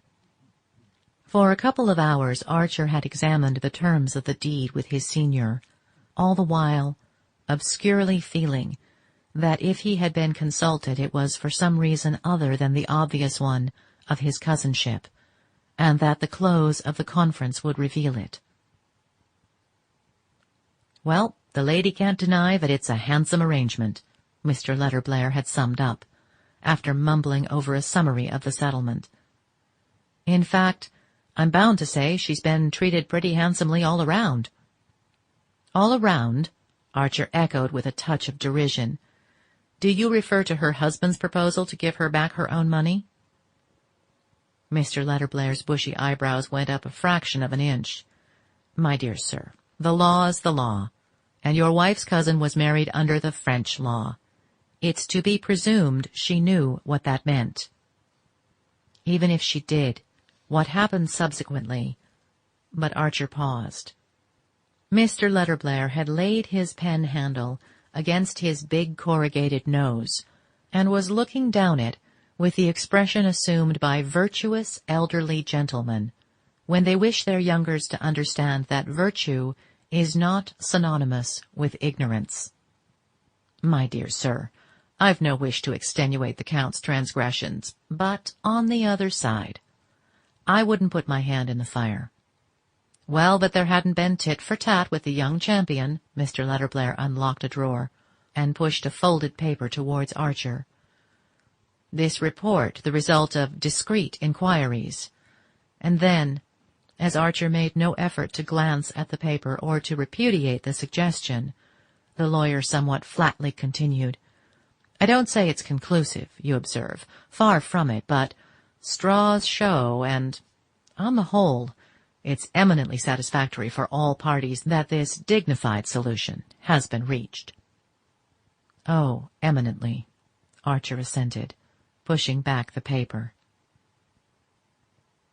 A day or two later, on responding to a summons from Mrs. Manson Mingott, his soul had been more deeply tried. He had found the old lady depressed and querulous. You know she's deserted me, she began at once, and without waiting for his reply. Oh, don't ask me why. She gave so many reasons that I've forgotten them all. My private belief is that she couldn't face the boredom. At any rate, that's what Augusta and my daughters-in-law think. And I don't know that I altogether blame her. Olenski's a finished scoundrel, but life with him must have been a good deal gayer than it is in Fifth Avenue. Not that the family would admit that. They think Fifth Avenue is heaven with the Rue de la Paix thrown in. And poor Ellen, of course, has no idea of going back to her husband. She held out as firmly as ever against that. So she's to settle down in Paris with that fool Medora. Well, Paris is Paris, and you can keep a carriage there on next to nothing. But she was gay as a bird, and I shall miss her. 2 tears, the parched tears of the old, rolled down her puffy cheeks and vanished into the abysses of her bosom. All I ask is, she concluded, that they shouldn't bother me any more. I really must be allowed to digest my gruel. And she twinkled a little wistfully at Archer. It was that evening, on his return home, that May announced her intention of giving a farewell dinner to her cousin. Madame Olenska's name had not been pronounced between them since the night of her flight to Washington, and Archer looked at his wife with surprise. A dinner? Why? He interrogated. Her color rose. But you like Ellen. I thought you'd be pleased. It's awfully nice, your putting it in that way, but I really don't see. I mean to do it, Newland, she said, quietly rising and going to her desk. Here are the invitations, all written. Mother helped me. She agrees that we ought to. She paused, embarrassed and yet smiling, and Archer suddenly saw before him the embodied image of the family. Oh, all right, he said, staring with unseeing eyes at the list of guests that she had put in his hand. When he entered the drawing-room before dinner, May was stooping over the fire and trying to coax the logs to burn in their unaccustomed setting of immaculate tiles. The tall lamps were all lit, and Mr. van der Luyden's orchids had been conspicuously disposed in various receptacles of modern porcelain and knobby silver. Mrs. Newland Archer's drawing-room was generally thought a great success. A gilt bamboo jardiniere, in which the primulas and cinerias were punctually renewed, blocked the access to the bay window, where the old-fashioned would have preferred a bronze reduction of the Venus de Milo. The sofas and armchairs of pale brocade were cleverly grouped about little plush tables, densely covered with silver toys, porcelain animals, and efflorescent photograph frames, and tall, rosy-shaded lamps shot up like tropical flowers among the palms. "I don't think Ellen has ever seen this room lighted up," said May, rising flushed from her struggle and sending about her a glance of pardonable pride. The brass tongs which she had propped against the side of the chimney fell with a crash that drowned her husband's answer, and before he could restore them, Mr. and Mrs. van der Luyden were announced. The other guests quickly followed, for it was known that the van der Luydens liked to dine punctually.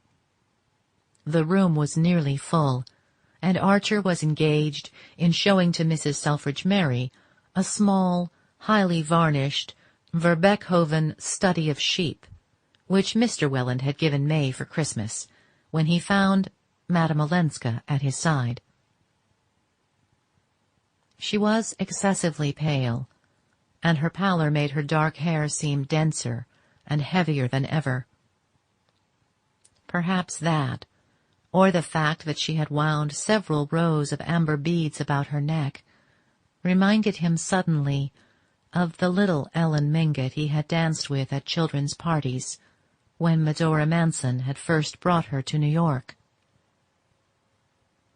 The amber beads were trying to her complexion, or her dress was perhaps unbecoming. Her face looked lustreless and almost ugly, and he had never loved it as he did at that minute. Their hands met, and he thought he heard her say, "Yes, we're sailing tomorrow in the Russia." Then there was an unmeaning noise of opening doors, and after an interval May's voice, "Newland, dinner's been announced. Won't you please take Ellen in?" Madame Olenska put her hand on his arm, and he noticed that the hand was ungloved, and remembered how he had kept his eyes fixed on it the evening he had sat with her in the little 23rd Street drawing-room. All the beauty that had forsaken her face seemed to have taken refuge in the long, pale fingers and faintly dimpled knuckles on his sleeve, and he said to himself, "If it were only to see her hand again, I should have to follow her." It was only at an entertainment ostensibly offered to a foreign visitor that Mrs. van der Luyden could suffer the diminution of being placed on her host's left. The fact of Madame Olenska's foreignness could hardly have been more adroitly emphasized than by this farewell tribute, and Mrs. van der Luyden accepted her displacement with an affability which left no doubt as to her approval.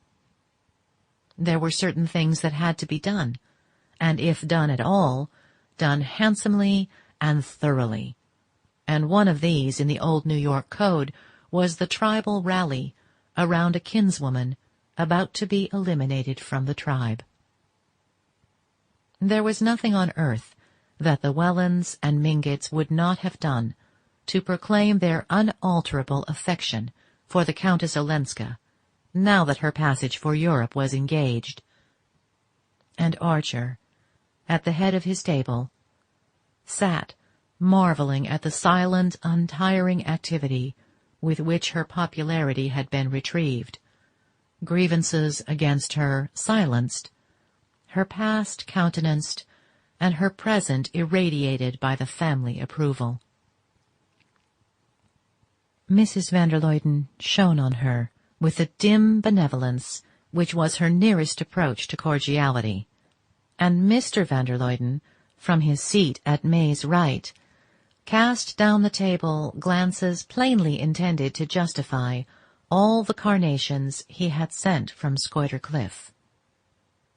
Archer, who seemed to be assisting at the scene in a state of odd imponderability, as if he floated somewhere between chandelier and ceiling, wondered at nothing so much as his own share in the proceedings.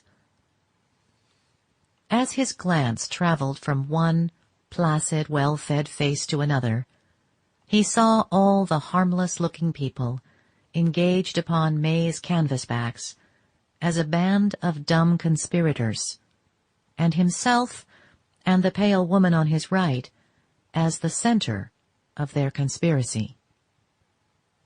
And then it came over him. in a vast flash made up of many broken gleams, that to all of them he and Madame Olenska were lovers. Lovers in the extreme sense, peculiar to foreign vocabularies. He guessed himself to have been, for months, the center of countless, silently observing eyes and patiently listening ears. He understood that, by means as yet unknown to him, the separation between himself and the partner of his guilt had been achieved, and that now the whole tribe had rallied about his wife on the tacit assumption that nobody knew anything, or had ever imagined anything, and that the occasion of the entertainment was simply May Archer's natural desire to take an affectionate leave of her friend and cousin. It was the old New York way of taking life without effusion of blood, the way of people who dreaded scandal more than disease, who placed decency above courage, and who considered that nothing was more ill-bred than scenes, except the behavior of those who gave rise to them. As these thoughts succeeded each other in his mind, Archer felt like a prisoner in the center of an armed camp. He looked about the table and guessed at the inexorableness of his captors, from the tone in which, over the asparagus from Florida, they were dealing with Beaufort and his wife. "It's to show me," he thought, "what would happen to me." And a deathly sense of the superiority of implication, and analogy over direct action, and of silence over rash words, closed in on him like the doors of the family vault. He laughed, and met Mrs. van der Luyden's startled eyes. "You think it laughable," she said, with a pinched smile. "Of course, poor Regina's idea of remaining in New York has its ridiculous side, I suppose." And Archer muttered, "Of course." At this point, he became conscious that Madame Olenska's other neighbor had been engaged for some time with the lady on his right. At the same moment he saw that May, serenely enthroned between Mr. van der Luyden and Mr. Selfridge Merry, had cast a quick glance down the table.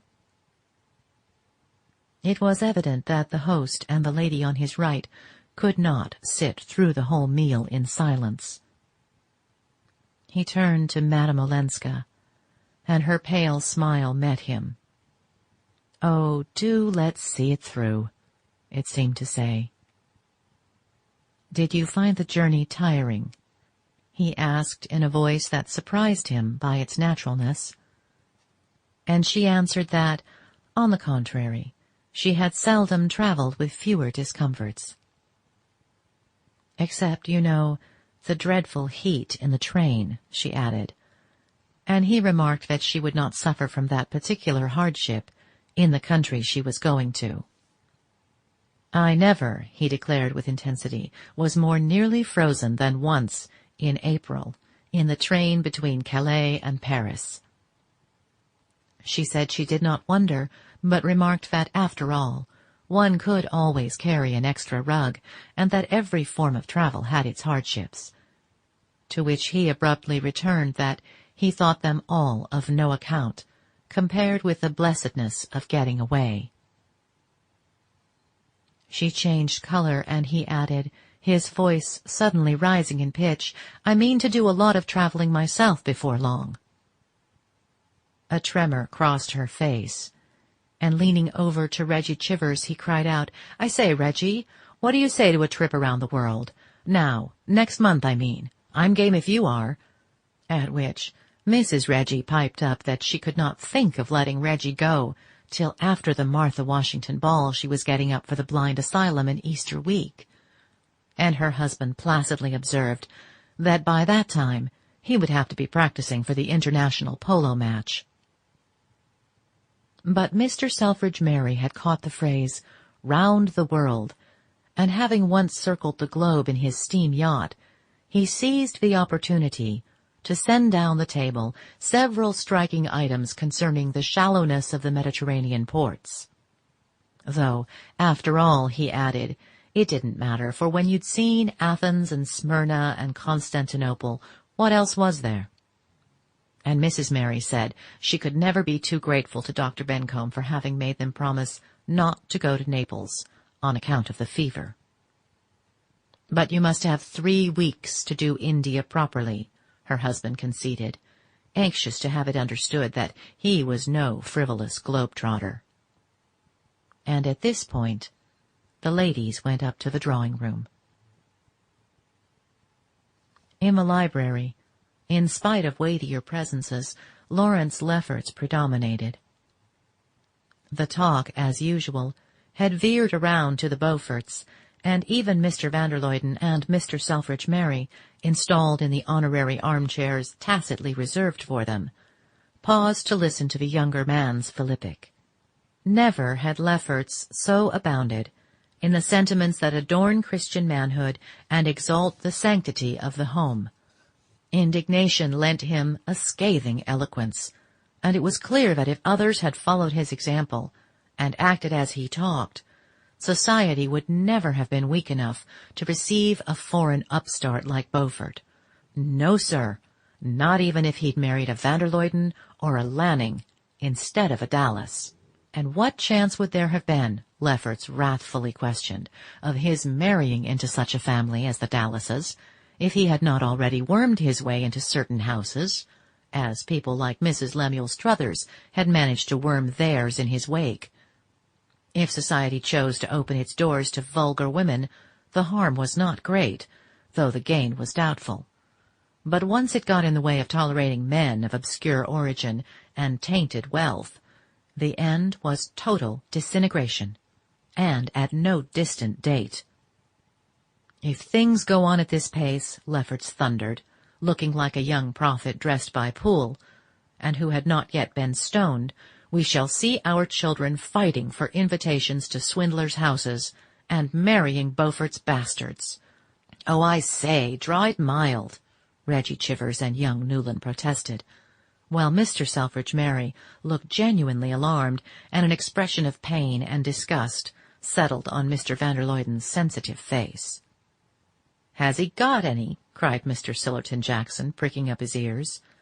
And while Lefferts tried to turn the question with a laugh, the old gentleman twittered into Archer's ear. "Queer, those fellows who are always wanting to set things right. The people who have the worst cooks are always telling you they're poisoned when they dine out.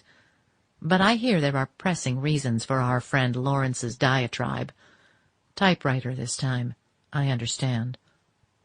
The talk swept past Archer like some senseless river running and running because it did not know enough to stop.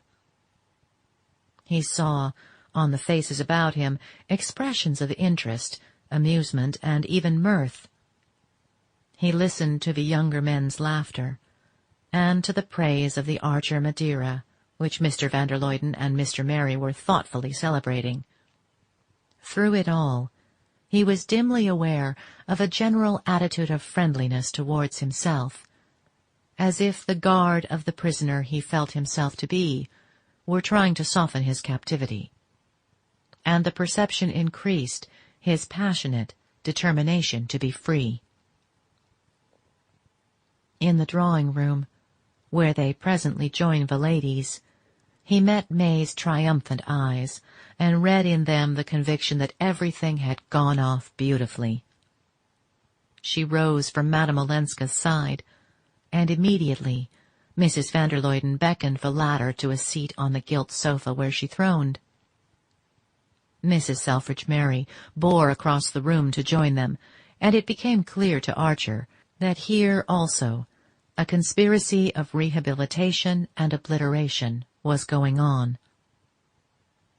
The silent organization which held his little world together was determined to put itself on record as never, for a moment, having questioned the propriety of Madame Olenska's conduct, or the completeness of Archer's domestic felicity. All these amiable and inexorable persons were resolutely engaged in pretending to each other that they had never heard of, suspected, or even conceived possible the least hint to the contrary. And from this tissue of elaborate mutual dissimulation, Archer once more disengaged the fact that New York believed him to be Madame Olenska's lover. He caught the glitter of victory in his wife's eyes, and for the first time understood that she shared the belief.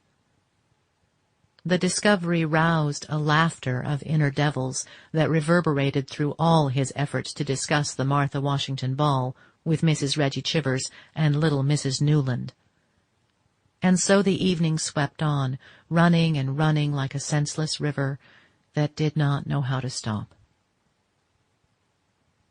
At length he saw that Madame Olenska had risen and was saying good-bye.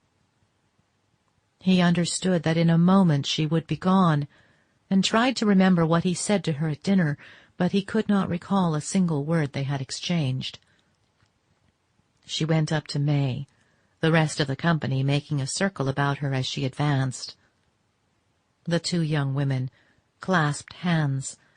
Then May bent forward and kissed her cousin.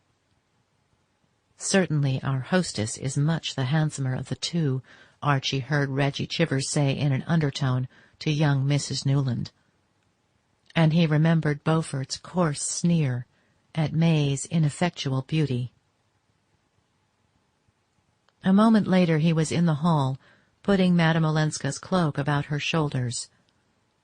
Through all his confusion of mind he had held fast to the resolve to say nothing that might startle or disturb her.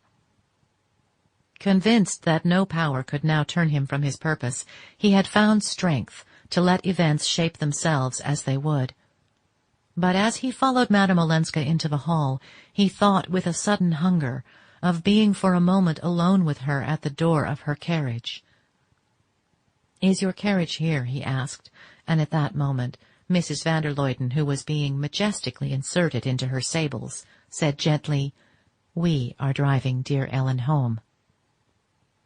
Archer's heart gave a jerk, and Madame Olenska, clasping her cloak and fan with one hand, held out the other to him. "Good-bye," she said. "Good-bye, but I shall see you soon in Paris," he answered aloud. It seemed to him that he had shouted it.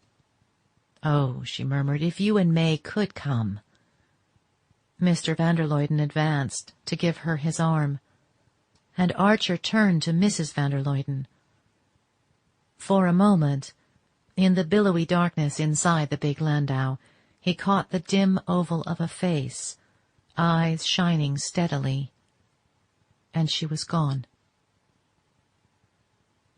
As he went up the steps, he crossed Lawrence Lefferts coming down with his wife. Lefferts caught his host by the sleeve, drawing back to let Gertrude pass. "I say, old chap, do you mind just letting it be understood that I'm dining with you at the club tomorrow night? Thanks so much, you old brick. Good night." "It did go off beautifully, didn't it?" May questioned him from the threshold of the library. Archer roused himself with a start. As soon as the last carriage had driven away, he had come up to the library and shut himself in, with the hope that his wife, who still lingered below, would go straight to her room. But there she stood, pale and drawn, yet radiating the facetious energy of one who has passed beyond fatigue. "May I come and talk it over?" she asked. "Of course, if you like, but you must be awfully sleepy." "No, I'm not sleepy. I should like to sit with you a little." "Very well," he said, pushing her chair near the fire. She sat down, and he resumed his seat, but neither spoke for a long time. At length Archer began abruptly. "Since you're not tired and want to talk, there's something I must tell you. I tried the other night." She looked at him quickly. "Yes, dear, something about yourself." "About myself. You say you're not tired.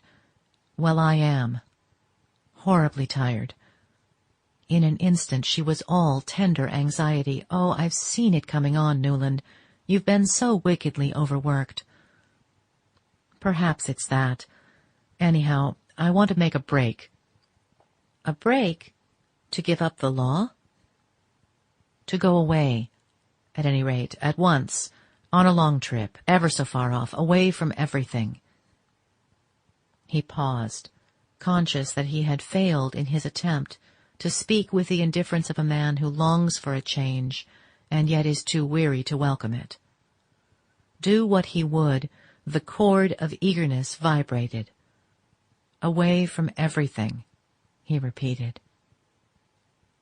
"Ever so far? Where, for instance?" she asked. "Oh, I don't know. India or Japan." She stood up, and as he sat with bent head, his chin propped on his hands, he felt her warmly and fragrantly hovering over him. "As far as that? But I'm afraid you can't, dear," she said in an unsteady voice. "Not unless you take me with you." And then, as he was silent, she went on, in tones so clear and evenly pitched that each separate syllable tapped like a little hammer on his brain. "That is, if the doctors will let me go. But I'm afraid they won't. For you see, Newland, I've been sure since this morning of something I've been so longing and hoping for."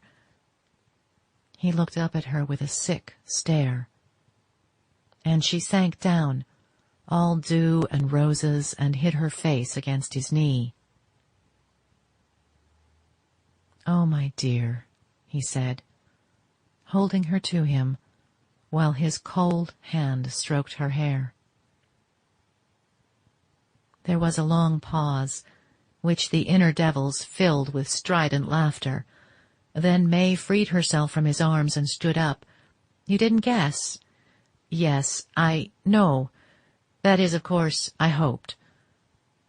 They looked at each other for an instant, and again fell silent. Then, turning his eyes from hers, he asked abruptly, "Have you told anyone else?" "Only Mamma and your mother." She paused, and then added hurriedly, the blood flushing up to her forehead, "that is, and Ellen. You know I told you we'd had a long talk one afternoon, and how dear she was to me."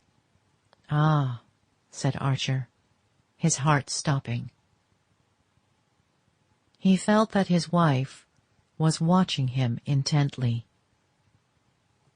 "Did you mind my telling her first, Newland?"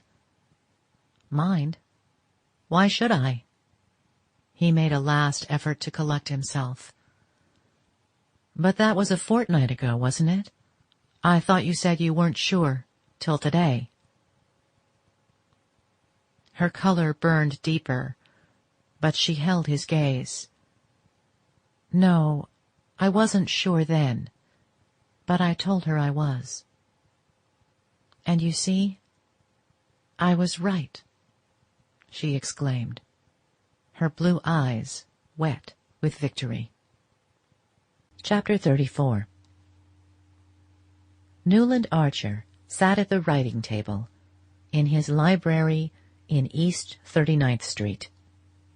He had just got back from a big official reception for the inauguration of the new galleries at the Metropolitan Museum, and the spectacle of those great spaces, crowded with the spoils of the ages, where the throng of fashion circulated through a series of scientifically catalogued treasures, had suddenly pressed on a rusted spring of memory.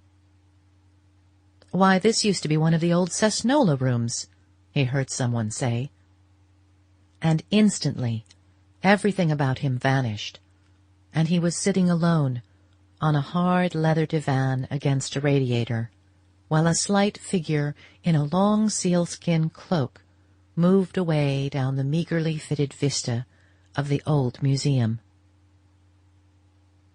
The vision had roused a host of other associations, and he sat looking with new eyes at the library which, for over 30 years, had been the scene of his solitary musings and of all the family confabulations. It was the room in which most of the real things of his life had happened.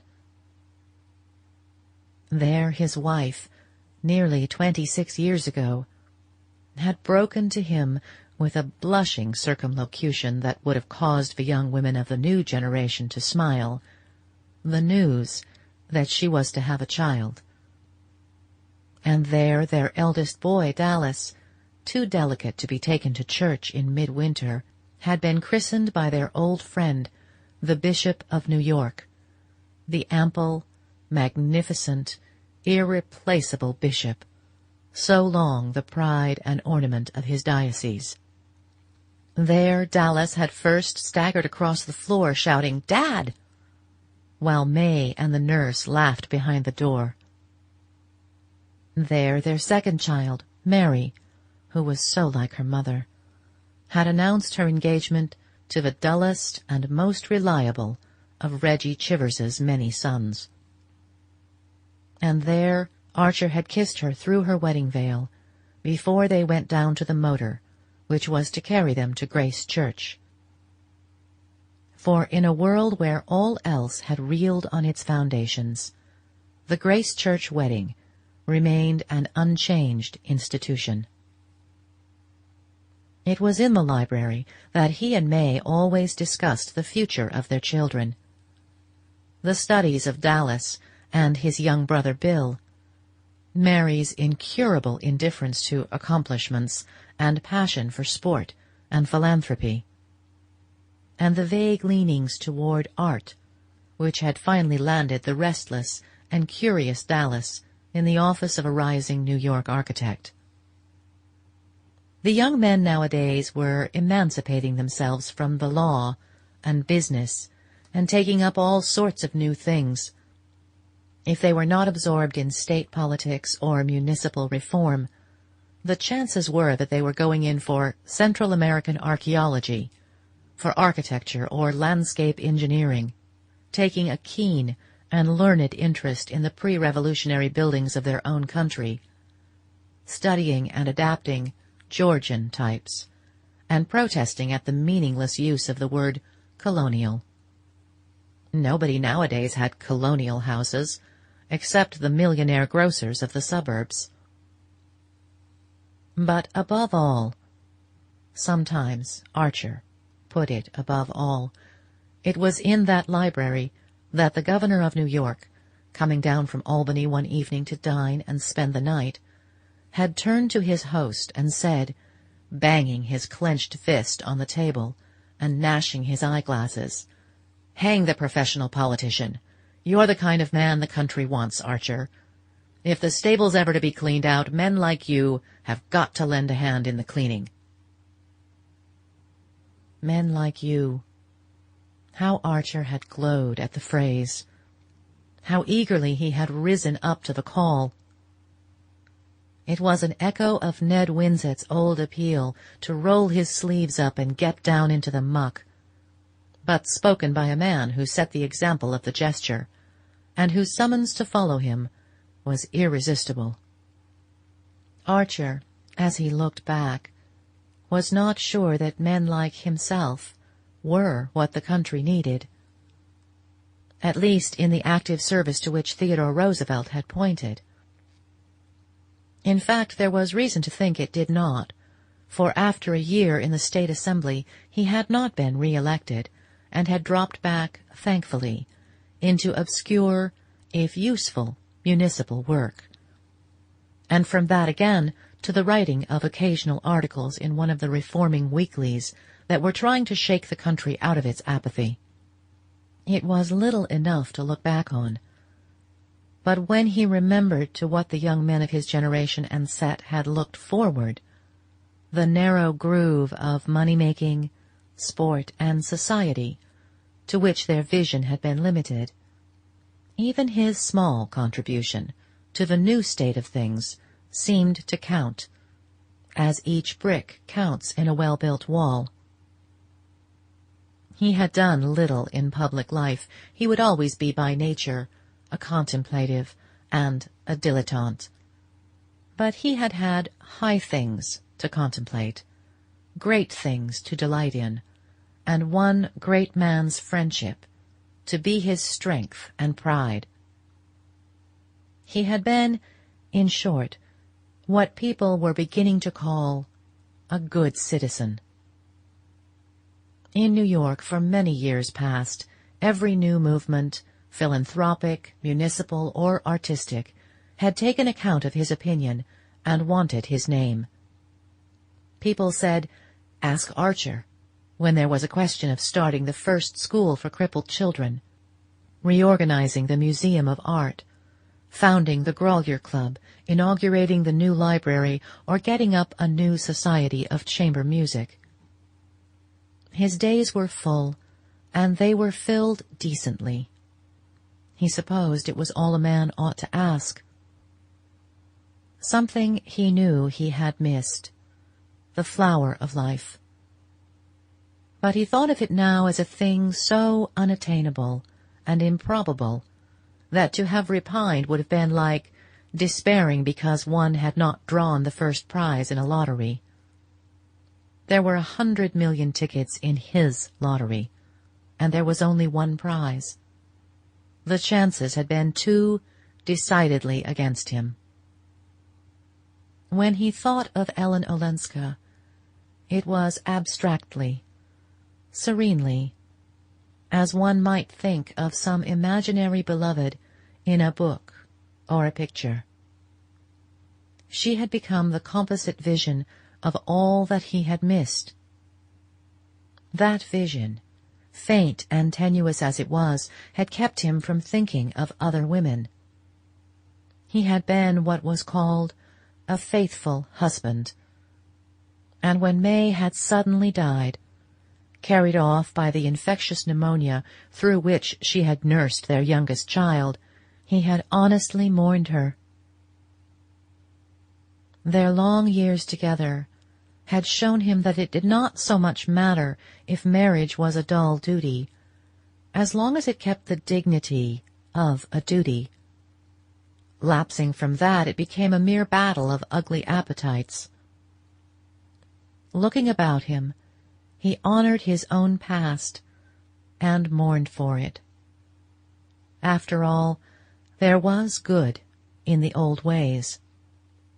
His eyes making the round of the room, done over by Dallas with English mezzotints, Chippendale cabinets, bits of chosen blue and white and pleasantly shaded electric lamps, came back to the old Eastlake writing table that he had never been willing to banish, and to his first photograph of May, which still kept its place beside his inkstand. There she was, tall, round-bosomed and willowy, in her starched muslin and flapping leghorn, as he had seen her under the orange trees in the Mission garden. And as he had seen her that day, so she had remained. Never quite at the same height, yet never far below it, generous, faithful, unwearied, but so lacking in imagination, so incapable of growth, that the world of her youth had fallen into pieces and rebuilt itself without her ever being conscious of the change. This hard, bright blindness had kept her immediate horizon apparently unaltered. Her incapacity to recognize change made her children conceal their views from her, as Archer concealed his. There had been, from the first, a joint pretense of sameness, a kind of innocent family hypocrisy in which father and children had unconsciously collaborated. and she had died, thinking the world a good place, full of loving and harmonious households like her own, and resigned to leave it because she was convinced that, whatever happened, Newland would continue to inculcate in Dallas the same principles and prejudices which had shaped his parents' lives, and that Dallas, in turn, when Newland followed her, would transmit the sacred trust to little Bill. And of Mary she was sure as of her own self. So, having snatched little Bill from the grave and given her life in the effort, she went contentedly to her place in the Archer vault in St. Mark's, where Mrs. Archer already lay safe from the terrifying trend of which her daughter-in-law had never even become aware of. Opposite May's portrait stood one of her daughter. Mary Chivers was as tall and fair as her mother, but large-waisted, flat-chested, and slightly slouching, as the altered fashion required. Mary Chivers's mighty feats of athleticism could not have been performed with the 20-inch waist that May Archer's azure sash so easily spanned. And the difference seemed symbolic. The mother's life had been as closely girt as her figure. Mary, who was no less conventional and no more intelligent, yet led a larger life and held more tolerant views. There was good in the new order, too. The telephone clicked, and Archer, turning from the photographs, unhooked the transmitter at his elbow. How far they were from the days when the legs of the brass-buttoned messenger boy had been New York's only means of quick communication. "Chicago wants you." Ah, it must be a long distance from Dallas, who had been sent to Chicago by his firm to talk over the plan of the lakeside palace they were to build for a young millionaire with ideas. The firm always sent Dallas on such errands. "Hello, Dad." "Yes, Dallas. I say, how do you feel about sailing on Wednesday?" "Mauritania." "Yes, next Wednesday, as ever is.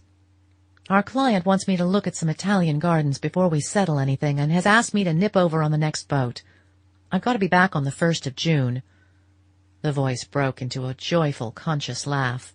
"So we must look alive. I say, Dad, I want your help. Do come." Dallas seemed to be speaking in the room. The voice was as nearby and natural as if he had been lounging in his favorite armchair by the fire.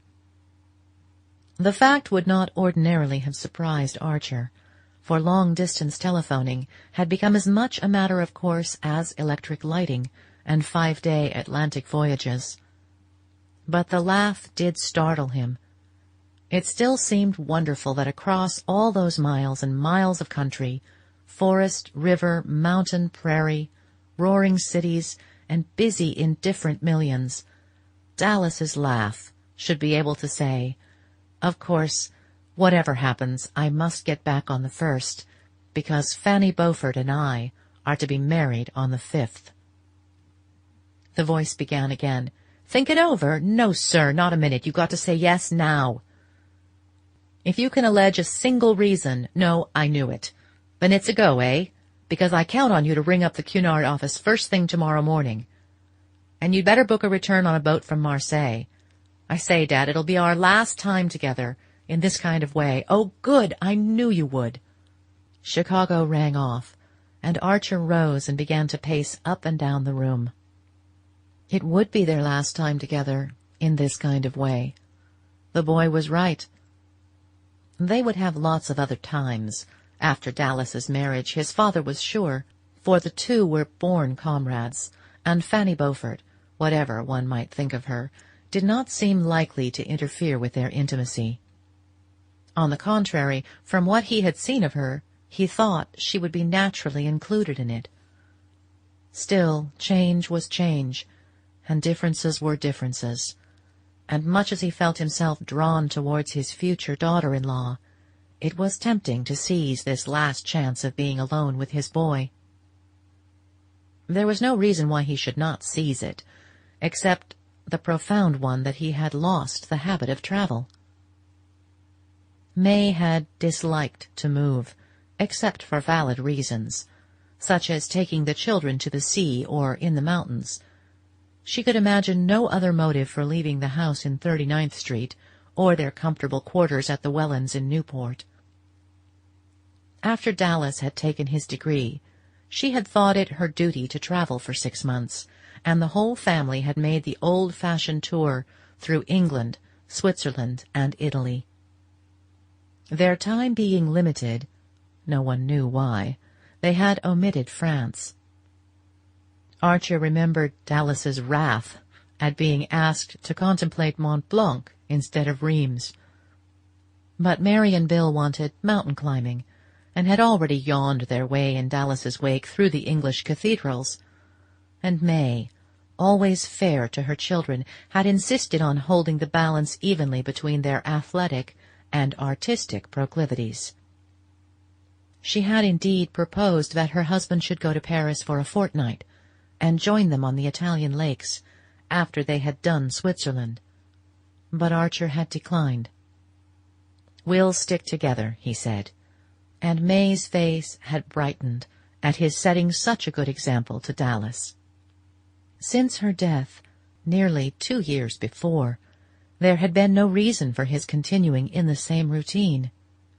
His children had urged him to travel. Mary Chivers had felt sure it would do him good to go abroad and see the galleries. The very mysteriousness of such a cure made her the more confident of its efficacy. But Archer had found himself held fast by habit, by memories, by a sudden, startled shrinking from new things. Now, as he reviewed his past, he saw into what a deep rut he had sunk. The worst of doing one's duty was that it apparently unfitted one for doing anything else. At least, that was the view that the men of his generation had taken. The trenchant divisions between right and wrong, honest and dishonest, respectable and the reverse, had left so little scope for the unforeseen. There are moments when a man's imagination, so easily subdued to what it lives in, suddenly rises above its daily level and surveys the long windings of destiny. Archer hung there and wondered. What was left of the little world he had grown up in, and whose standards had bent and bound him? He remembered a sneering prophecy of poor Lawrence Lefferts, uttered years ago in that very room. "If things go on at this rate, our children will be marrying Beaufort's bastards." It was just what Archer's eldest son, the pride of his life, was doing, and nobody wondered or reproved. Even the boy's Aunt Janey, who still looked so exactly as she used to in her elderly youth, had taken her mother's emeralds and seed pearls out of their pink cotton wool and carried them with her own twitching hands to the future bride. And Fanny Beaufort, instead of looking disappointed at not receiving a set from a Paris jeweler, had exclaimed at their old-fashioned beauty, and declared that when she wore them she should feel like an Isabey miniature. Fanny Beaufort, who had appeared in New York at 18, after the death of her parents, had won its heart, much as Madame Olenska had won it 30 years earlier. Only instead of being distrustful and afraid of her, society took her joyfully for granted. She was pretty, amusing, and accomplished. What more did anyone want? Nobody was narrow-minded enough to rake up against her the half-forgotten facets of her father's past and her own origin. Only the older people remembered so obscure an incident in the business life of New York as Beaufort's failure, or the fact that after his wife's death he had been quietly married to the notorious Fanny Ring, and had left the country with his new wife and a little girl who inherited her beauty. He was subsequently heard of in Constantinople, then in Russia, and a dozen years later American travelers were handsomely entertained by him in Buenos Aires, where he represented a large insurance agency. He and his wife died there, in an odor of prosperity, and one day their orphan daughter had appeared in New York in charge of May Archer's sister-in-law, Mrs. Jack Welland, whose husband had been appointed the girl's guardian. The fact threw her into almost cousinly relationship with Newland Archer's children, and nobody was surprised when Dallas's engagement was announced. Nothing could more clearly give the measure of the distance that the world had traveled. People nowadays were too busy with reforms and movements, with fads and fetishes and frivolities, to bother much about their neighbors. And of what account was anybody's past in the huge kaleidoscope where all the social atoms spun around on the same plane? Newland Archer, looking out of his hotel window at the stately gaiety of the Paris streets, felt his heart beating with the confusion and eagerness of youth. It was long since it had thus plunged and reared under his widening waistcoat, leaving him the next minute with an empty breast and hot temples. He wondered if it was thus that his sons conducted itself in the presence of Miss Fanny Beaufort, and decided that it was not. It functions as actively, no doubt, but the rhythm is different, he reflected, recalling the cool composure with which the young man had announced his engagement, and taken for granted that his family would approve. The difference is that these young people take it for granted that they're going to get whatever they want, and that we almost took it for granted that we shouldn't. Only, I wonder, the thing one's so certain of in advance, can it ever make one's heart beat as wildly? It was the day after their arrival in Paris, and the spring sunshine held Archer in his open window, above the wide, silvery prospect of Place Vendôme. One of the things he had stipulated, almost the only one, when he had agreed to come abroad with Dallas, was that in Paris he shouldn't be made to go to one of the newfangled palaces. "Oh, all right, of course," Dallas good-naturedly agreed. "I'll take you to some jolly old-fashioned place, the Bristol, say," leaving his father speechless at hearing that the century-long home of kings and emperors was now spoken of as an old-fashioned inn, where one went for its quaint inconveniences and lingering local color. Archer had pictured often enough, in the first impatient years, the scene of his return to Paris. Then the personal vision had faded, and he had simply tried to see the city as the setting of Madame Olenska's life. Sitting alone at night, in his library, after the household had gone to bed, he had evoked the radiant outbreak of spring down the avenues of horse-chestnuts, the flowers and statues in the public gardens, the whiff of lilacs from the flower carts, the majestic roll of the river under the great bridges, and the life of art and study and pleasure that filled each mighty artery to bursting. Now the spectacle was before him in its glory, and as he looked out on it he felt shy, old-fashioned, inadequate, a mere grey speck of a man compared with the ruthless, magnificent fellow he had dreamed of being. Dallas's hand came down cheerily on his shoulder. "Hello, Father, this is something like it, isn't it?" They stood for a while, looking out in silence, and the young man continued, "Oh, by the way, I've got a message for you. The Countess Olenska expects us both at 5:30. He said it lightly, carelessly, as he might have imparted any casual item of information, such as the hour at which their train was to leave for Florence the next evening. Archer looked at him and thought he saw in his gay young eyes a gleam of his great-grandmother Mingott's malice.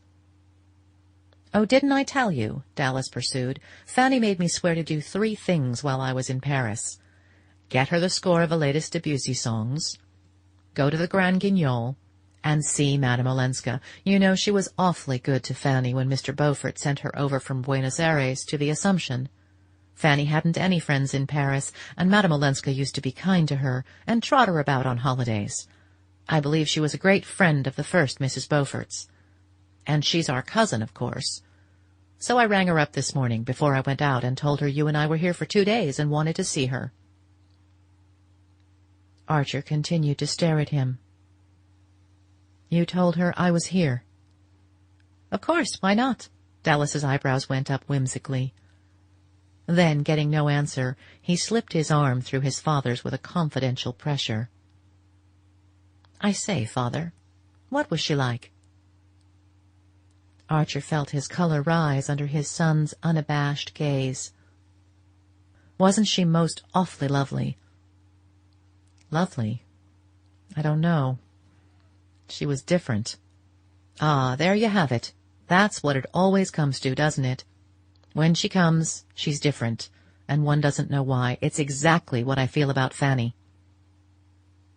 His father drew back a step, releasing his arm. "About Fanny? But, my dear fellow, I should hope so. Only I don't see—" "Dash it, Dad, don't be prehistoric. Wasn't she, once, your Fanny?" Dallas belonged, body and soul, to the new generation. He was the firstborn of Newland and May Archer, yet it had never been possible to inculcate in him even the rudiments of reserve. "What's the use of making mysteries? It only makes people want to nose 'em out," he always objected when enjoined to discretion. But Archer, meeting his eyes, saw the filial light under their banter. "My Fanny? Well, the woman you'd have chucked everything for, only you didn't," continued his surprising son. "I didn't," echoed Archer with a kind of solemnity. "No, you date, you see, dear old boy, but Mother said—" "Your mother?" "Yes, the day before she died. It was when she sent for me alone, you remember. She said she knew we were safe with you and always would be, because once, when she asked you to, you'd given up the thing you most wanted."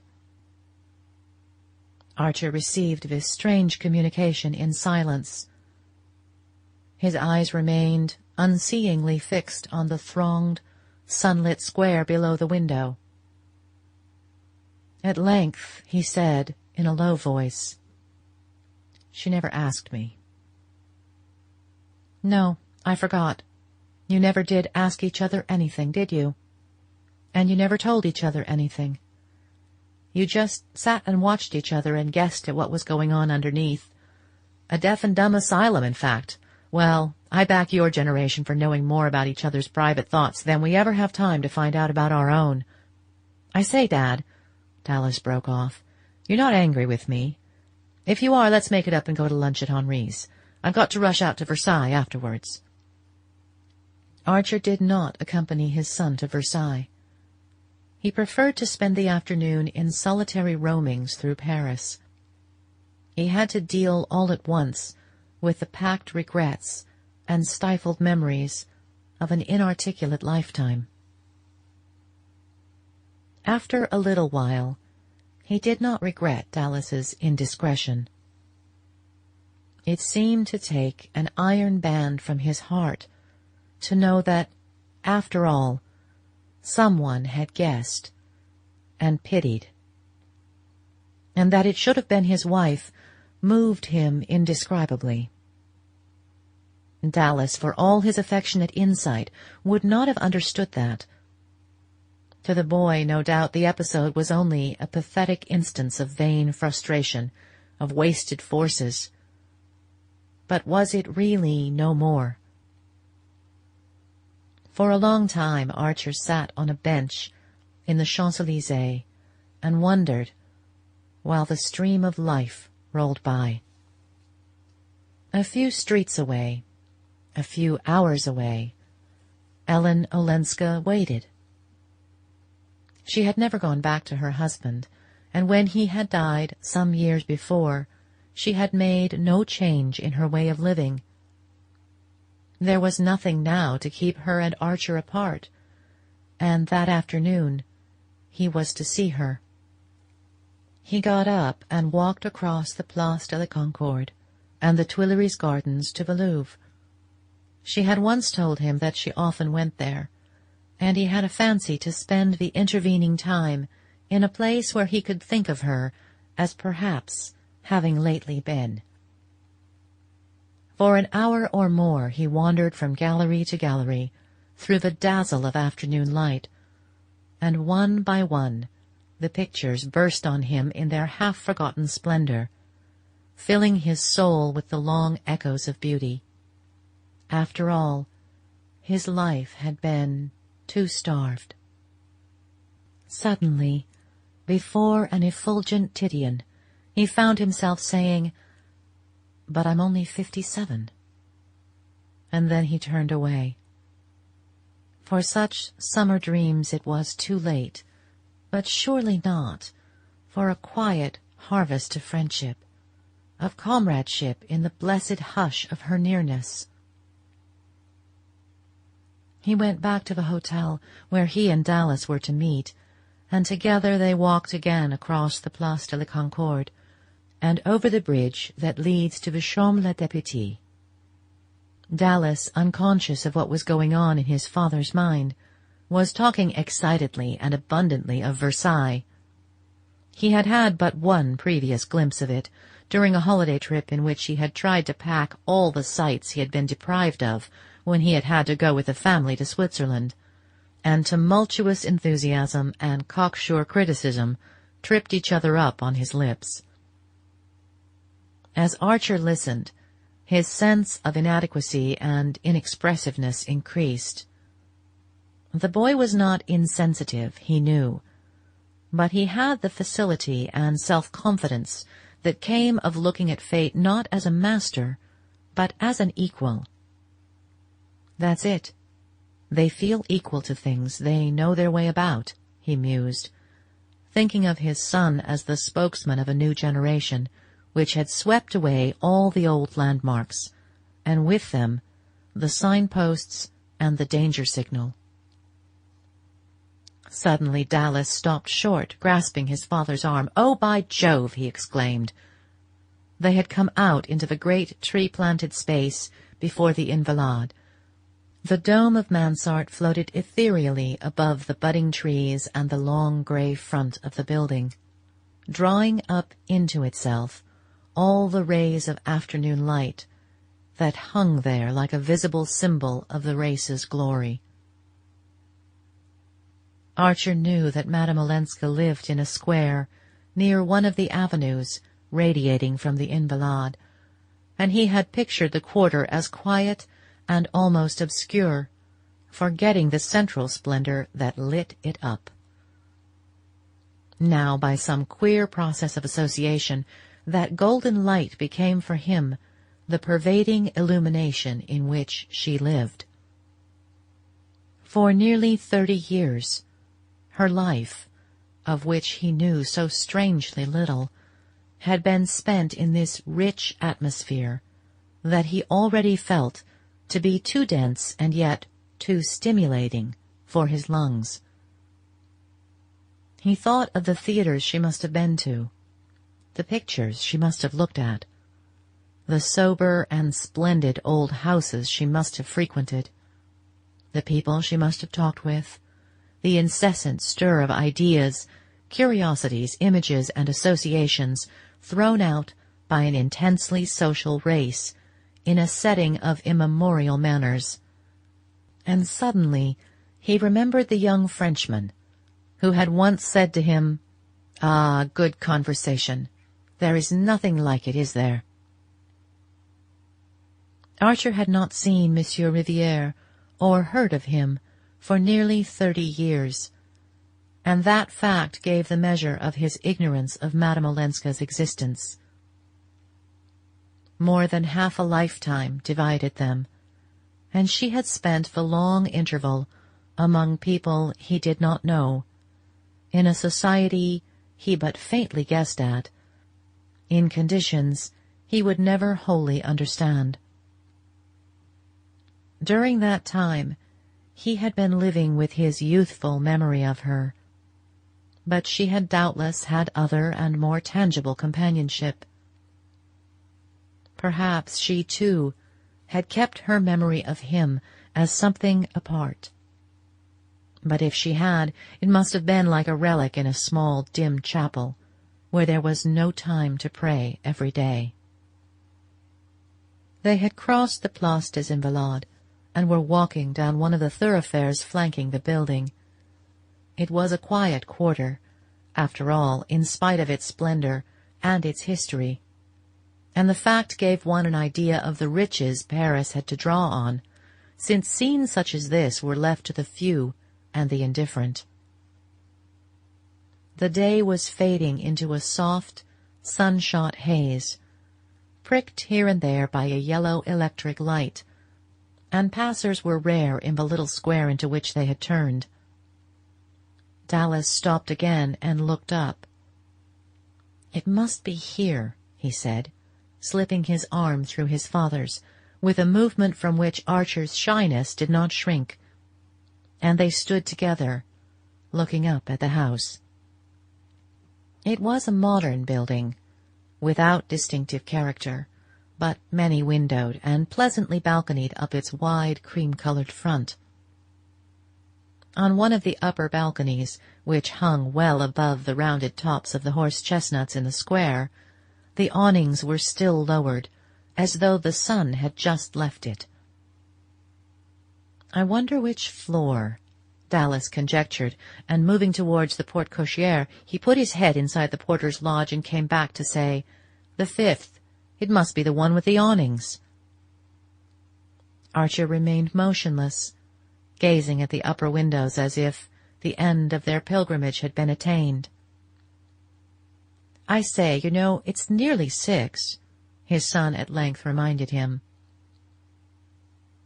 The father glanced away at an empty bench under the trees. "I believe I'll sit there a moment," he said. "Why, aren't you well?" his son exclaimed. "Oh, perfectly. But I should like you, please, to go up without me." Dallas paused before him, visibly bewildered. "But I say, Dad, do you mean you won't come up at all?" "I don't know," said Archer slowly. "If you don't, she won't understand." "Go, my boy. Perhaps I shall follow you." Dallas gave him a long look through the twilight. "But what on earth shall I say?" "My dear fellow, don't you always know what to say?" his father rejoined with a smile. "Very well, I shall say you're old-fashioned and prefer walking up the 5 flights because you don't like lifts." His father smiled again. "Say I'm old-fashioned. That's enough." Dallas looked at him again, and then, with an incredulous gesture, passed out of sight under the vaulted doorway. Archer sat down on the bench and continued to gaze at the awninged balcony. He calculated the time it would take his son to be carried up in the lift on the 5th floor, to ring the bell, and be admitted to the hall, and then ushered into the drawing-room. He pictured Dallas entering that room with his quick, assured step and high, delightful smile, and wondered if the people were right who said that his boy took after him. Then he tried to see the persons already in the room, for probably at that sociable hour there would be more than one, and among them a dark lady, pale and dark, who would look up quickly, half rise, and hold out a long, thin hand with 3 rings on it. He thought she would be sitting in a sofa corner near the fire, with azaleas banked behind her on a table. "It's more real to me here than if I went up," he suddenly heard himself say, and the fear lest that last shadow of reality should lose its edge kept him rooted to his seat as the minutes succeeded each other. He sat for a long time on the bench in the thickening dusk, his eyes never turning from the balcony. At length a light shone through the windows, and a moment later a manservant came out on the balcony, drew up the awnings, and closed the shutters. At that, as if it had been the signal he waited for, Newland Archer got up slowly and walked back alone to his hotel.